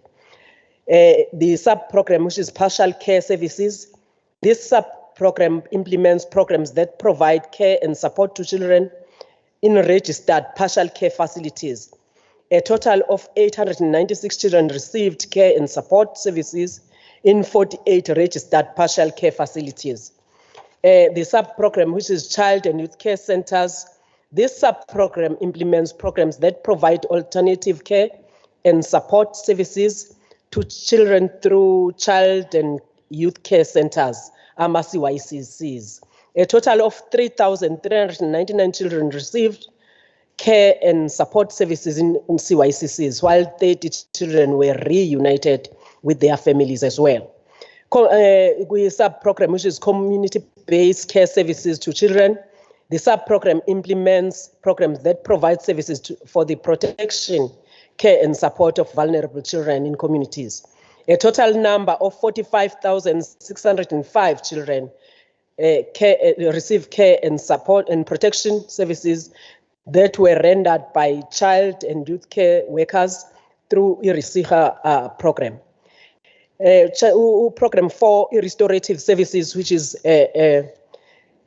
doing social crime prevention support, victim empowerment program, and substance abuse prevention.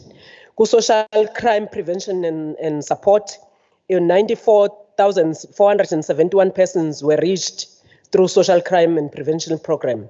652 persons in conflict with the law completed diversion programs, and 216 pre-sentence reports were completed by probation officers. Kuma services rendered under sub-program include probation services, assessment of children in conflict with the law, monitoring children awaiting trial, insecure care facilities. Okubuhlungu ke kuyenzeka labantu abasuke bethole ama-parole, uthole ukuthi bayaphinda baba abadlwenguli noma ba-violator the human rights. Sibonile nje endaweni yaseMatiwane lapho i-serial rapist obesedlwengula umuntu wesifazane umuntu wesifazane owesihlanu emdlwengula embulala emndenini wakwaMbathe ezobulala khona. So ke bafika bazenze izinswelaboya ezembethe isikhumba semvu, ufike wamakhela indlu kwangathi uyamthanda kanti umyengela ophathe ubephuma ejeleke ngeparole. The department also participated and formed part of the crime imbizo at Richmond, which was led by the Deputy Minister of Justice and Deputy Minister of Social Development. The intensification of prevention initiative on social crime prevention was prioritized, and this included an integrated outreach which was held at the Durban University of Technology. Siyacabangeke ukuthi abantwana abase university bahleli kahle, singazi ukuthi ziningi kakhulu izinto ezibahluphayo. Even lo NSFAS okhishwayo kukhona ama-vultures awubhekile afuna enze ngathi ayabathanda kanti afuna ukudla lo NSFAS abanawo. Victim Empowerment Program. The sub-program implements and provides services to support care and empowerment victims of violence and social crime. About 12,839 victims of crime, violence receive support services. 755 victims of gender-based violence and crime received sheltering services in 20 funded shelters and 29 white door centers in Kwazulu-Natal.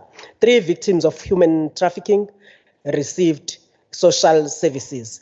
The gender-based violence is escalating against all odds, and we are there to try and keep the scourge, but we're fighting a losing battle as of now.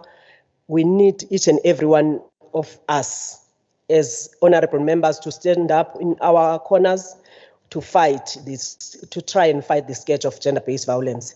Sibonile, the department is facilitating the establishment of additional shelters in partnership with SAB, kuma 3 sites, eBabanango, eSkhawini naseNanda. Ilapho khona SAB. Economic empowerment for survivors of abuse focus on the training on sewing, baking, beadwork, financial literacy. Catering, beauty therapy, gardening, baziqalele abantwana, baqala ngisho ama-saloon, baqala yonke into, laba abatraining. Substance abuse, the sub-program provides services aimed at prevention, the substance abuse. About 60,913 people have been seen through substance abuse. Under program 5, with development and research, community mobilization yenziwe ne-institutional capacity building and support yenziwe poverty alleviation programs yenziwe kakhulu looking at ama sub programs athinta youth and women, especially kuma sub programs athinta youth and women, for the program to be measurable and meaningful ukuze ibe ne impact efanele. We have clustered our clusters zathi let us have 75 people per cluster. I-cluster ke ina three districts. Kulo 3 districts we are training omama about 25 ukuze babe namakhono afanele. We've been to Mzumbe recently. Ngiyacabanga nje ukuthi ubaba uChiliza uyayazi kahle le uyibonile. Besilaphaya eMzumbe whereby omama bethole i-training ebathole even the industrial machines akade bengakholwa ukuthi kuzoba eyabo kodwa besiyothi sukuma uzenzele. Silaphaya endaweni yasendwedwe lapho indodakazi esencane ethe ayimazi umzali ayikazi libone ihlo lomzali kodwa isihlala nomkhulu nogogo bathole namhlanje i-saloon of their own. They are 3 and they own i-saloon for them, bathi baqalile manje baqasha abanye abantu. That's what we are doing. As we are saying we are moving from welfare to developmental. That's what we are doing as a department. Thank you.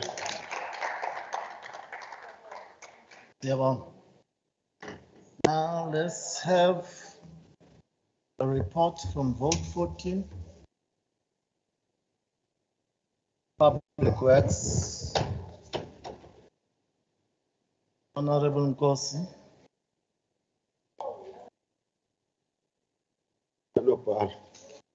Yeah. Honorable Speaker, Honorable Premier and the whole of the executive, honorable members of this august House, allow us to table this report on behalf of the Department of Public Works. Honorable Speaker, we are thrilled that the Department of Public Works has begun the new fiscal year full of hope, optimism and excitement. Reflecting on the past accomplishments, it is unambiguous that the department has seen extraordinary and considerable development, particularly in financial matters. This financial year will reflect on yet another key milestone as we continue to strive for a better audit outcome. Recent unqualified audit outcome is a demonstration that our combined efforts will continue to provide improved results in the form of the clean audit outcome that we are striving to achieve.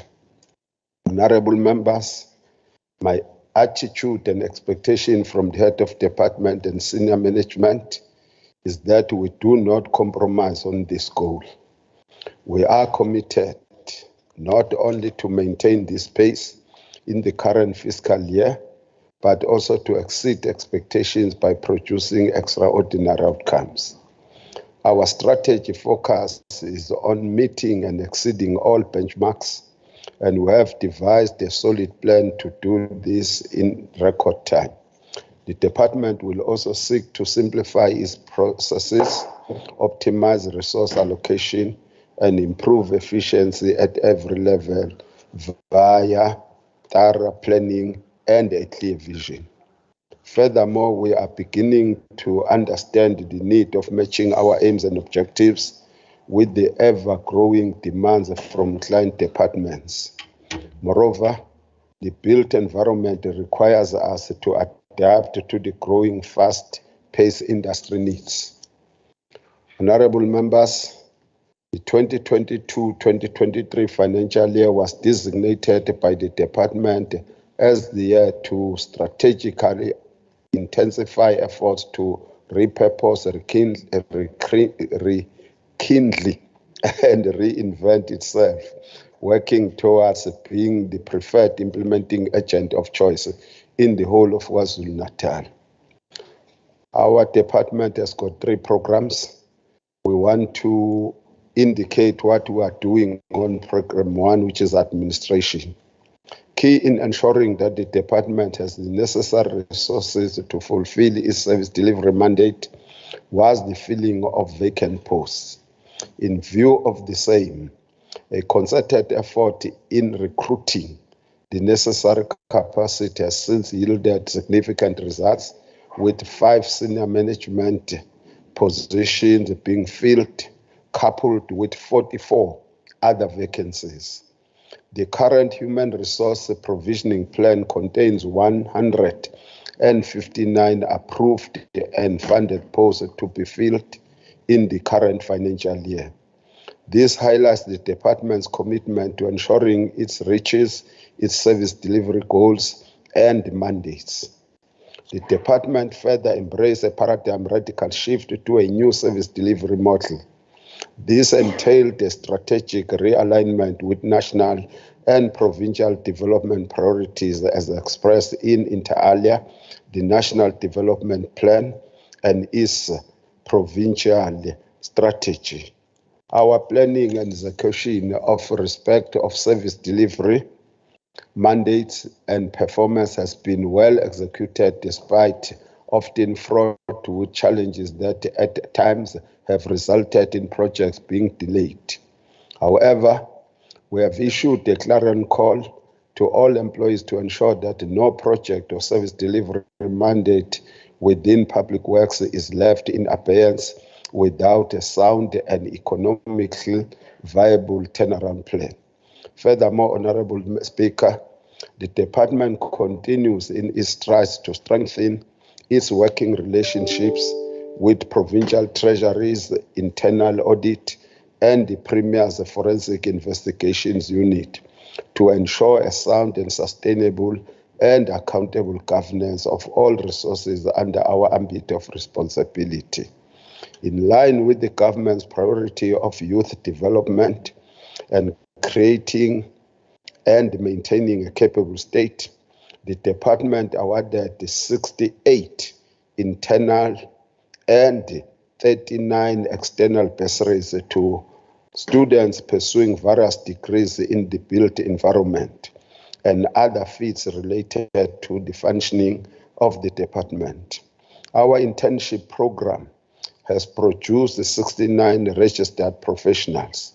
Currently, the department has 45 interns with built environment qualification, such as engineering and quantity surveying.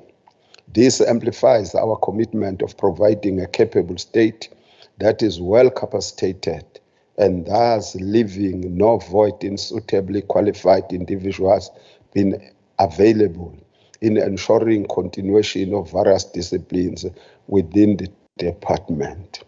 Honorable members, the department has ensured effective monitoring and evaluation systems were in place and we rendered the sound financial management services, risk management, and supply chain management. Key to the above, which needs to be mentioned, is that we also worked hard to build a solid program of service delivery through integration of programs and services.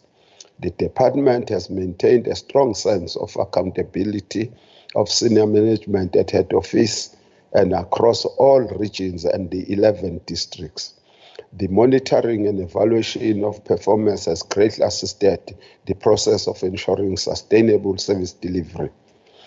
Then we would move to program number 2, which deals with immovable assets management. Honorable Speaker and honorable members, it should be noted that the funding in respect of property rates remains a challenge, and additional funding has been requested from the provincial and national treasury in this regard. We also engage our new Minister of Public Works in order to assist, because our quantification has indicated that we are running short of more than $500 million, which was the shortfall of the budget. Those who belong to the Finance Portfolio Committee will agree with me that there is a resolution in that regard.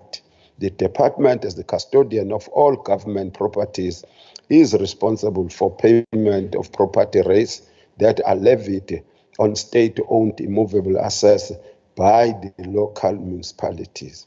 The non-payment of outstanding raised debt results in several municipalities imposing interest on outstanding accounts, as well as disconnection of services, which has a negative impact on service delivery in the province. The non-payment of the balance of the outstanding raised debt is jeopardizing the good relations between the provincial Department of Public Works and the affected municipalities. On this note, we request the provincial treasury and the national treasury, as well as Public Works National, to continue supporting us on this matter. And with the provincial treasury, we are specific to the resolution that was tabled in this House early April, where the commitment was acquired that during the midterm budget reviews, the provincial treasury will consider meeting us halfway. Program 3, which is infrastructure maintenance and technical support. As the implementing agent of choice, as Dr. Mkhize, the Premier in 2009 once wanted us to be, and we are the agent of choice for the client departments in the provision of infrastructure delivery and property management. The department has been able to increase access to economic opportunities to broaden the base of targeted groups for economic empowerment through infrastructure and property management, improved immovable asset management and custodianship of all provincial assets and facilities, and provided sustainable social infrastructure for the people of KwaZulu-Natal. You saw us in TV in July when we unveiled a cohort of young people that were training on furniture manufacturing, so that we make it a point that from January next year, after they have qualified, they will be able to provide furniture cheaper to our government. Since our deployment to this department three months ago, we have undertaken several operations, Siahlola, with an intention to effectively combat the growing scourge of increasing number of infrastructure projects that are disrupted due to sabotage by business forums. I don't want to use the term calling them construction mafias.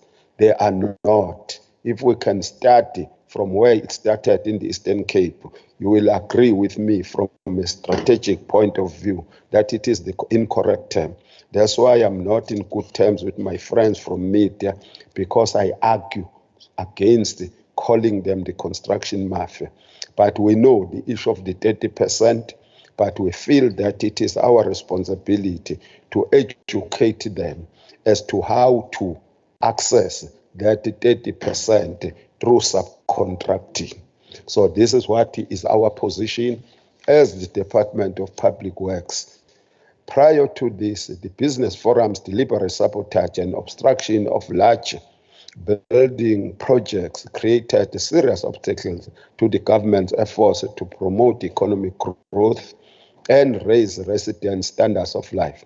In addition to impeding progress, these intentional acts of sabotage have a significant impact on public services, infrastructure growth, and the general well-being of the impacted populations. The department is now able to forge ahead with plans in the completion of these projects in record time through a systematic approach which seeks to dismantle the existence of future hindrances in the built environment. And the case of the most popular school called Men's High School, to us who grow up in Umlazi, will indicate that we couldn't stand aside when that project could not continue. We had to meet them and then find out their demands and educate them. It is our responsibility to do so. In the past 100 days, the department has been steadfast in its commitment to unblock and dislodge attempts which seek to stall projects. To date, most projects categorized as block projects are ongoing in public works, while a selected few are needing intervention. The Department of Health, which is our main client, will attest to that. As a department, we have not kept napped nor slumbered. We have reassured the client departments that we are veering towards a direction and future where blocked projects will be considered as an element of the past, which should be confined in the shelves of history. The people of Kwazulu-Natal have in their numbers entrusted this sixth administration and government to improve their lives, and we dare not shortchange them. We are saying that from the position of strength, because we know the African National Congress that has deployed us to this government has demanded that we do so. We remain forever biased and sensitive towards our citizens who want to see a well-functioning department, schools built on time, and clinics completed in record time. These are the masses who know the positive impact such institution will have in their lives once they are completed. We are mindful of that fact, and we dare not fail our people who voted us into this government because they trusted that we are going to deliver on their expectation. Honorable Speaker, the department has also committed itself to empower vulnerable groups in its programs and interventions. Thus, in order to be able to measure impact on how the department is benefiting vulnerable groups, the department has taken a step to disaggregate the targets with strong emphasis on vulnerable groups. Those 4 vulnerable groups that we are committed to serve, whom we call the motive forces, we are not going to fail them. As disclosed in this annual performance report, not all of the planned targets were achieved. We want to declare on that one, but we want also to declare that come the next quarter, we will be able to equalize on that one. The non-achievements were as a result of the number of factors, such as inter alia, inadequate budget to achieve the sector targets for EPWP, delays in the finalization of the appointment of service provider to do conditional assessment in the state building due to appeal processes, non-achievement of set targets in relation to the refurbishment of schools, clinics, hospitals, and other facilities. These reflect inadequate service delivery, largely due to poor or slow performance by several contractors because of their mismanagement of their budgets and subsequent cash flow challenges. It must also be noted that the budget for the set APP target does not always correlate to the performance of the indicators, as these are often funded by the client department. However, the department is looking to redesign and ensure that there are monitoring mechanisms to confirm that all allocated funds for projects are appropriately utilized and show the causal link with the reported achievement of targets. This is what we want to do. If we get the budget and then we spend 100% of it, and the targets should be 100% all achieved. In conclusion, Honorable Speaker, having reflected on this past financial year, we continue to push boundaries in delivering on the service delivery mandates of the department within available resources. We wanted to repeat this. We are hopeful that the provincial and national treasuries, as well as Public Works National, will come to the rescue of our department as per the Finance Portfolio Committee resolution that was taken in April 2023. Having indicated so, we want to indicate that we have not managed to meet all the targets for the first quarter because of the budget shortfall that we have amplified several times. I want to repeat to this August House that the budget we are talking about, which was calculated by the Finance Portfolio Committee, agreed upon by the Provincial Treasury and the National Treasury, is in the region of over R500 million. To be specific, is 536 million rand. Whether we are going to get it or not, but if we get a bit of it, we will be in a position to achieve our set objectives. Having said so, Honorable Speaker and the August House, we are not adverse to accounting to the legislature, because this is the theater of accountability. Thank you very much, Honorable Speaker.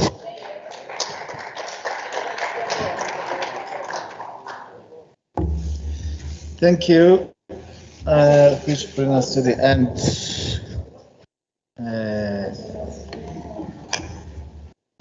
on the reports. And then we need to move to the last item for the day, which is a debate on the NFP party motion. As we know that on Thursday, 29 June 2023, Honorable CM Shinga of the NFP moved as follows: that this House notes that there are 14 million unregistered young South Africans as per the Independent Electoral Commission, that the largest and the most influential voting cohorts in South Africa is the youth who are not willing to vote, perhaps because they feel deprived and unrepresented, and that the young people need to be encouraged to register and vote. The House therefore resolved to call upon political parties and the Department of Education, Cooperative Governance and Traditional Affairs, as well as the Sports and Recreation, to collaborate with the legislature and the IEC on voter education outreach program, which targets the youth. So that is the party motion that we are now going to. So I'm going to call upon the sponsor of the motion to present it to us, to introduce the party motion. Thank you, Honorable Speaker. For 10 minutes. Thank you, Honorable Speaker. Greetings to you, the members of the Executive Committee, honorable members of the House. Greetings.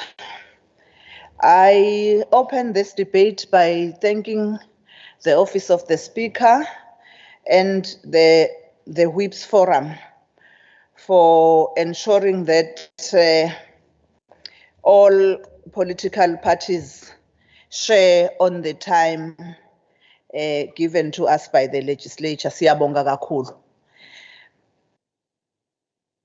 Honorable Speaker, the IEC recent survey and concern revealed and showed that there are 14 million unregistered young South Africans.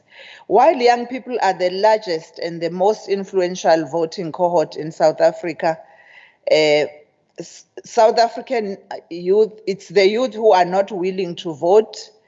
Perhaps they feel being deprived or not properly represented. Youth participation in the elections in South Africa is a major problem for sustainability of our democracy. Expert and political analyst Tessa Dooms had this to say: The easiest way to change the democratic system is to win an election. Everything else means we will have to lose more than we gain in the fight outside of the democratic process. As a result, there is an urgent need to mobilize and encourage young people to vote to change the status quo. By June 14, out of 25,944,000 registered voters, 213,635 fall in the 18 to 19 years age category. And 3,749,000 fall in the 20 to 29 age category. And 6,612,000 fall in the 30 to 39 age category. All these categories make up 40.76% of registered voters. A study by Colette Hensenberg titled "The South African Non-Voter" found that 49% of all eligible South Africans casted a vote in 2019. The first time this dropped below 50% since 1994. In 2019, of those between 18 and 39, about 12 million were registered to vote. Honorable Speaker, the youth are not pathetic. The IEC's 2021 local government voter participation survey found out that less than half of the adult citizens believe that the youth is interested in the elections. But the same survey noted that in 2019, those aged between 18 to 34, which are accounted for the third of our population, while it also reported that the 18 to 34 cohort self-reported registration rates are down from 69% in 2005 to 57% in 2021. This outcome seems to show and point an escalating disenchantment with electoral system amongst the youth. Challenges and impacts of lower or decreasing voter turnout. What's even more startling, according to the report, is that in 2019, only 19% of eligible 18 to 19-year-olds actually registered, and only 15% of all the eligible 18 to 19-year-olds actually casted their votes. Only 30% of all eligible 20 to 29-year-olds voted in the category of 30 to 39. Only 43% of eligible voters casted their vote. Amongst some of the reasons of youth apathy, it is unfulfilled promises by politicians and clear trust deficit. The loyalty they have witnessed amongst their parents and older groups towards the current government of the ANC has brought with it little improvement in the access to free education, basic services, and most importantly, in the quality of services provided.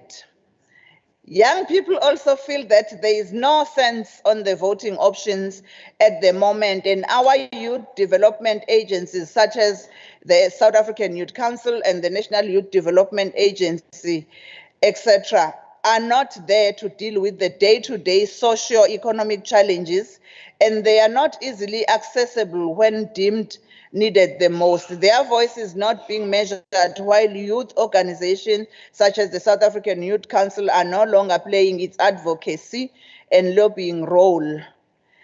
In fact, young people felt being sidelined, neglected, and being used as voting machines. Hence, they no longer need a need for active participation in the elections. However, the NFP applaud and welcome the current civic voter education program initiated by the Office of the Speaker in partnership with the IEC.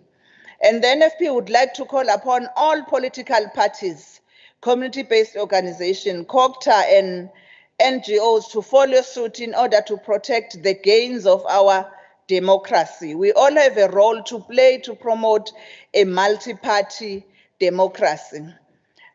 The Department of Education and the Department of Higher Education and all student or youth movements and the Department of Arts and Culture, Correctional Services and all relevant stakeholders needs to join hands to play a huge role in creating voter awareness and enhance voter education in all sectors. Somlomo bekunohlelo oluke lwenziwa amanye amakhansela ngaphansi kwamasipala umsunduzi lapho omabhalane babeqale bakubheka ukuthi uyavela yini ohlwini labavoti uma uzofuna incwadi yekhansela phecelezi proof of residence. Nakuba lokhu bekunenhleso yezepolitiki yokuqhuba umkhankaso wobuqembu kodwa bekuthumela umyalezo oqhakambisa ukubaluleka kokubhalisela ukuvota nokuvota. Lilonke kusho ukuthi you cannot enjoy the benefits of elections while you are not actively participating in the elections. We all have a duty and responsibility to mobilize and encourage our youth to go and register to vote and effectively participate in our elections. Register to vote and not participating in elections is not enough. Young people must exercise their constitutional rights. Sithi amandla akubantu. Let's all play our part. Play yours, I will play mine. The future of our democracy is in the hands of our youth. Youth must register and vote. And therefore, the future of our democracy will be in the safe hands. We need to join our hands and defend our ailing democracy. Young people are the pillars and cornerstones of our democracy and towards building responsible citizenship. Together we can do more. Thank you, Honorable Speaker.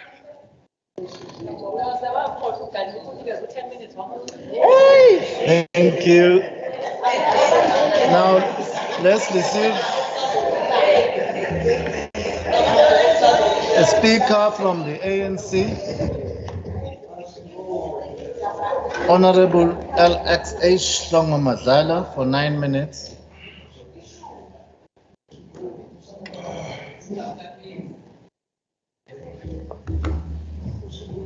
Together we can do more.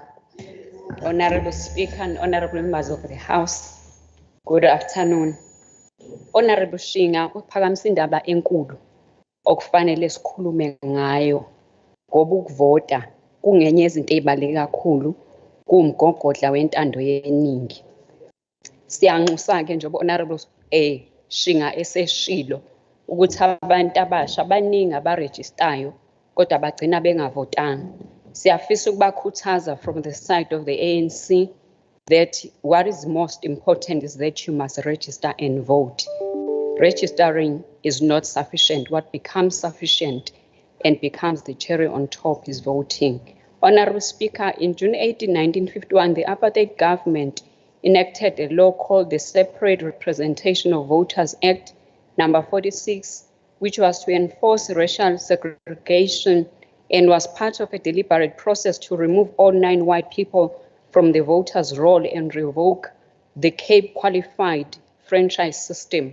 Although this act was declared invalid by the Supreme Court then, when challenged in the case of Harris versus Minister of Interior, the evil and the corrupt system of apartheid government driven by their malicious acts of hatred of people of other color, blacks in particular, were able to circumvent the court's decision by increasing the number of appellate division judges from 5 to 11 and increasing the size of the Senate from 48 to 89.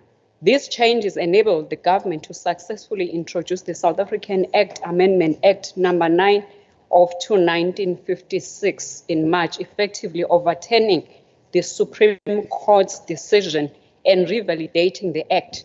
This amendment, honorable members, was repealed by the Republic of South Africa Constitution Act 32 of 1961.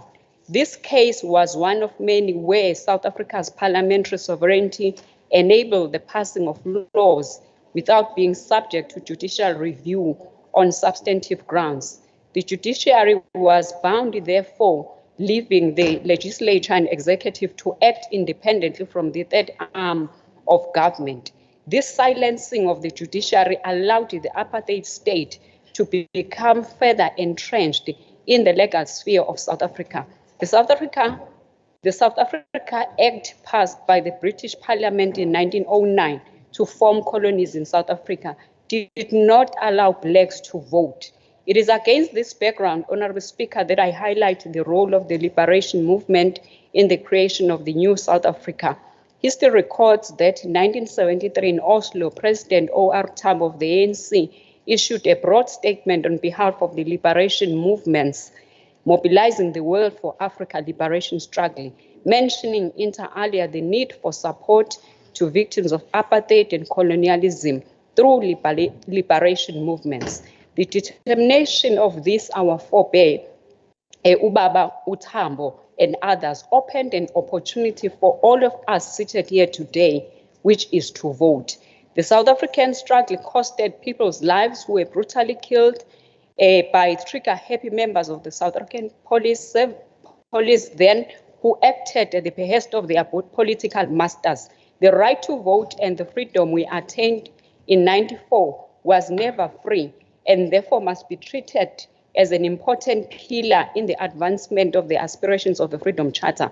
While a lot more has been achieved, Honorable Speaker, through voting process, a lot more needs to be done. Young people cannot be aloof and not register to vote.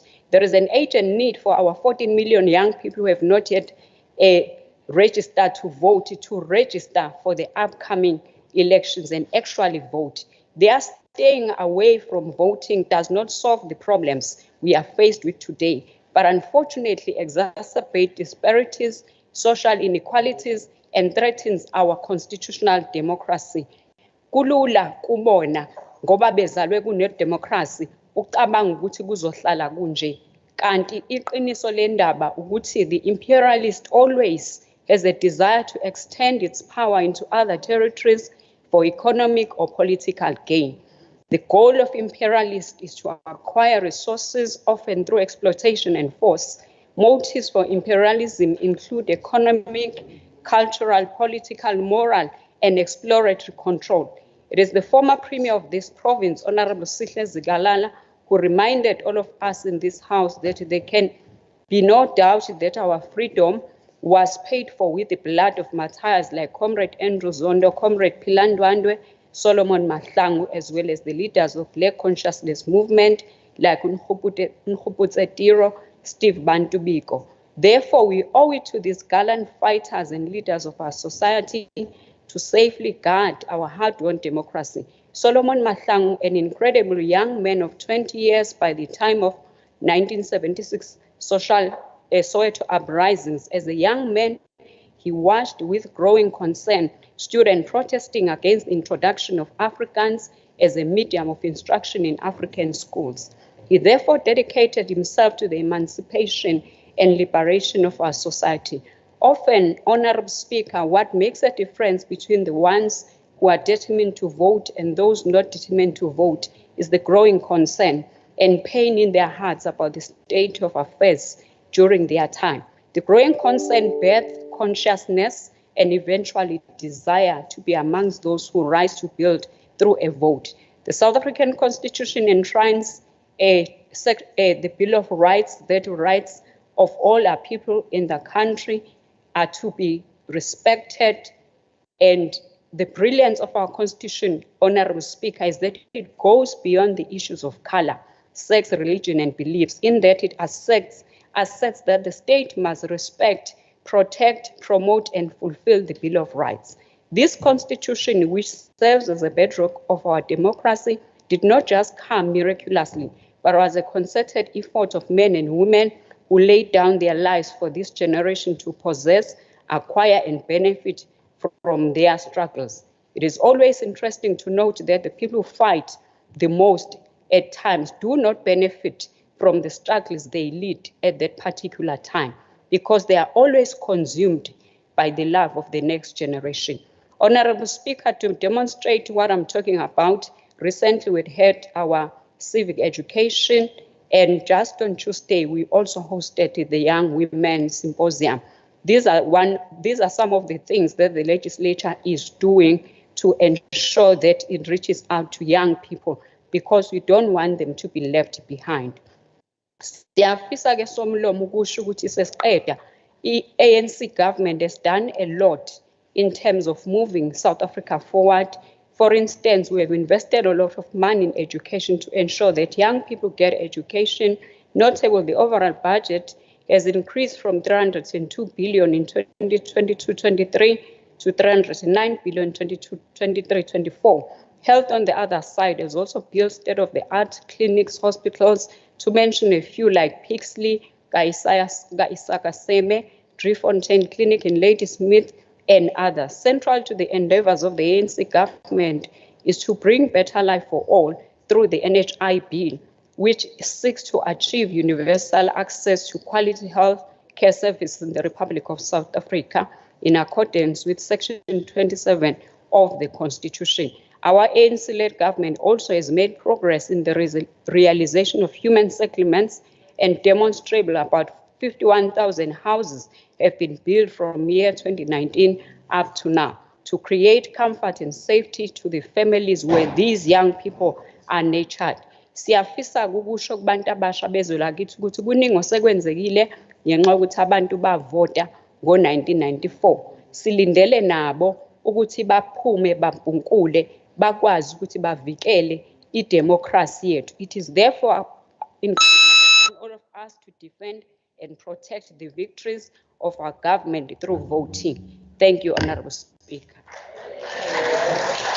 Thank you, Honorable Songamazala.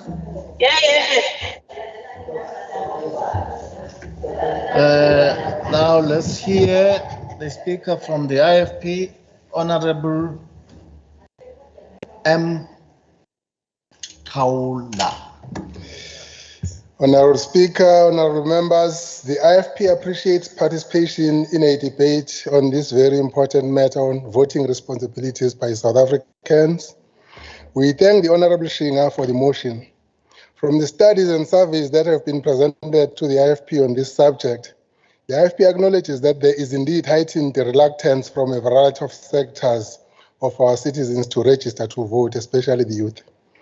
There is also a reluctance from a variety of registered citizens to a certain degree to actually go out to vote on voting day. Some of the studies and surveys conducted by institutions like the IEC, the Afrobarometer, the Konrad Adenauer Foundation, and others point out to the following issues. Voter turnout in an election is regarded as a crucial indicator of the vitality and health of a democracy. High turnout is a sign of the enthusiastic and politically involved electorate, while low turnout is associated with voter apathy and even mistrust of the political process. The steady decline in voter participation in South Africa's democratic politics indeed raises concerns. The voter turnout in South Africa's elections since 1994 is recorded as follows: 87% in 1994, 89% in 1999, 48% in 2000. 77% in 2004, 48% in 2006, 77% in 2009, 58% in 2011, 73% in 2014, 58% in 2016, 66% in 2019, and a mere 46% in 2021. An interesting trend which is consistent is that the electorate turnout is much higher in all national and provincial elections, though not satisfactory when compared to local elections. In order to vote in South Africa, the requirements are, amongst other things, that you must be 18, be a South African, be in possession of a barcoded ID, and be in the voter's roll. Surveys have found out that more than 95% of people eligible to vote do possess identity documents. Of those who are in the voting age, for those who are 18 to 34, 94% of them do possess IDs.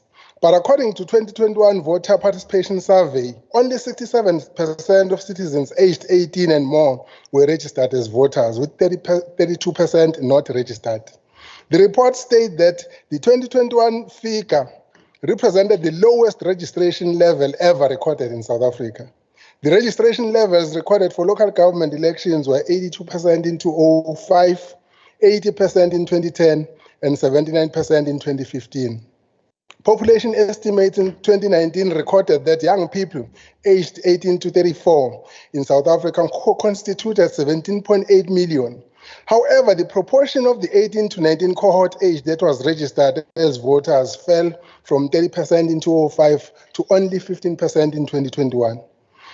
There were also declines in 20 to 24 age and 25 to 34 age cohorts.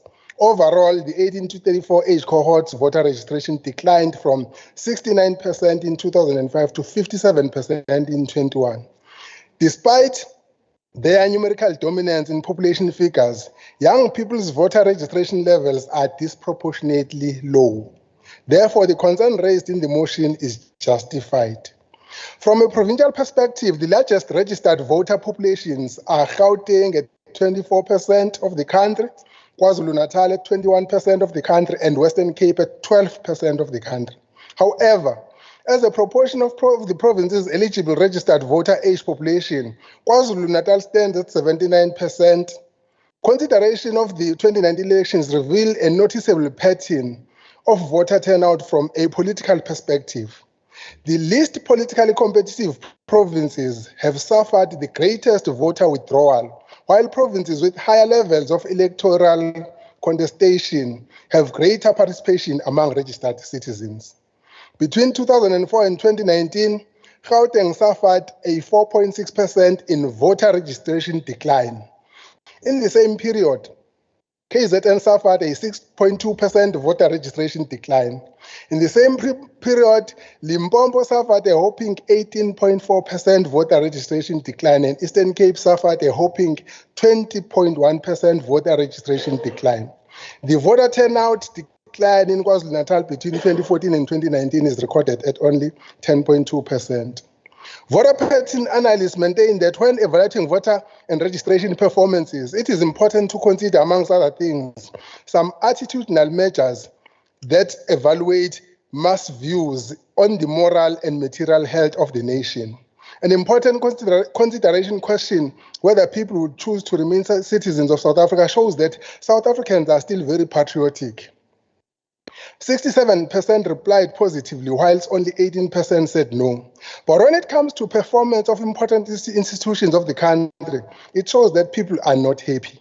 These expressions of sentiment have a strong likelihood to contribute to decisions of non-participation in voter registration and voting itself. Of the direction into which the country is moving, 76% felt the country was moving into the wrong direction, and 18% felt the country is moving into the right direction. On the satisfaction with the general economic situation of the country, 65% are dissatisfied, while 14% expressed satisfaction. This comes as no surprise when you look at the unemployment statistics of the country. Percentage of trust in national government between 1999 and 2021 has also deteriorated badly.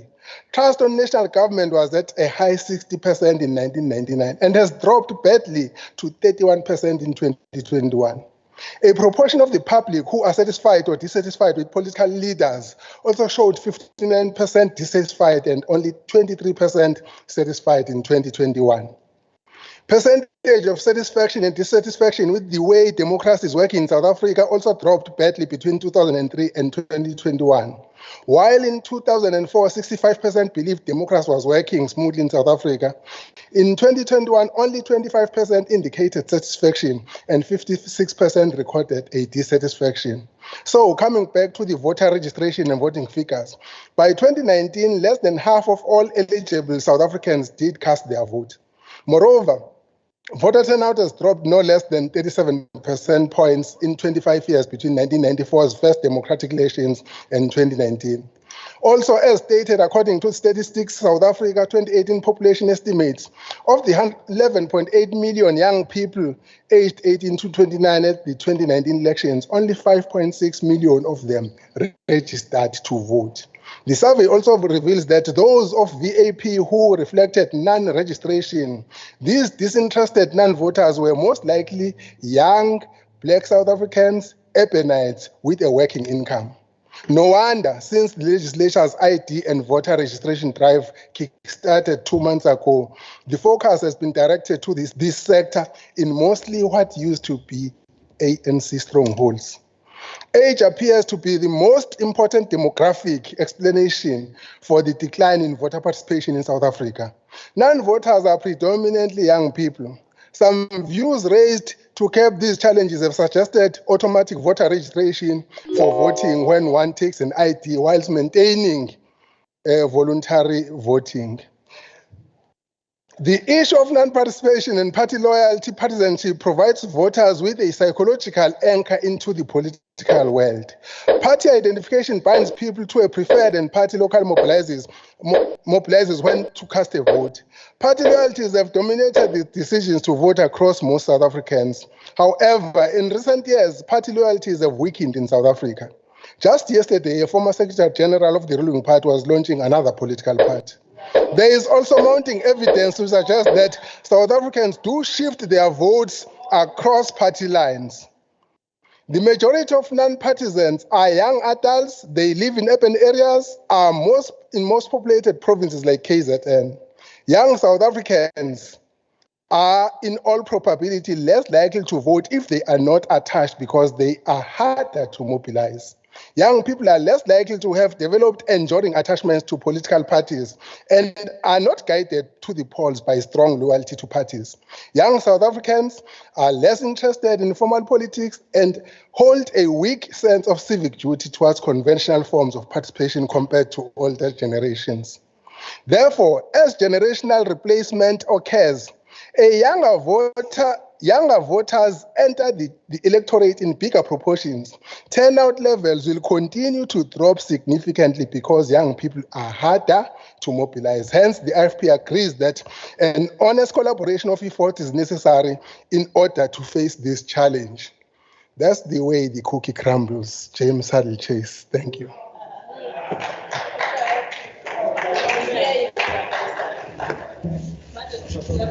Okay, the next speaker is from the DA, Honorable M. Dambe.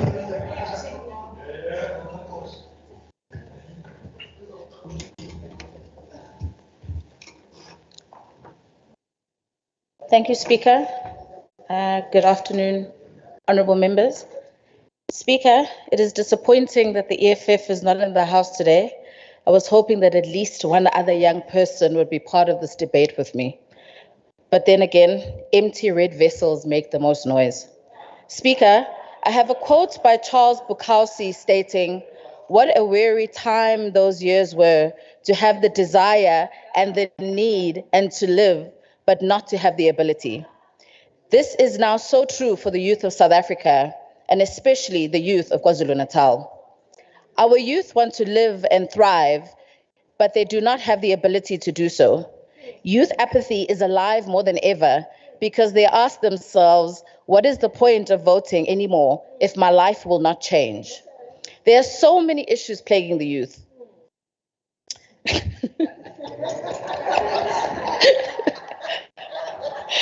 Please, can you protect me, Speaker? There are so many. I will not be deterred. I'm 34 years old. There are so many issues plaguing the youth. The obvious are unemployment, poverty, drugs, child pregnancy, and gender-based violence. The growing social ills in this province are hindering growth and opportunities for the youth. Skilled youth are leaving the province and semigrating, and this cuts across all races and is creating a massive skills vacuum in KZN. Another social ill being witnessed is the massive rise in youth turning into drugs as a result of hopelessness they feel in our country. In KZN, approximately 1,300 youth are people contracting HIV/AIDS every week. This is according to statistics revealed at the recent South African National AIDS Conference. This is a shocking number.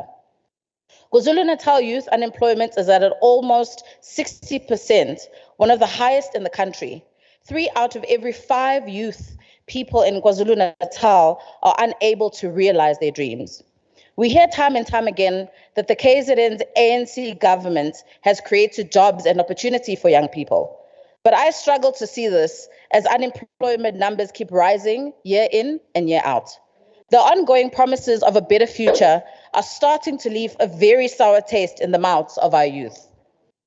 Promises of jobs seem to be a luxury enjoyed by only a few card-carrying members of a certain political parties. EPWP is slowly becoming a running joke, and voter apathy is a direct reflection on this fact. Our youth want opportunities that will create and change their lives. In South Africa, 98% of all new jobs created in the last quarter of 2022 were created, if you can hear me properly, in the DA-led Western Cape. This figure is proof that it can be done if there is political will. Another sad statistics in KZN relates to teenage child pregnancy, with girls becoming pregnant younger and younger. The devastating result is that many do not finish school and are denied the opportunity to escape the poverty gap. KZN is not doing enough to deal with this issue. While the Department of Social Development conducts programs, there are no tangible outcomes and not enough interdepartmental working with departments of health and education. Without proper advocating for long-term contraceptives and direct parental involvement, these programs will just be another budget dump. The rising cost of living, limited opportunities, decreasing access to quality education and healthcare is creating a desperate situation. Youth apathy increases as our young people are not represented in places that their voices need to be heard. Speaker, representation matters. The KZN Legislature is unfortunately an example of lack of youth representation.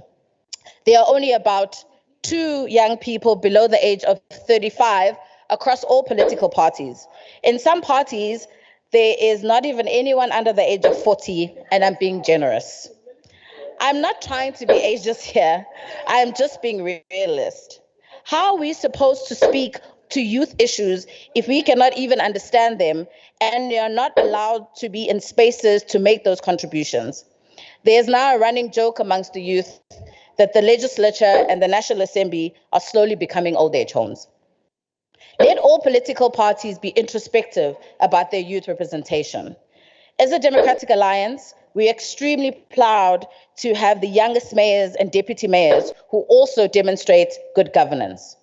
The way to encourage our youth to be active, part of the upcoming elections, is to bring them closer to the spaces and allow them to grow their opportunities. An example of this is in Cape Town, where even the buses have Wi-Fi, so the youth can access the internet while commuting. There are also plenty of Wi-Fi hotspots which work, and that young people are always in the forefront of opportunities and are able to send CVs and receive emails. KZN also needs active and proactive youth desks, which are not politicized and are not white elephants and creating tick box exercises as they are now. There needs to be active partnership with private sector for incentive creation, for internships and job creations.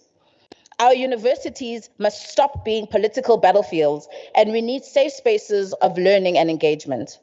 We also need active political schools that create understanding about politics and how it affects daily lives and encourages competitive politics and an active democracy. There needs to be active political will to fight corruption and to fight cadre deployment. Funds must go where they need to go. ANC, I think it's time you face the facts. You cannot deliver. Your time is up, and the youth are clearly speaking very loudly about what is going on. As young South Africans, you have an obligation to yourself and to your fellow peers to register to vote. And when the time comes to vote, you need to vote for a party that will deliver what is most needed to people and ensure that their lives and livelihoods of all South Africans are improved. Thank you, Speaker. Thank you. The next speaker is supposed to be from the EFF. Unfortunately, they are not here. Therefore, we have to move on to the speaker from the NFP. Honorable Siam Shinga for 2 minutes.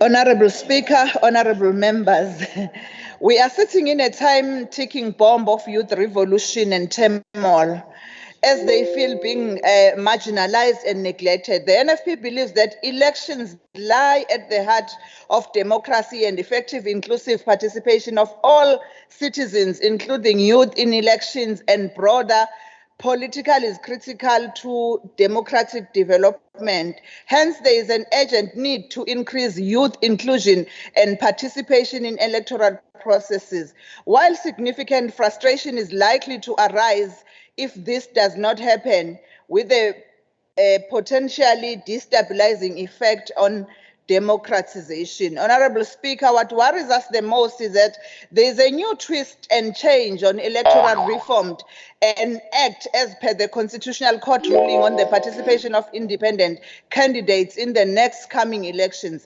However, nobody gives clear answers as to how this is going to be implemented, and ordinary citizens are clearly equipped about the changes, and only politicians who had some luck to have little to know. We need to create enabling and empowering environment for youth participation in all electoral processes towards strengthening values and principles of democratic governance. The NFP proposed ideal strategies and span for youth participation, the legal framework reviewing the legal constitution and managerial rules and its effects on youth political participation. Pre-electoral phase, recognizing and supporting youth as the community political leaders and engaged citizen. Electoral phase, mobilizing youth as voters, candidate observers, and active participants in all aspects of the electoral processes. Thank you, Honorable Speaker. Thank you. Now, let's receive the speaker from the ANC. Honorable NPF Mavuso.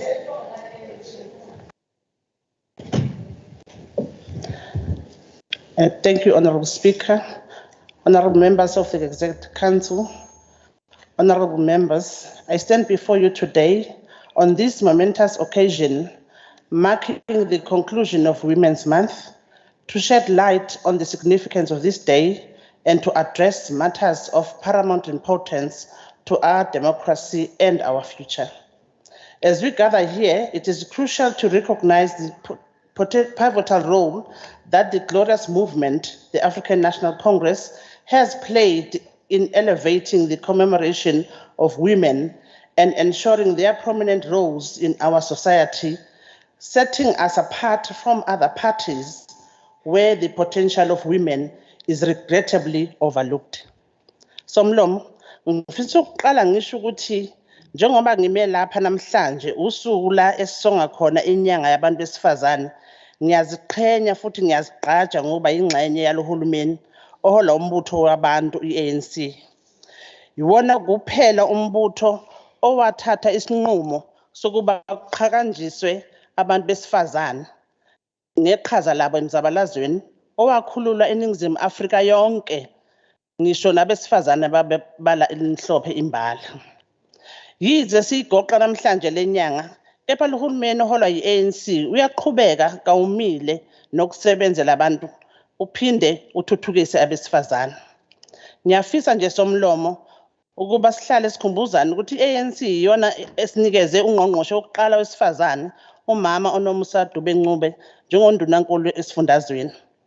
Asazi noma laba abanye abathi nabo bafuna ukuhola bangakwenza yini lokho. Honorable Speaker, women continue to be well represented within the cabinet and other key positions, reflecting our party's dedication to inclusivity and gender parity. Yet our discourse must expand beyond this remarkable achievement, and today I wish to turn our attention to the pressing issue of declining youth voter turnout. As we observe the erosion of youth voices from our democratic processes, we confront a significant threat to our cherished democracy. It is our collective responsibility to mobilize the youth, to reignite their belief in the power of their votes and their agency in shaping our nation's destiny. Malunga hloniphekile, sinejoka njengabazali kulendlu ukuba sibambe iqhaza kubantwana bethu. Ngale nje kokhetho kohulumeni kumele sibabonise indlela. Inhlangano ye-African National Congress iyabazisa kakhulu abantu abasha. Kasigcini ngokubaqhakambisa kepha bayingxenye yokubuswa kwezwe baphinde bathathe izinqumo ezinqala. Njengohulumeni sikhathazekile ngokuncipha kwabantu abasha ezintweni zobuholi kanjalo nokuvota, kepha njengohulumeni osebenzela abantu zikhona inhlelo eziqinisekisa ukuba siyababiza ababuye bazodlala indima yabo. In the pursuit to rejuvenate the youth participation, we are proud to announce the strategic plan devised by the Department of Cooperative Governance and Traditional Affairs in collaboration with the IEC, the Department of Education and the Department of Home Affairs. The heart of this initiative lies in partnership with the IEC, designed to capacitate on the current open window for voter registration. The plan involves visiting numerous tertiary institutions that pepper our province, that include UKZN, DUT, UniZulu, Mentec, UNISA, and various TVET colleges, each housing an estimated 400,000 students. This mobilization aims to encourage students to register, verify their address details, and where necessary, enroll as new voters. A comprehensive voters roll marked by accuracy and up-to-date information is fundamental to safeguarding the integrity of our elections. We recognize that this task is not confined to administrative action alone. It necessitates community engagement and public awareness campaigns to elucidate the vital role that individual registration plays in shaping our democratic landscape. By rallying behind this initiative, we demonstrate the ANC's commitment to addressing this challenge head-on, as guided by our founding principles and the wisdom of our leaders, such as Nelson Mandela, who once proclaimed, I quote, "The power of the people is stronger than the people in power," end quote. In contemplating the plight of our youth, we must also acknowledge the stark reality that the apartheid regime showed little concern for their well-being. In contrast, it is the ANC that has consistently championed their needs and aspirations. Abanye abafana no-National Party, amalunga ayo ashintsha aba i-Democratic Alliance, behluleka bancama ukuthuthukisa abantu abasha. It is the ANC that bears the legacy of prioritizing the youth, enabling them to flourish in a democratic South Africa. Before I conclude, I wish to address a matter that casts a somber shadow over our democracy, the alarming rise in the killing of councillors, often intertwined with political contestation within the municipalities. It is incumbent upon us as representatives of the people and to stand united against this heinous act. Regardless of party affiliation, we must speak with one voice in condemning these atrocities. The changes that accompany shifts in municipal leadership have not escaped our notice. However, it is essential for all political parties, particularly within hung municipalities, to uphold the principles of non-violence. We therefore urge these parties to embrace the transformation within municipalities and to navigate them through peaceful means. In conclusion, Honorable Speaker, let us remember that the future of our democracy hinges on our collective commitment to inclusivity, gender parity, youth empowerment, and political tolerance. The ANC, founded upon these values, remains dedicated to the betterment of our nation. Together, we can build a South Africa that reflects the aspirations of all its people, regardless of age, gender, or political affiliation. Siyabonga Somlo. Thank you. The next speaker is from the Minority Front, Honorable Esther Karashband, for 2 minutes. Thank you, Honorable Speaker. The Minority Front supports the NFP's Honorable Shinga to bring this debate pre the 2024 general elections. On speaking to many youth daily, I am always drawn to Maslow's law of hierarchy. All government departments should place this pyramid on their boardroom walls when spearheading programs with adequate budgets. Young people become disinterested from the time the school and the health systems neglect their needs. This traps them into a fixed mindset that their leaders do not care, and all the stats of the surveys that have been given by my colleagues, honorable colleagues, are true. Distrust then develops further when young people enter the workplace that puts up further barriers of entry. The legislature must activate the Public Participation and Petitions Committee to take ownership of listening to young people and to refer them to the necessary departments which can mentor our youth to reach their goals. When young people are shown care and respect by representatives who are the face of politics, then our youth will respond positively and will engage in the electoral processes. All the youth want is for government to be a real enabler, which means that is meeting their basic needs of a clean environment, home, good teachers, utilities, compassionate healthcare workers, and politicians who listen and deliver.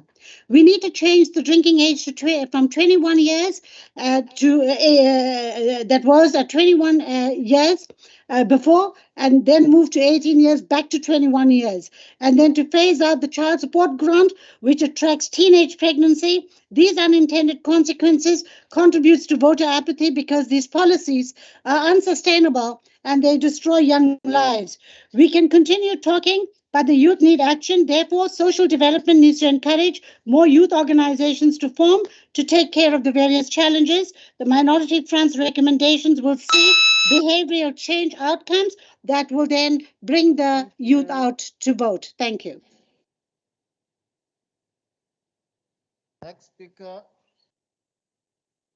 the ATN.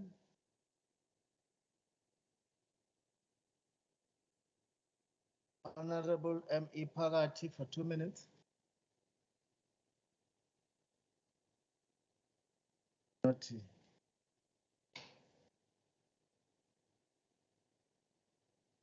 It's not around. The next speaker is from the ACDP, Honorable S.E. Manele. He reported earlier on that he have to go for another family pressing responsibility.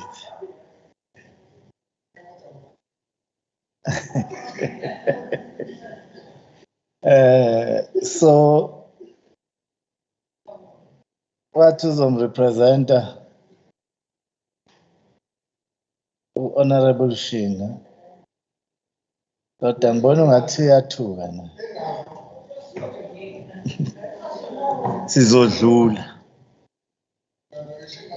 And move to the ANC. Honorable Nomusa Dube Ncube. Kamli.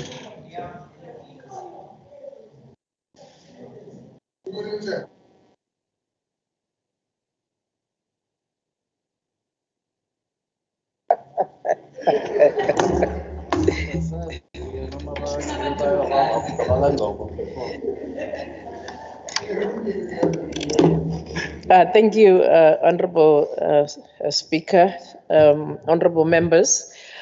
I rise on behalf of the African National Congress, the spear of the nation and the shield of our people, which since the democratic breakthrough in 1994 has stood shoulder to shoulder with the downtrodden and the vulnerable in all the corners of our beautiful country and our province, Kwazulu-Natal. Our movement long-serving President Reginald Oliver Tambo says, and I quote, "The children of any nation are its future. A country, a movement, a person that does not value its youth and children does not deserve its future. The young of our nation are its future, and no past can be corrected without the central role being played by the society's most energetic, visionary, motive force, which is the youth. For this reason, the African National Congress government in KwaZulu-Natal have since 2004 harnessed the energies and the spectrum of youth, tapping them to enter into corridors of political power and all other levels of the society, but also encouraging them to walk into the belly of the beast to become corporate gorillas in the battle of control and the commanding heights of our economy. We want our young people to lead organizations in the Johannesburg Stock Exchange and to rise to being leaders of the multinationals working all over the world economic freedom in the battlefront. Unlike other organizations, the African National Congress believe in the capacity of its youth and has made strategies, deployments, and such as the 33-year-old Tobani Shandu of Ilembe District Municipality, who's a mayor, and the 29-year-old Siboniso Zungu, the mayor of Umzwabantu local municipality. Many of our young leaders have been deployed as mayors, as members of parliament, deputy ministers, speakers, councillors, including eThekwini. Unfortunately, honorable member of the DA is not here. I would have asked her to look on my left-hand side to see where the oldies are. Honorable Speaker, to ascend to the position of leadership in politics in the private sector, our young people must be educated. We are encouraged that this year we had 492,000 students that submitted their applications for the 2023 funding of NEFSES from 9 provinces, which is the majority submitted by the student of KwaZulu-Natal at 122,837 for NEFSES, followed by Gauteng at 94,000. Thanks to the ANC government, the NFSAS and the no-fee schools policies have completely transformed the fate of the poverty-stricken and the unemployed, making it possible for a child to enter the school and to have to pay no cent until they graduate for their first-year degree and tertiary. At national level, the African National Congress government has established structures focused on the development of young people, such as the Department of Women, Youth and Persons with Disability, National Youth Development Agency, and National Youth Policy. As the province, we took the position that all departments and municipalities must have the youth development units managed by youth managers who are young, doing visible work amongst the young people. The Youth Directorate in the Office of the Premier has transversed the role in the institutionalized the youth entrepreneurship to encourage the young people to become job creators instead of being job hunters. Currently sitting at 100 million, the Youth Business Development Fund could be upscaled with the contribution and collaboration from the private sector and other agencies. The province in the last 5 years in the integrated youth development strategy, but we are also soldiering on to expand our internship programs, expanding and building, expanding public works program, expanding a community works program, strengthening the National Youth Service Program, several implementing a program both at the national level as well as at the provincial level. The YES program, the employment tax incentives for employing young people in businesses, the expanded public works program, the majority of the 500,000 EPWP people are the young people and women in majority. If you look at the work that has been done by the African National Congress, you can see that we are not only talking, but we are walking the talk. The beneficiaries of the 17th of August at Herikwala Stadium were given the contracts as public works program workers. And these are 45,000 young people that have been employed and have been given already contracts.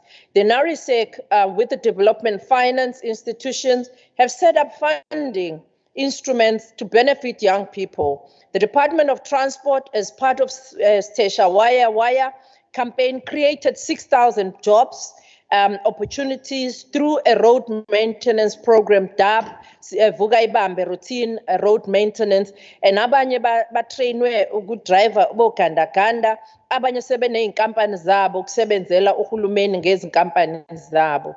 These young people are trained and are participating in minor as well as major road works, including pothole patching, road marking, grass cutting, and NQF level 4 certificates. There are 1,800 young people who are part of the National Youth Service, the YES program, 200 road traffic inspectorate that the MEC spoke about earlier. There are hundreds of drivers and operators that are working in this field. The department is also rolling out the program called Contractor Development Model, where emerging contractors are being trained and incubated to be the businesses on their own. We are also rolling out our bursary programs. In this financial year, we supported 863 bursary holders for the 2021 academic year to the value, and also 172 for the 22 financial year alone. Among student funded was a special pilot program. We have 4 pilot cadets who successfully completed their studies and are now employed in the schools where they have studied. One of them is Sanelem Kize from Edandi. Recently wrote a letter thanking us in the Office of the Premier, and as he is now working as a pilot for the Saudi Arabia Airlines. Please allow me, honorable members, to also quote one stanza from Sanele's letter. I'm immensely grateful and thankful for making it for government of the ANC for making it possible for me to pursue my dream of becoming a pilot. Growing up in a less privileged community has not only offered financial and academic challenges, but has also helped me realize the value of education, to love and excel at any job as a flight instructor. I have just been presented with the great opportunity of a lifetime by Oxford, Saudi Arabia, where I will be working amongst the best and highly qualified instructors in the world. I will be moving to Saudi before the end of September. None of this would have been possible without the ANC government. As if that was not enough, honorable members, Honorable Kapisa, young people are being trained as pilots and flight engineers. Right now, we have 4 that are now, 2 of them are flying the Lift Airlines, airlines that you travel with, the Lift Airlines. 2 of them have been trained by the ANC government. One of them is a pilot right now with Fly South Air. Youth Fund beneficiaries, and these are the young people, thus demonstrating that the ANC government is not just talking about Cape Town that does nothing for the young people, but we have young women and men who can show that the ANC government indeed is changing the lives of our young people. Operation Vula has been one of the programs that has developed young people, their businesses, been given all the equipment. People with disability have also benefited immensely with these programs from the ANC. Sukuma 100,000 during the 2021 financial year recorded 94,000 youth, of which 744 were females and 75 were persons with disability. They were placed in jobs and skills, in opportunities, and Department of was the biggest contributor of these numbers. Thank you. Ngalesikhathi siyahlupha manje. Yeah. Thank you. Let's get a response to the debate by the mover of the motion, Honorable Shinga, for 5 minutes.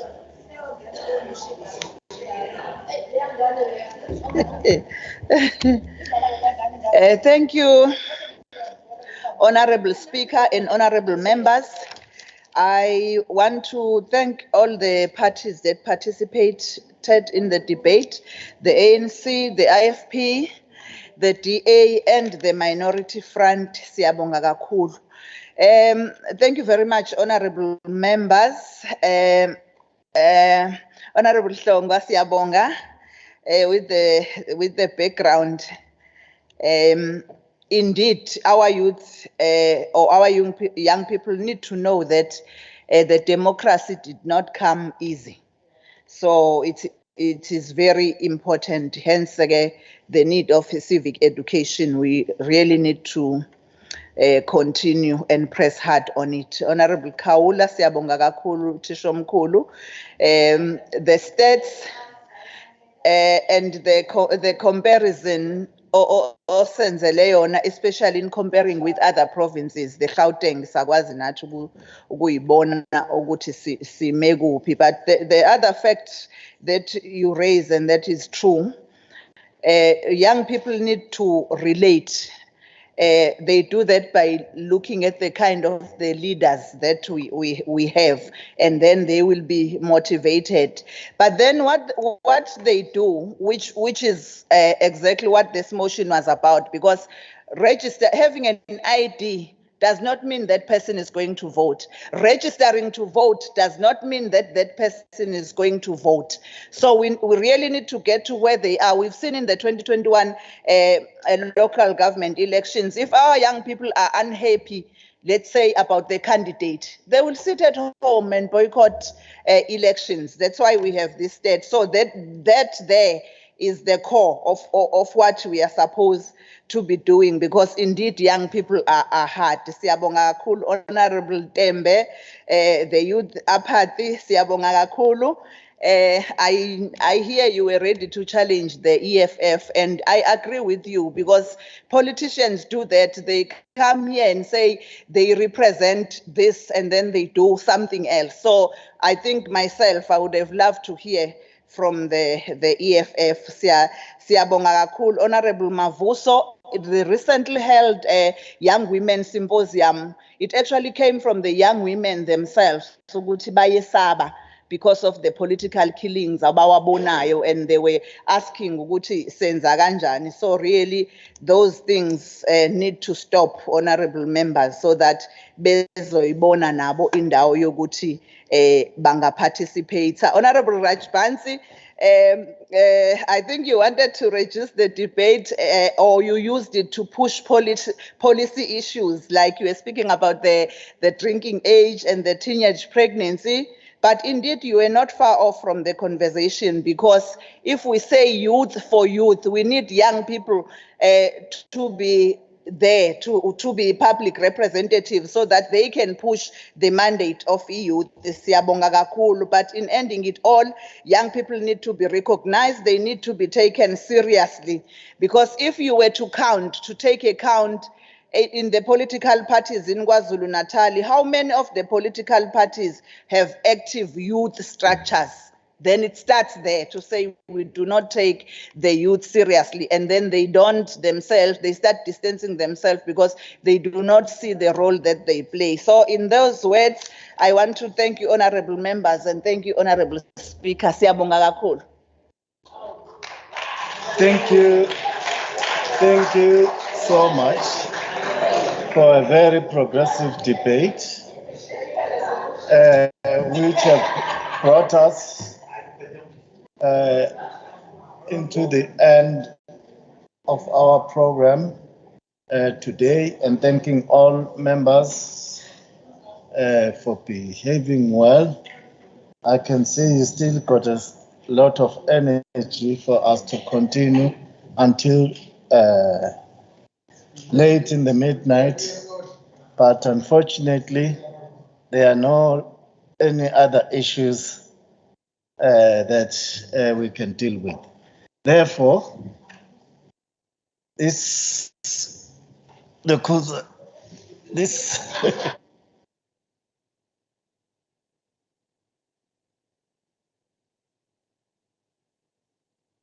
yeah. Thank you.